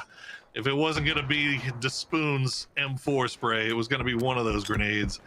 As Rello was not long for this world. Unfortunately, Mime not really in a position to provide any support, as he is basically holding Friendly Fire off by himself, as Halo and the rest of the boys come through and finish off Tilt Town. STK just dominating everybody. Yeah, they are looking just, again, every game more and more impressive, just able to completely dominate the edges that they're playing on, then just moving to another edge controlled by another team and just taking control. I mean, this is confidence at its peak for these boys, and it's showing. It's Friendly Fire now just trying to get some points as well. 3 kills total, 2 the way of Roth, 1 on Sharp, and they have good positioning here. This is looking very good for Friendly Fire, but don't count out Rats. They've also been controlling quite a bit of that high ground. I do worry if they have to move, though. They have much less control than Friendly Fire. Yeah, I mean, Rats, it feels like okay, Finna now with the SLR. It feels like they just didn't have any range or anything or something. I don't know what was happening. It didn't feel like they were doing. Didn't even have a red dot on his hog, so it felt like they weren't doing as much with that high ground as they could. But now it seems like they've cleaned up LG or helped assisting cleaning up LG. They still have that high ground. They're still going to keep track of Friendly Fire, see where they're at. The smoke's laid down by Friendly Fire to prevent that from happening. STK, meanwhile, while all this is going on, they're just taken over the circle, as both of these teams off on the north are going to have to make moves eventually. Yeah, and the shift has favored SDK as well, so them taking over circle has been even easier on them, as Penta is still gonna find House Senpai, and Rat's gonna lose a member, and this is where the problems are going to start to arise for Rats. They need to get off that plateau, and there's really not much to play, especially with now Friendly Fire and SDK looking up towards them. Yeah, they just don't have the time. That was just unfortunate timing there for the knock. It looks like two of them are going to go anyway, try to send it, try to find something. They've got a little bit of a ridge maybe that they can work with, but you see Penta, Adam, and now Alo's been knocked. So this might open up a little bit of a door here for Rats if Cowboy can kind of secure this spot here with Finna. And here comes the next play here is Penta. No utility left. That's the big problem here for STK. Yeah, they don't have a lot of utility. What they can hope for, though, I was going to say, is Friendly Fire maybe giving them a little bit of a break by helping them out with Rats. But it's actually going to be Roth that finds Penta from distance. And Friendly Fire now, realizing that Rats has positioned themselves solely to get away from STK, have given Friendly Fire all the control in the world when it comes to these final circles. Yeah, Friendly Fire know exactly where everyone is here. Looks like the Spoon and Hell Assembly, the rest of Rats starting to try to wrap around a little bit more to the south, outside of the vision of Friendly Fire, to see if they can maybe take out STK. As there you go, sharp shot, nicely placed. Blue zone grenade will finish off Alo before he can get the heal down. And now Adam's gonna get spotted out by Paige. And there you go, 4v4 for the win here. Rats versus Friendly Fire. Rats have a good ridge to work with, but they're on the edge. So if Friendly Fire really wanted to, they could actually just wait this out, use these smokes, and then slowly wait for the circle to push Rats and basically do the job for them. But they have to be careful. They can't really eat any knocks here, because that could also open up a window for Rats. I just don't know how much utility Rats has left. I don't know if they even have the scopes to really fight this, or if their armor has really been shredded at this point. They've eaten multiple knocks, but the fact that they've been able to recover as 4 is very impressive from the Rats. Yeah, it does feel like they're kind of in poverty settings right now a little bit, whereas Friendly Fire has just been able to loot everything they've killed. They're feeling a little bit stronger. 8 kills so far for them, and they've got a complete spread on this circle. No way in for Rats without having to knock down one of these Friendly Fire doors. It looks like Paige might be the one holding the strongest here on the south side. That's where Finna and the Spoon are starting to try to make a wrap around here while they still have the opportunity. Not gonna happen. Paige is ready and waiting. So crispy. Snapped, immediately got that knock, and now 3 members left of Rats, as they still need to make this push. They still need to make something happen. They need the knock, as you said. They absolutely have to get the knock, and it doesn't look like it's gonna happen. Roth is gonna find another one. It's now just 4 on 2. Page just slamming the door shut, and then Pixel within 150 bullets on that M249 will find the final 2 kills. 12 kills and a big win for Friendly Fire. That was pretty clinical as well from Friendly Fire. They held, yes, they got a few circles there to kind of post in their favor, but they were able to push out. They tried to flex. They got some kills in the north, right? They made sure Tig wasn't much more of a terror than he already was, and then they just slowly kind of constricted the control. They let STK come in on the south, and yeah, they just picked him apart. Very well played. Just clean stuff, as you said, for Friendly Fire. And we've been talking about Sonics and LG and STK and how they've been kind of on the rise once again. Friendly Fire, don't forget about these guys. They are completely they deserve to be in that same conversations. When they are on, they are on. And this addition of Pixel and Page seems to really be working well with Roth and Sharpshot. Yeah, Roth and Sharpshot already have had such a tenure and such success in North America, right? And to add those European kind of powerhouses to their rosters, seeing their success, even though it was, with very little time in PGS2, I think this is a roster that can grow and absolutely make big waves. And it's not surprising, especially in this lobby, to see them kind of really start to dominate early. What I want to know is, are they going to be able to do that from the start when we get to the grand finals? That's kind of all going to be the question for me. Well, that's the tough thing, isn't it? Is can you climb back up if you start off a little bit slower? And we've said that Friendly Fire does have a tendency of starting off a little bit slower and then kind of building themselves back up again.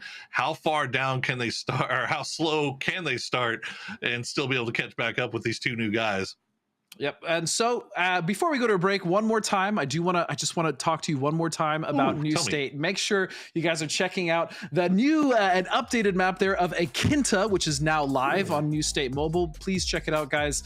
That game is amazing. It's one of the only games I enjoy playing on the phone. That being said, we are going to go to one last break before we hit our last game, so stay tuned.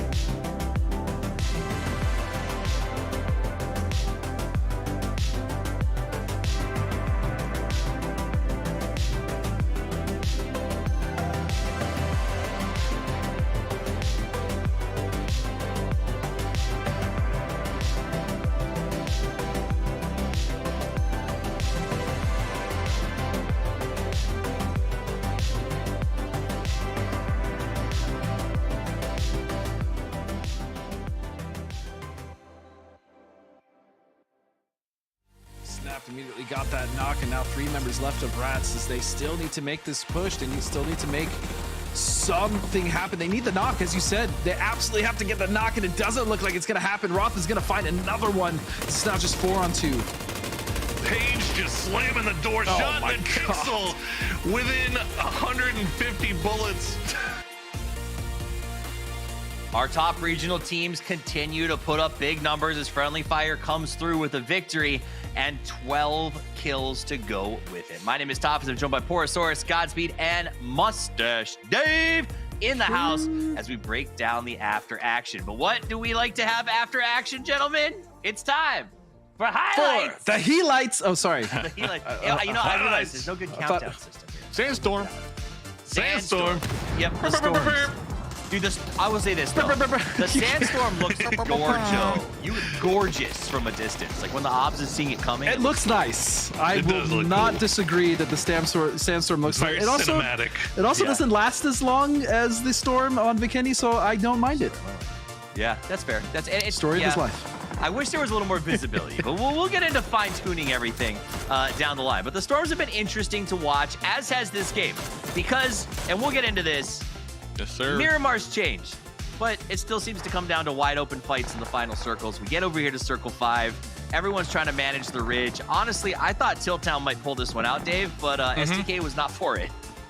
Not at all. Tiltown, they've been showing up, you know, to that mid to late game with some solid teammates alive, but just not really doing anything with it. This last game, couple kills, so they are on track to hopefully end the night on a positive note, as they still are at the bottom. But Tiggleton, my dude, this game, see, Elevate versus Sonics, Elevate kind of winning that fight, but Tiggleton winning the battle, wiping them out. And not just one team, but also another squad. So I believe Tiggleton, 6 elims to themselves this game? My dude looking for a whole highlight reel. Almost taking out Friendly Fire, in my opinion. And that would have been something else. But shout out to Tiggleton here, just popping off his last game. Imagine having the opportunity to pick up Tiggleton on your team and not doing it. Imagine dropping the tag that bad. You guys are crazy. I tried picking both of them. All right, Kickstar and Tiggleton. So let's calm down. All right, you gotta look at that leaderboard and tell me who's it first. Wait for the update, my man, because Tiggleton just went off. All right, we'll see. Matt's leaderboard though, Friendly Fire 22 points, and that's good for them. I think they came off. And Godspeed, I don't know if you got the same take, but that last day at PGS2, it felt like they were very down on themselves. And this maybe, I think, is going to be nice as a confidence booster going into the finals. I'm sorry, did you say Friendly Fire? I did. I apologize. I didn't hear you. It cut out. Yes, Friendly Fire. I mean, yeah, I mean, understandably so, right? They barely missed out qualifying for grand finals. But when I did talk to them as we were leaving, right, my biggest takeaway was that all of them were hungry and ready to get back to grinding. They knew they had only been a team for a very short amount of time, and they knew they had the potential to really kind of light things ablaze, especially in North America. So I'm glad that they stayed together, because I really do believe that this is a roster that can, again, find a lot of success, not just moderate success, a lot of success on the international stage. Let's talk about two people who've done success. I love head-to-heads, Poro, but this is not a head-to-head I expected to have today, but we're having it because Penta has been that good. It's Penta versus Tiggleton, and Penta's got to be pretty happy to have these numbers and in this company. Just as we all predicted. Penta, like, all those fancy rosters. Look, man, like Penta's just like, he's an adult man, you know, he's got like bills, and Tiggleton's over there with his heart hands and his broccoli haircut, just collecting points and selling merch and stuff. His gorgeous face. And his beautiful face and like all his fans, and Penta's just sitting there putting up the same numbers. You love to see it, man. Shoot to kill at the top of the leaderboard, top of the charts. 43 kills. 43 from shoot to kill in 5 games. I mean, I wouldn't say they're doubling number 2, but it is ridiculous how well these guys are playing. Their placement points seem absolutely unstoppable. Mustache Dave, do you expect this to continue into tomorrow? Oh, for sure. When we're looking at shoot to kill, you know, I'm a guy, I love my momentum. You know, I got a whole meter, trademark pending. But yeah, shoot to kill. Yeah, you guys might have seen it. I mean, Alo at the top, 18 kills, Penta with 13. It's going to be hard unless they come into this next game and just like completely get wiped out from like retirement home esports. I don't see them losing any of that momentum heading into tomorrow. Plus, heading into tomorrow, with the amount of points they have, they're going to have a lot more room to kind of flex out, try new things, and they're going to be a lot more loose, because day one jitters are always a thing. You're kind of always nervous. You're not sure how the lobby's going to play out. But if you finish day one in first place, they're big chilling, man. Big chilling. STK has the momentum, as you bring up. Another team that's starting to build that, though, and you sort of mentioned this or alluded to this, Poro, the idea that Friendly Fire even says, we're not a day one team. We're better at day two. This chicken dinner, this performance is going to really set the stage. We only have one more game to play here today. Yeah, man. I think if you look at, if we did Dave's momentum meter right now, I think you'd have to have Friendly Fire. They're sitting there redlining it right now, right? Like they just come off this big win. The couple of games before that, they were looking a lot better in their fights as well. Sonics and LG seem to have kind of like leveled off, which leveling off for them is still like really, really good. So, but Friendly Fire is still making moves to try to make sure that they secure that top 8 spot, and that's what you want to see. You know what I loved about the moves they made in that last end of that game? Obviously, Tig was a problem this entire game for everyone else. And he was pushing up behind Friendly Fire. And there was a moment where Dave was like, could this be the backstab? But Friendly Fire was not okay with it. They pushed duos against a one-man to make sure the trade was there. That was very like foresightful. I absolutely love seeing it, Godspeed. They seem like they're playing strong fundamentals. Yeah, especially when they knew Tig was probably solo, right? Looking at the kill feed, realizing Sonics is down, they played for trades. And you know me, I'm the biggest stickler for playing for trades. Trade and me that all was the just, time. Yep. Let's not talk about that. Okay, let's not talk about that. But yeah, it was just very well played, good fundamentals all around from Friendly Fire. You said you wouldn't mention that. Hey, I will happily listen. I am the mime of I will go in and let them kill me as long as you look follow at that up mustache and do the though. work. That is battle. Yeah, that's actually kind of showing up. Okay, Good look. That's a crispy mustache under there. That little nose caterpillar he's working with. I love it. Yeah, crispier after STK deleted him from the map with grenades in the last match. Which hey, we're talking Tilt-Town, man. They're getting that momentum. That push was right? wild, y'all. They put smokes down. We thought it was defensive. The observers are like, we got time to get over there, and then Tilt-Town was just gone. Like that was STK's push was absolutely gorgeous. Oh man. Oh, and let's check over to Tilt-Town. Oh, never They're not mind. in last anymore though. I do have to point that out. Tilt-Town are no longer in last place. So listen, Tiggleton doubled his kills from the tournament in that one game. So for people like me with him on the fantasy, that's great news. Also, you're looking at the flyover the new Miramar, but Godspeed, it still stays the same. It seems like no matter how many changes they make, we get to a final circle with not a lot of cover and heavy strategy and smokes. Yeah, like Poro and I were talking that the changes that they made to the map were nice, especially adding some new areas like Resort and Truck Stop, but it didn't really change the way the map is played. I mean, even the Storm, it's kind of a brief little blip as far as like what actually happens in, you know, the 25 to 30 minutes that these matches go on. So still for the most part, same Miramar, but I do like the changes with the zips, just adds a little flavor. Dave, what do you think about this map? What do you think about Miramar? I'm thinking we got the Sandstorm.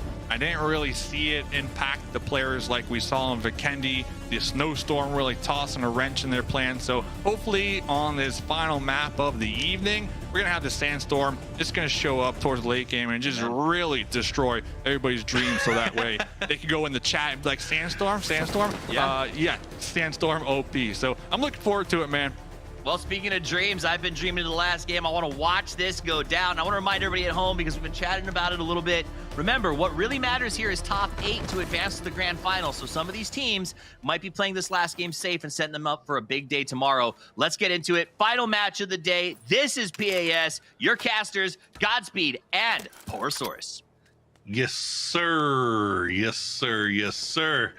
Everybody already on the ground. It's straight south to North Plain, Godspeed. We are setting ourselves up for a very, very calm, cool, collected game number 6, right? That's always how it works out. Even the circle itself, you know, is just, it's very calm, cool. Just in the center here as we see LG just happen to be right there to the nice of Venus. We all have Sonics down at Pecadores. The real question is how quickly is this going to turn into game 6, like real game 6? Yeah, that's what I'm waiting for. I'm like, look, it's game 6. It's game 6 regional qualifiers, man. Like you know, something's fitting to get weird. It has to. Like I want it. I need it. Would you say it's finna get weird right now? Put it in my veins. It's finna get mainline game 6. Relax. Look, bro. I need to. I've been meaning to reach out to Finna and ask this. I need to know if the Dodge name is now just. Is it dead? Is it retired? Is it truly dead? I don't know, man. Dodge has been a fixture is pretty much since the COVID series started, right? You know, and it's always been Finna. It's always been Finna's thing, right?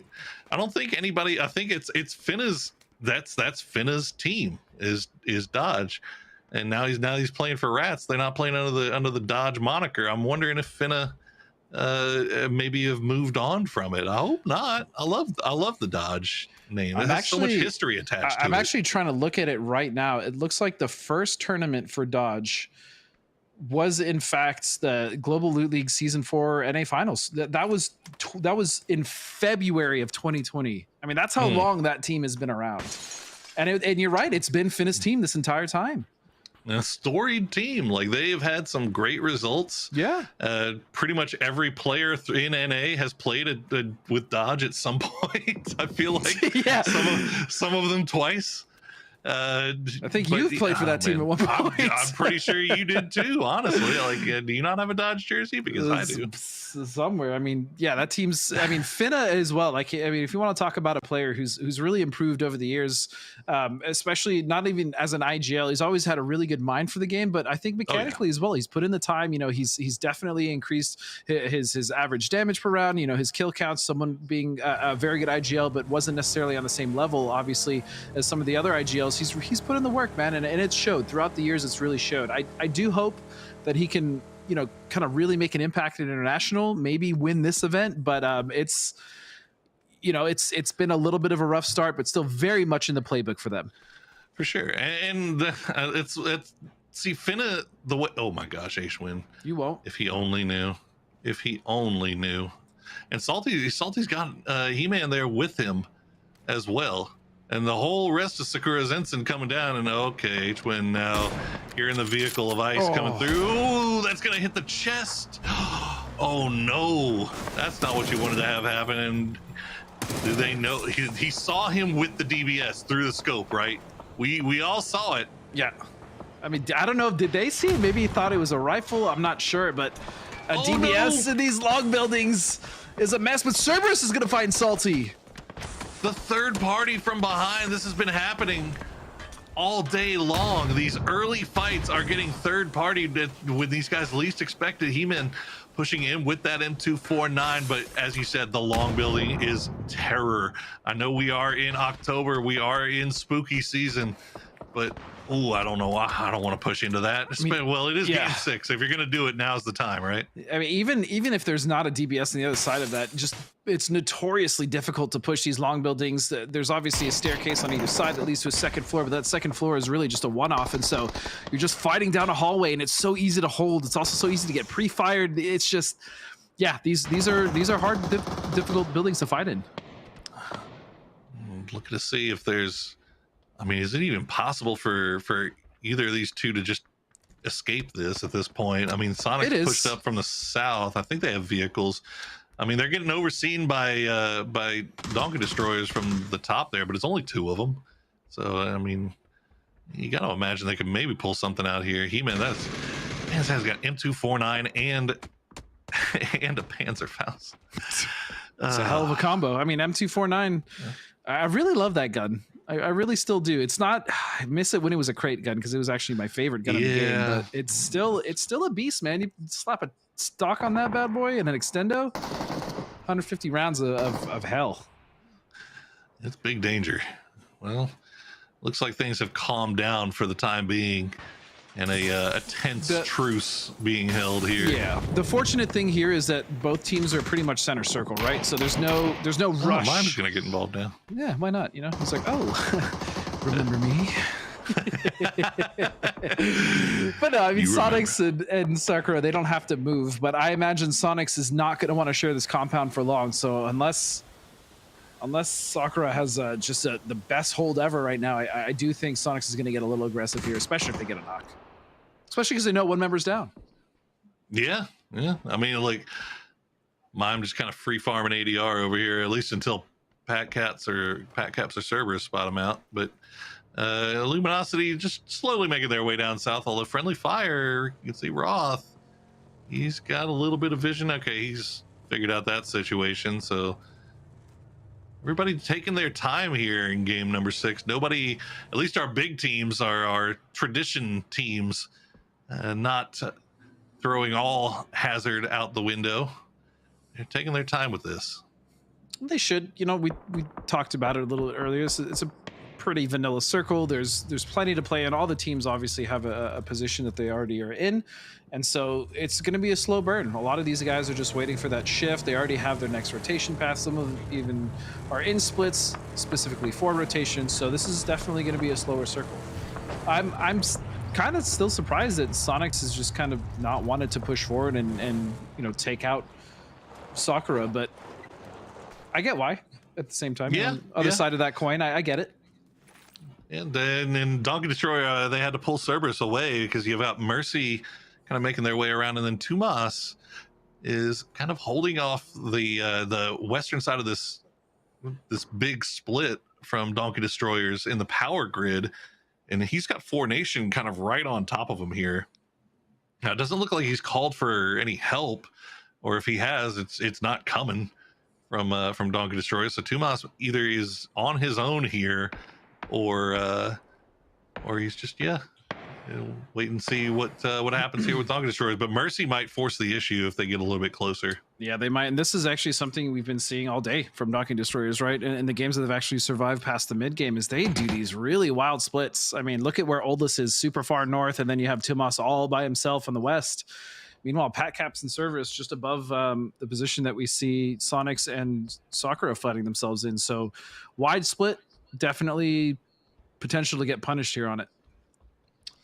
Yep, Sonics have got all day long to sit in here in this long building. They don't have to worry really about anything. They can just kind of keep eyes on the Sakura's Ensign boys. It looks like Sakura just content to just hold corners right now, not even peeking the windows. So I guess they are assuming that the utility barrage from Sonics is over.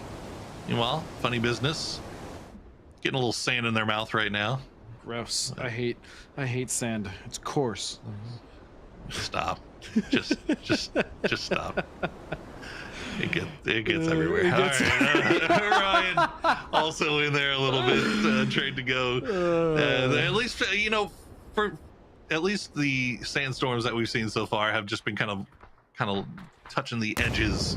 Rather than cutting right through the middle here. And that's never mind. I guess Sonics does still have utility, as Ice is going to get taken down by a grenade from H-Win, and now Sonics on the move once again. The timing doesn't surprise me at all, as they are going to see that circle shift and know that they don't want any neighbors. Dave, what do you think about this? Talk to me. Hey guys, reporting live from inside the sandstorm with Funny Business. I can in fact let you know it is it's not the best of places to be. A lot of sand in my eyeballs, in my ears, in my hair, but I'll get back to you guys. I think something's going on the map with across the way. Pouring out. I appreciate you, Dave. Thanks for letting us know that the sandstorm is indeed sandy. Hooligan will find Ting. He can't get the second shot in, though. Oh, big plays. But Roth is actually going to get the knock. Oh, he's going to get the flush, rather. All the way. Look at Roth. He's in space. Yeah. He still managed to get that away Actually, from him. what an angle he must have had on that. Holy. Jeez.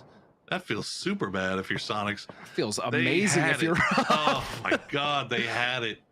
They had it. Let me tell you something. Stealing kills was one of the greatest feelings I had while playing. Getting them stolen felt awful. Just absolutely awful. Just the worst, man. Oh my God, Sonics, they had it. Well, feels bad, man. They'll move forward. Donkey Destroyer is still just above them as Sociopath. Just kind of cruising. It's just like, guys, I hurt right now. Please take me to the doctor. Driving doctor, in. Doctor, please. Well, relax. He's out. There it is. There's Funny Business now making their rotation here on the north, and they're going to potentially run into Orion as they've set up a nice little split on this kind of side road just to the east of Minas Generalis. So this is I like this. I actually like this from Orion a lot. They're showing a lot more proactivity as far as kind of getting position, especially on their edges, which they've kind of evolved over even the games today. Yeah. I mean, look, if you're going to play the edge, you might as well try to get a little bit of a split going here to try to defend your territory. And actually, it looks like they not only see that Funny Business is wrapping around, they're repositioning themselves to put themselves in Funny Business's way to see if they can maybe get some points off of this. So really, really proactive stuff coming out from Orion here. And again, they've been slowly but surely kind of riding the ship. We saw them, kind of slip up in the beginning, but this is what they need. A big final game as well. That will be huge for momentum going into tomorrow. Another team that needs momentum is going to be Donkey Destroyers, as Hwin with a beautiful shot from the M24 will find that knock. And I say it all the time, Huynh used to bolt, I mean, almost exclusively, right? Like that was his long range weapon way back in the beginning of PUBG. And he was always so frustrating to play against because his bolt was one of the best. And even now he's still hitting gorgeous shots. Oh my God. I know he was in there. He's like, peek it again. Peek it again. Do it. Peek it again. You won't do it. Peek it again. Pop, done. Well, afterwards, you think he's like, hey guys, he peeked again. He peeked it. Peeked it, idiot. Hey, that's what I said. And that was a nice version of, I'm sure, what we've all said some heinous. I'm usually a little worse, but it doesn't matter for Dog and Destroyers. They're able to get the res back onto Pat Caps. He's back at the full HP, but now they have to find a place to play inside this new zone, and looks like Tomas has put them just underneath Friendly Fire here. Friendly Fire, I don't know how if they're gonna take too kindly to this, as Paige looking to see if anybody peeks over, and yep, that's gonna be shots from Tomas through the bush, and Paige, yeah, just go ahead and pull away from that. And the circle is actually going to highlight one of the newer zones, right? La Bendita is no longer La Bendita, it's Cantera, and they've completely redone this crater in the area around it, and it's much more conducive to multiple teams playing in it than it was before, right? You would have, you know, it had that crashed airplane, you had a couple of scattered broken buildings. There wasn't really that much cover. It's different now. It's a different zone to play. Yeah, already we've got Elevate and Retirement Home inside Cantera, inside that little crater here. Luminosity, meanwhile, pulling up on a compound. Oh, she's taking shots over here. Looks like that's going to be STK from down south on the edge. Just letting them know. Letting them know that we have a little bit of an angle on you here. Nothing too dangerous just yet, though. Luminosity should be feeling fine. Yeah, Luminosity is just being chilling, as you said. Meanwhile, Sonic's still on the edge. He's out of his mind. Taking shots at Mercy. And they really don't have to rotate into Mercy, right? They have various options. They could go more towards the west. They could even just go blow past them, but they're actually just going to take the fight, and why not get the points? Sonics are going to be playing with this type of confidence for the rest of today and tomorrow anyways, and, you know, this is what we expect from them, especially in this lobby. Why the hell not? You're hitting shots like that on H-Win. Couple of big bolties is going to do it for him. Smoke off the bike, try to save the tires at least, but it looks like Mercy, they're not wasting any time about it. They got fed the information from Raji that the whole gang is coming in, so they got out of there immediately. So Sonic will go ahead and reset. Oh, I actually thought he was going to hit that. I thought he was going to hit that. Just over his head. Oh my gosh, he thought he knew he was going to hit it. No helmet on H-Win though, so he's got to be a little bit careful in these peak battles. Meanwhile, Funny Business and Orion, the fight finally breaking off. It was a little bit further south maybe than we were anticipating, but Orion taking the lion's share of damage so far. It's a 3v3 now. I think just a trade. Keegan gonna go down. Nice shots from Snowbird. T-Sock now in a little bit of danger from Ford Nation. Snowbird gets spotted out. Doesn't get knocked though. T-Sock has to sneak back into the smoke to reset. And this is now just turned into a 2v2, but Bunt is gonna find Red Rider, and so it's just down to Snowbird now, who should be able to get this first aid off, but he's now...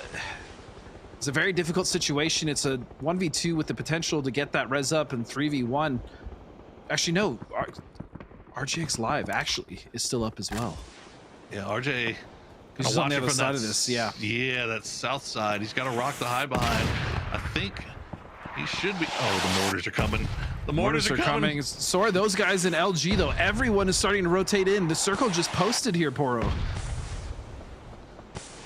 Got a little bit of time at least to get the res on a Red Rider, and that should be the priority here. RJX will take a few shots in just to make sure the push doesn't come out before the res comes through. So Red Rider back on his feet. Snowbird holding the angle, looking at the edge of the smoke, and it looks like Orion might be thinking about getting back into the bus and making their way on to somewhere else, because this is not the spot.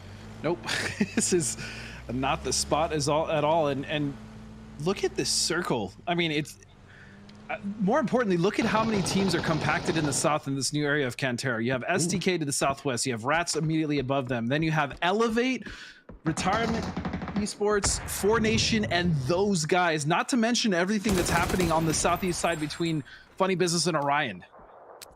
Oof. Meanwhile, Mercy had to hold off the push from Sonics, and it is not working out too great. Seifu and Sneak Attack both down already. Lucid, the last one up, play in the corner. Not sure if Shrimzy saw that. Yes, he did. He immediately snaps over to look in that direction. Shrimzy on that rooftop, absolute terror. He's got to be careful, though. He doesn't see the guy to his left. Raji had his eyes on. He's going to spot Shrimzy, and now H-Win's gone down as well. This has turned around real quickly. Kickstart now the last one up. He's in a 1v2, but if anyone is going to make this happen, I mean, Kickstart is going to be that player. We've seen him in so many situations before when 1v2s, 1v3s, 1v4s. He's going to find the first one. Raji Wow going to go down. Plenty of bullets still left to take even another gunfight, as he would love to get Hwin up here if he can. He knows they probably got the recovery. Lucid, while Raji was pushing, Lucid went for the res on a sneak attack. So still in a 1v2. As Sneak Attack will start to creep across, take a few shots. He's going to land him. Nicely done from Mercy. As it looked bad, it looked real bad. It did. But they immediately turned it on its head. So I get a really nice double headshot there onto Kick to get rid of him. And so they will survive. And now they still need to find a way in, though. That's the problem. That fight took so long that they're rotating right into STK's crosshairs. And they're getting shredded as well by 4Nation. Oh man, STK has just had all time in the world to spread out and get in position. Keep eyes on this. They're gonna find the knock on a Sneak Attack. Train to go, meanwhile, fighting with friendly fire in the north side, in Minas Generalis. Darkest already down, one down for friendly fire. Page, looks like Sharpshot might try to go for the res. It's not gonna happen though. Cater, nicely placed grenade will finish that thought. As Train to go, their positioning just too good right now for friendly fire to crack. And Roth actually going to go down to the Molotov from Pixel. Pixel has that big gun. Doesn't matter. BB will finish him off. And that's friendly fire taken down. Train to go should be able to get this res and make it into the new zone. Yep, they're going to have to contend with LG, but a great fight coming out of Train to go, getting rid of friendly fire. That team is not easy to push and kill. I promise you that. And so they're going to be able to at least recover, like you said. But I do worry about their next rotation in. They have to contest with LG in the north, and then Donkey Destroyers also are going to have to find a way in, and they might even contest that same kind of northwest edge that TTG would inevitably be eyeing at this point of the game, especially with the circle stuff. Yeah, no, and as we said, retirement home, Elevate already inside Cantera. Those guys also in there. Those guys once again finding themselves right where they need to be for the late game. 4 up. SDK looks like they're on cleanup duty here on the south side, and they've got Lucid from Mercy. They've got Krakow from 4N that's kind of looking over in this direction. The rest of 4Nation kind of cleaning up on the eastern side here as Tilt Town in a little bit of a 2-2 split. Train to go, trying to make their way down south. BB gets spotted out by Arello. Restraint going to go down as well, as Mime will get traded now by Cater, and he's going to get finished off as well. So LG a little bit split on this north side. They're going to lose Mime for it. They'll lose Mime for it, but they've pretty much halted any form of rotation coming in. As I say that, 2 members going to send it right past. But this is just a desperation play. LG will still maintain control of the north. But yeah, losing Mime is a little unfortunate there. I'm not sure if he could have taken cover from that angle that he was getting shot from when he was trying to put damage on TDG. But now it's going to be Donkey Destroyer's turns to come in and try to take advantage of the situation. And big shots from Cater. Doesn't matter. LG will finish them off. But look at the damage. Rello this is going to take out Snakers with a vehicle explosion. And look at Donkey Destroyers. They're starting to wrap down here. I don't know if they know where Flood is. Flood taking a few shots here. He's the last one alive. BattleX going to be the one that takes him down. And LG going out in 9th place. And now Donkey Destroyers can turn their full attention over towards Tilt Town. And Tilt Town has been pretty content actually with this. Only 2 kills, but they've been able to take so much control of the circle. Now they know that Donkey Destroyers are going to be the ones to the north that they have to contest with, and they are giving a bit of space away. Maybe they just don't want to fight early. I mean, I get why. They have a lot of control of the circle, but I mean, I don't know if giving up control of the north is the play, but they still left someone up there. BattleX will be there, so they're all right. You know what? This is actually fine. I like this. I like this from Tilt Town. Yeah, this is good. They've got especially a lot with that of shift. real estate. Yeah.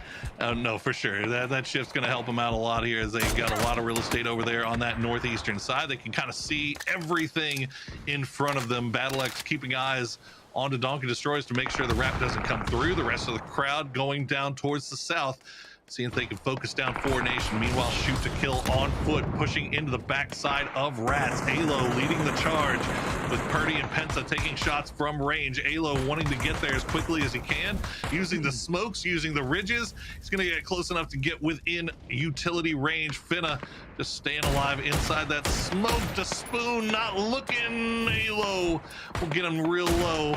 It's not going to be enough to get the knock. And Alo is like a hound off the leash right now. You saw how fast he was pushing forward, being released onto the teams, the unsuspecting teams. Rats will go down first. Alo now trying to find damage onto a second member of the Donkey Destroyers, as some damage has actually been traded back and some knocks. STK now put on the back foot. This is good. Very good from Donkey Destroyers.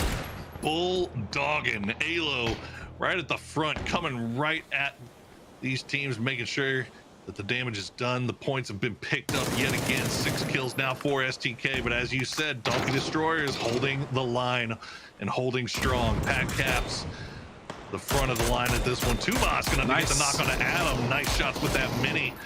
As now Alo trying to see if he can go for that low wrap, but it's not happening. Penta still on that far side, gonna go down as well, as Cerberus doing the hard work. Alo will find Cerberus in return though, as Alo, he's the smoke monster right now. He's just staying within that smoke and killing anything that comes near him. Tomas is gonna have 3 kills, 5 kills for Donkeys. This is something they desperately need. That flash was an opportunity. I heard you, Poro. Oh, it was there. It wasn't. It was there. It wasn't. Oh, but they still get him. Okay. Good stuff from Donkey Destroyers. That was scary. It's dicey. Alo is absolutely terrifying right now, and that he was using that smoke so well here. Retirement Home Esports, they've been down here for a while, but now they have 4Nation on their north side. Elevate has made their way over as well. Sociopath will find Krakow. That'll be the first knock coming through. Sparta will get him from behind though, as the Tilt Town high ground is working out fantastically for them. They have not had to do anything. They've just got to stay over here and just oversee everything. They have to worry a little bit now about Donkey Destroyers though, but it looks like the shots are going to come through and put a pause on that rotation. Yeah, Tiltown just been, as you said, controlling their edge, staying on that east side, trying to get some damage, maybe get a cheeky little knock or a kill still here or there. But it's really actually those guys that I'm looking at. They've been able to spread out, getting more proactive, realizing that they can take more of the circle over, and because of this shift, they're actually given the best position currently.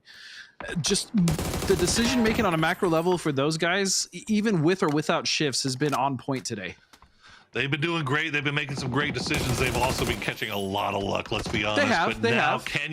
What can you make of the luck that you're given? Right now, those guys, so far, it's been good enough to keep them into 5th place. Let's see if they can climb a little bit here, maybe sneak a win here away in the final game of the day. Fizzle makes the hard push. He's not letting 4Nation revive from that one. And that is cleaned up there by Retirement Home. Now, unfortunately for them, Elevate still in their back pocket. Tilt Town has since pulled away from the ridge line, and they are focusing all their attention on the Donkey Destroyers. Tumas down, Oldless down, Patcap's the last one. Tilt Town cleans it up. Nice cleanup from Tiltown, but Tumas almost hit a really disgusting double there. That was a clean first initial spray, but they will be able to recover that and move up towards the north. But I think I see Chad actually from those guys trying to angle himself a little bit towards Tiltown because he knows that there's going to be a full squad on the east side that still needs to get in. Meanwhile, on the south, Elevate Shinboy has actually started to make his way up, but they can't get too ahead of themselves, especially with the remnants of Retirement Home Esports just to their east. And don't want to spread yourself too thin here. If you're those guys. They have they've got eyes on the high ground and they've got eyes on the low ground. The problem is that you got a full 4-man stack of Tilt Town that's wrapping over towards your high ground on anchor. So not right now. Doc Geo, they can't provide any support here for Chad and Flax if the push comes through or if a knock comes through. So Lemon Squeezy keeping eyes on Gats for the time being and keeping him pinned. The smoke wall getting laid down though. We'll see if maybe Poonage can provide some support to his player. But now Flax has been spotted out by Sparta, and that should be the door opening here for Tilt Town. Tiltown is looking for more angles. Joshi going for that wrap as well, and this is a big opportunity. Elevate realizes that they're moving in. Shinboy actually going to get a flush there onto Marnes, and so this could be a big game. It's been quiet so far, but Elevate with the position to actually take this away from both Tilt Town and those guys, as long as the misplay is there. But what is this angle from Fizzle? Oh, it's absolutely filthy as he gets a lot of damage in, doesn't get the knock. But Fizzle going to take the attention of Elevate for at least the time being, as Tilt Town now has spotted out Chad, and that big spread from those guys has now been cracked, and Tilt Town is systematically dismantling what's left of this lobby. Elevate, though, will make it in with 3. On the other side, it's those guys, as you said, just being dismantled. And this has been a patient gameplay coming out from Tilt Town. We saw them, I thought maybe they needed to get a little more aggressive, but they pulled back. They knew exactly what they were doing, and it's paying off dividends. They have complete control of these final circles, Poro. Yeah, they're not overstepping. They're not staying too long in one place. They're not over peaking any particular angle. They're taking their shots, they're taking their fights, and then they're moving on. And right now that has led them to have complete control over the center of the circle and everything north of Sparta, as now Lemon Squeezy and Doc Geo having to play from the hillside as a duo. Elevate really pinched up against the bottom of the wall here on the south side of the new zone. And it looks like Doc Geo and those guys might be sending their way over there, and that could just be spell absolute victory for Tilt Town here if those guys in Elevate turn their attention towards each other.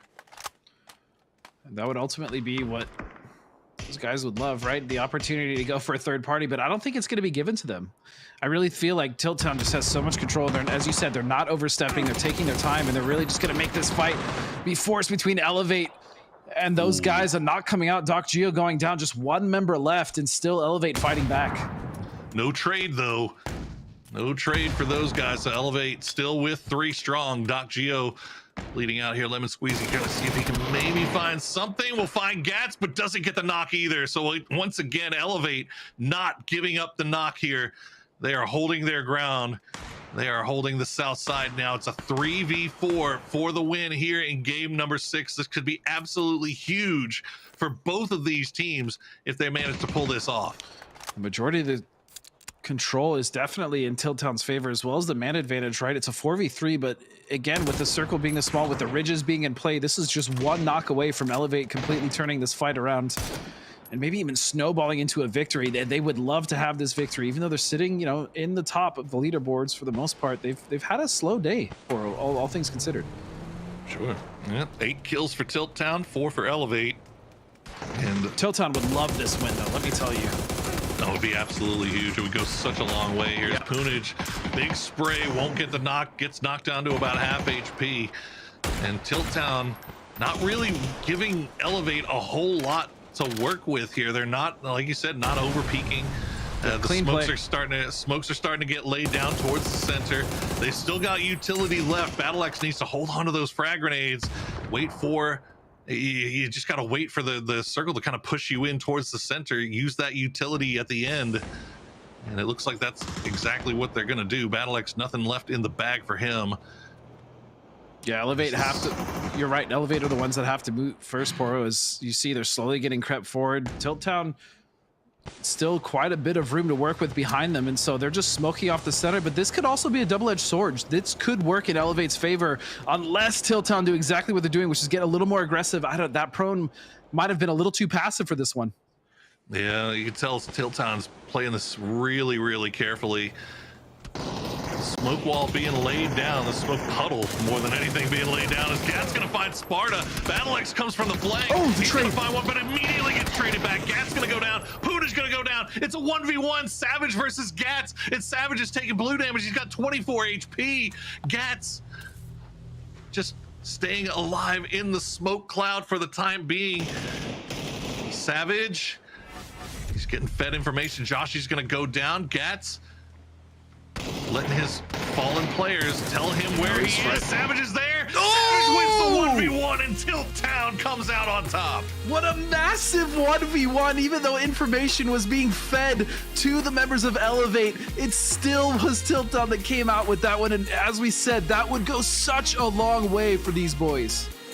What a final play there. What a final fight. 4v3. Elevate giving everything that Tilt Town could handle.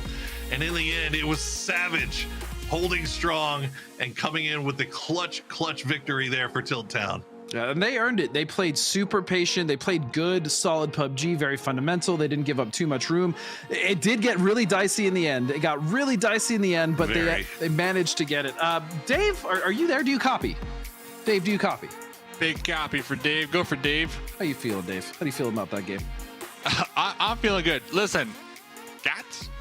Woo, baby, I thought you had that one in the bag. I thought, hey, but listen, Godspeed, you talked about it. I think Tilt Town definitely needed that win a lot more, right? So that's definitely going to help them out when we come into tomorrow's matches, because before that last game and the one before, Tilt Town, they were at the bottom, man. I was like, this team, they're not going to qualify. So GG's to them, honestly. Yeah, they came out. It was a savage win, and it was absolutely necessary. Tilt Town had to come into this. I do remember at the last segment, Dave was telling me, hey, Tilt Town, I think they're looking good going into this game. They've got some good moves. They've been playing that edge, and they did that well. Now, will that be enough? Because here's the deal, y'all. We're only playing 12 games. 6 are done. That's it. No more games today. We're going to go into what to expect tomorrow. But before we do, we got to take one last look back at what just happened. It's time for highlights. Highlights. God, I love them so much. Do you really? I do. Do you though? Take it away, Dave. Hey, am I even the real Dave? I don't know. I'll find out later. But listen, SQ popping off this match. There's a lot of interesting plays, to say the least here. But a lot of, honestly, what stood out the most to me this game was a lot of like solos, playing spoiler a lot, getting some good looks on the board. And Elevate, hey, still showing up to late game. Elevate, they've been a team, honestly, game 1, game 2, they couldn't rotate to save their lives. They couldn't get it together, but as the night progressed, they've been looking better every single match. So GG's to them. Yeah, so you're saying they've lifted their game. I respect that. And there is still 6 games to go tomorrow. Maybe they will that one was one over my head, but that was a good one. It was a little too high. I got it. It was a little too high. I got it. All right, Stop it. Lofty. It was lofty. All right, Alo is playing out of his freaking mind right now. And Pat Caps, again, we get a little shot on him. We get to see him do some good peeks.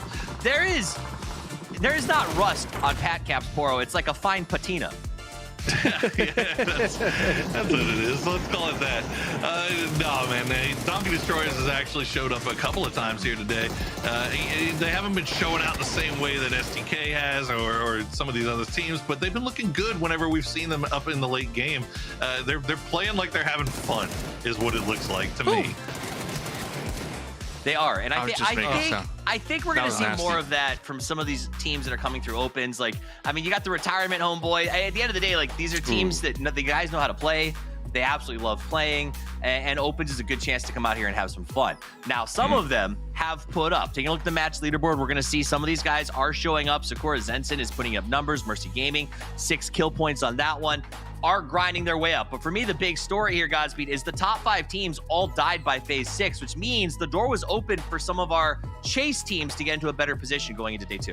Yeah, and Tilt Town was definitely one of those teams getting a nice kill victory for themselves. Poro and I were talking about how well they're actually playing that last game, playing patient, not getting ahead of themselves. We even saw a team, like Donkey Destroyers, one of the ones who have struggled a little bit today, kind of make it towards the end and stave off that push from STK that was impressive. And then even going towards Tilt Town, getting a few knocks and points there. So ultimately, I like what I saw from Donkey Destroyers. I like what I saw from Tilt Towns. I like what I saw from teams that were on the bottom that needed to get that momentum going into tomorrow. I liked what I saw from those teams. I like the top leaderboard. I do want to ask quickly about the middle. Mercy, that's a team that I did great in opens. We thought they'd come out maybe a little stronger today. I mean, Sneak Attack's the kind of guy who wins Connect 4 in 3 moves. Why are they struggling right now, Dave? Listen, they had a rough start of their day, and when I look at the overall leaderboards, I think you nailed it on the head. They are in the middle pack, and the goal here over the 2 days is top 8. So it's not like they need to be up in the first place with shoot to kill with 50 kill points. They just need to maintain it. So if they can kind of maintain what they did today and add a little extra to it, like a little 1 or 2 more kills, maybe. They should be looking good, because this was definitely a team that I had on my personal list of being top 8 here, Toffees. Now, you guys saw the leaderboard for a second. We had to double check and make sure it was right. End of day, big deal. So as soon as that leaderboard is up, I think this is it right now. Okay, so we are accurate. We are up. It's official. This is the overall standings at the halfway point for the NA regional playoffs. STK 75, Poro This is old school. Whoa, school. I love it seeing them up there. 2018, 75, baby. man. I mean, they were just filthy today, weren't they? I mean, that's just you talk about 50 kills in 6 games for STK. That's not something that we're used to seeing from them. I mean, we're used to seeing LG and Sonics do that kind of stuff. Shoot to kill, we'll see. I feel like it's been a while, right? And we've already touched on it a little bit, how they've just been very streaky over the past year or so. Well, right now they're streaking hot, at least in regional qualifier. But the question is, can you keep it going, right? Don't be the group stage phenoms that you know, flicker and fade away when it comes down to the grand finals. So they still got their work cut out for them to do, but so far, pretty damn good. Do more kills than third place on down in total points, by the way. They're killing it. Now, 2 teams that are killing it, and I expect will continue to keep killing it, hopefully all the way to PGC, is Luminosity and Sonics. I love talking about the guys on the chase, but these are the big dogs. They made a big roster switch between them.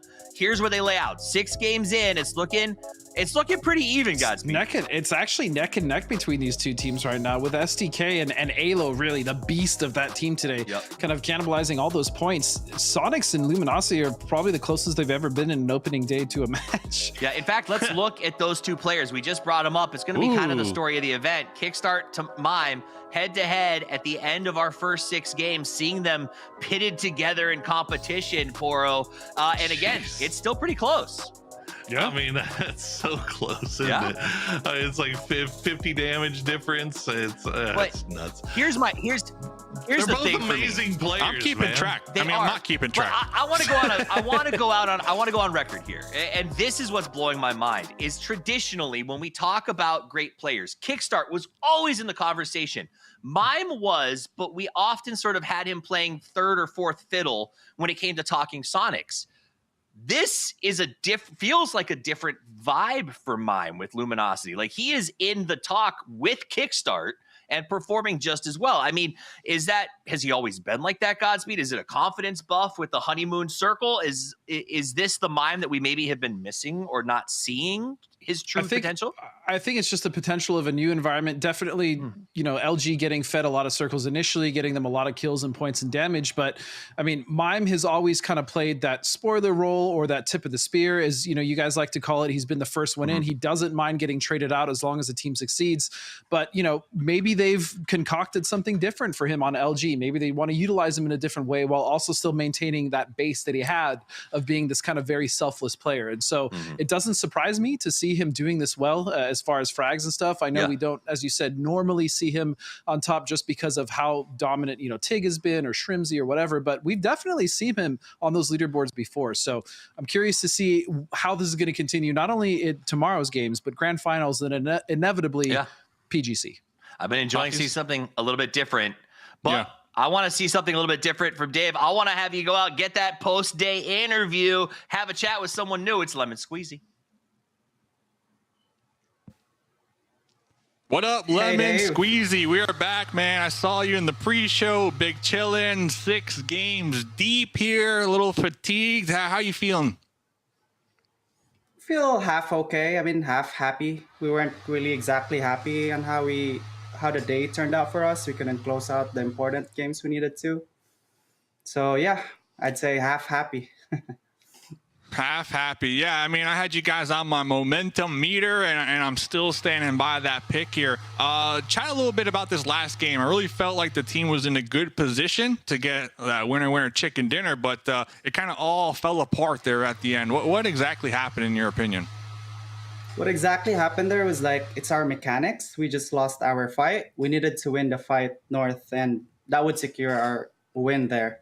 We just lost the 1v1. We didn't trade, and yeah, that was pretty much it. And that's something we can work on for tomorrow.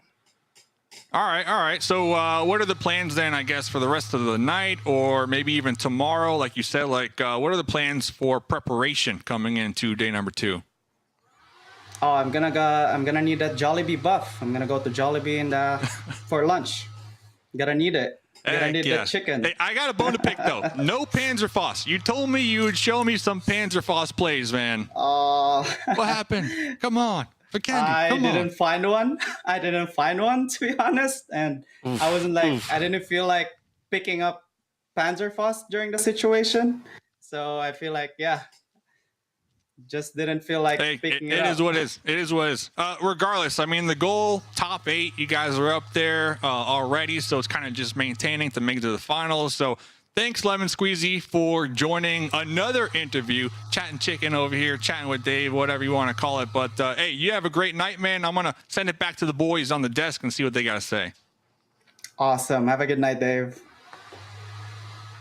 Thank you very much, Dave. And a shout out to Lemon Squeezy for being the interview MVP. It's nice to see a little feature from those guys. Their momentum has been phenomenal. Though I will say, he clearly does not study at the school of ALO when it comes to loving Panzerfaust, Godspeed. He did not seem to have the same feelings. Hey, guys, I just want to let you know I have 2 Panzers in my trunk. two Panzers in my trunk. How many Panzers in the trunk? But Speaking of STK and lots of wins, let's look back at day 1 and remind everyone of exactly how those games went. We played 6 matches today. STK got their win in 4. Luminosity, Sonics, Friendly Fire, all names that we are familiar with seeing in the grand finals. Pick up a chicken. Orion and Tilt Town catch the folks off guard, maybe a little surprised, but it was great to see them make those plays. What's in store for tomorrow? We're back again. Day 2, it flips a little bit. We start with Miramar. We go to the snowy sides of Vikendi. Then we play Tego and finish up on the grassy pastures of Orangel. Same place, same spot. Be here because it is going to be fun. Today was wild. We saw the new rosters take the field. We saw the things like the Dragonov. We saw the storms. We saw things that we haven't had a chance to spend a lot of time with in the past today, and it was awesome. So before we leave, you know I got to give you guys final thoughts, and I really want you to dig in here because it was a crazy day of firsts. Let's go. I started the day with Poro, so I'm going to start the end of the day with Mustache Dave. Final thoughts. Hey, there it is. There it is. So first of all, it's feeling good to be back with the boys and seeing these veteran players really pop off here today as well. You'll love to see it. Not keeping track, but Kickstart is at 10 kills and Mime is at 7. And one other point, Battle X from Tilt Town, the dude's got the mustache buff without a doubt here. Without a doubt. So that's it. Looking forward to tomorrow here, fellas. I wish I had that kind of mustache buff. Godspeed, what's your thoughts? Vikendi was fun, man. Vikendi was super fun, but my main takeaway is I knew I loved Tego for a reason. Our Tego map was so incredibly fun to watch, and the ending was also pretty exciting, especially with Snowbird clutching that one out. So Tego, I don't want to say it's my favorite map yet, but it's closing on Miramar, which also was fun, seeing the Sandstorm as well as the new areas. So it's I can't wait for more. God, just give me more. All right, Poro, final thoughts? Final thoughts, man. LG and the Sonics, obviously, we were all looking forward to see what the new rosters were going to look like. I think they delivered in a big way, but STK has been amazing to watch. I'm super excited to see those guys kind of on the prowl once again. And those guys all the way up in 5th place out of the open qualifier. I think Lemon Squeezy was absolutely correct. I think that they've got something figured out. They just need to figure out how to close the game and make sure that they get those kill points, and they will find themselves in top 8 because right now they're finding themselves in late game almost every single time, and it's been great to watch. I hope they learn how to close the game out the way that we're about to close out the show, because that's all that we've got for you guys today. Thank you so much for tuning in. From myself, Toffees, Porosaurus, Godspeed, Mustache Dave, the entire production team, all of the players, and PUBG themselves. Thank you for spending your evening with us. And until we see you tomorrow, play more PUBG. Halo being the tip of the spear for STK, and he is pushed right up on them. Now Purdy Curdy there with the grenades, all the things that we expect to see from STK falling a little bit off, maybe a little bit rusty there. Running ahead in again, they knew that this team was there. I think he was trying to find the timing, but it's just going to be his life given away. And Patrick Kaplan, welcome back, Pat Caps. His K9 in hand. He's going to find sneak attack. But this recovery from 4Nation, again, just doing so well to take the fight to these teams on the edge, somehow recover, and then reset for the next fight. But that grenade won't let them, as Sharp will get the last members. And here we cut to the Vikendi Polar Bear. Look at him, sitting on his butt like people. Alo is STK utility usage, a thing of legend, and the Panther push. He's gonna get him. He gets himself as well. He just did shooting the little feetsies there. He's gonna find a little bit of damage now. It's just down to one member here. Sakura can Toggleton actually get this flush here. He's back against the blue, and he will take. Is so gross. 6 kills on his own, 7 on the side of Sonics. Just staying alive in the smoke cloud for the time being. Savage, he's getting fed information. Joshy's gonna go down. Gats letting his fallen players tell him where he is. Savage is there. Savage wins the 1v1 until Town comes out on top.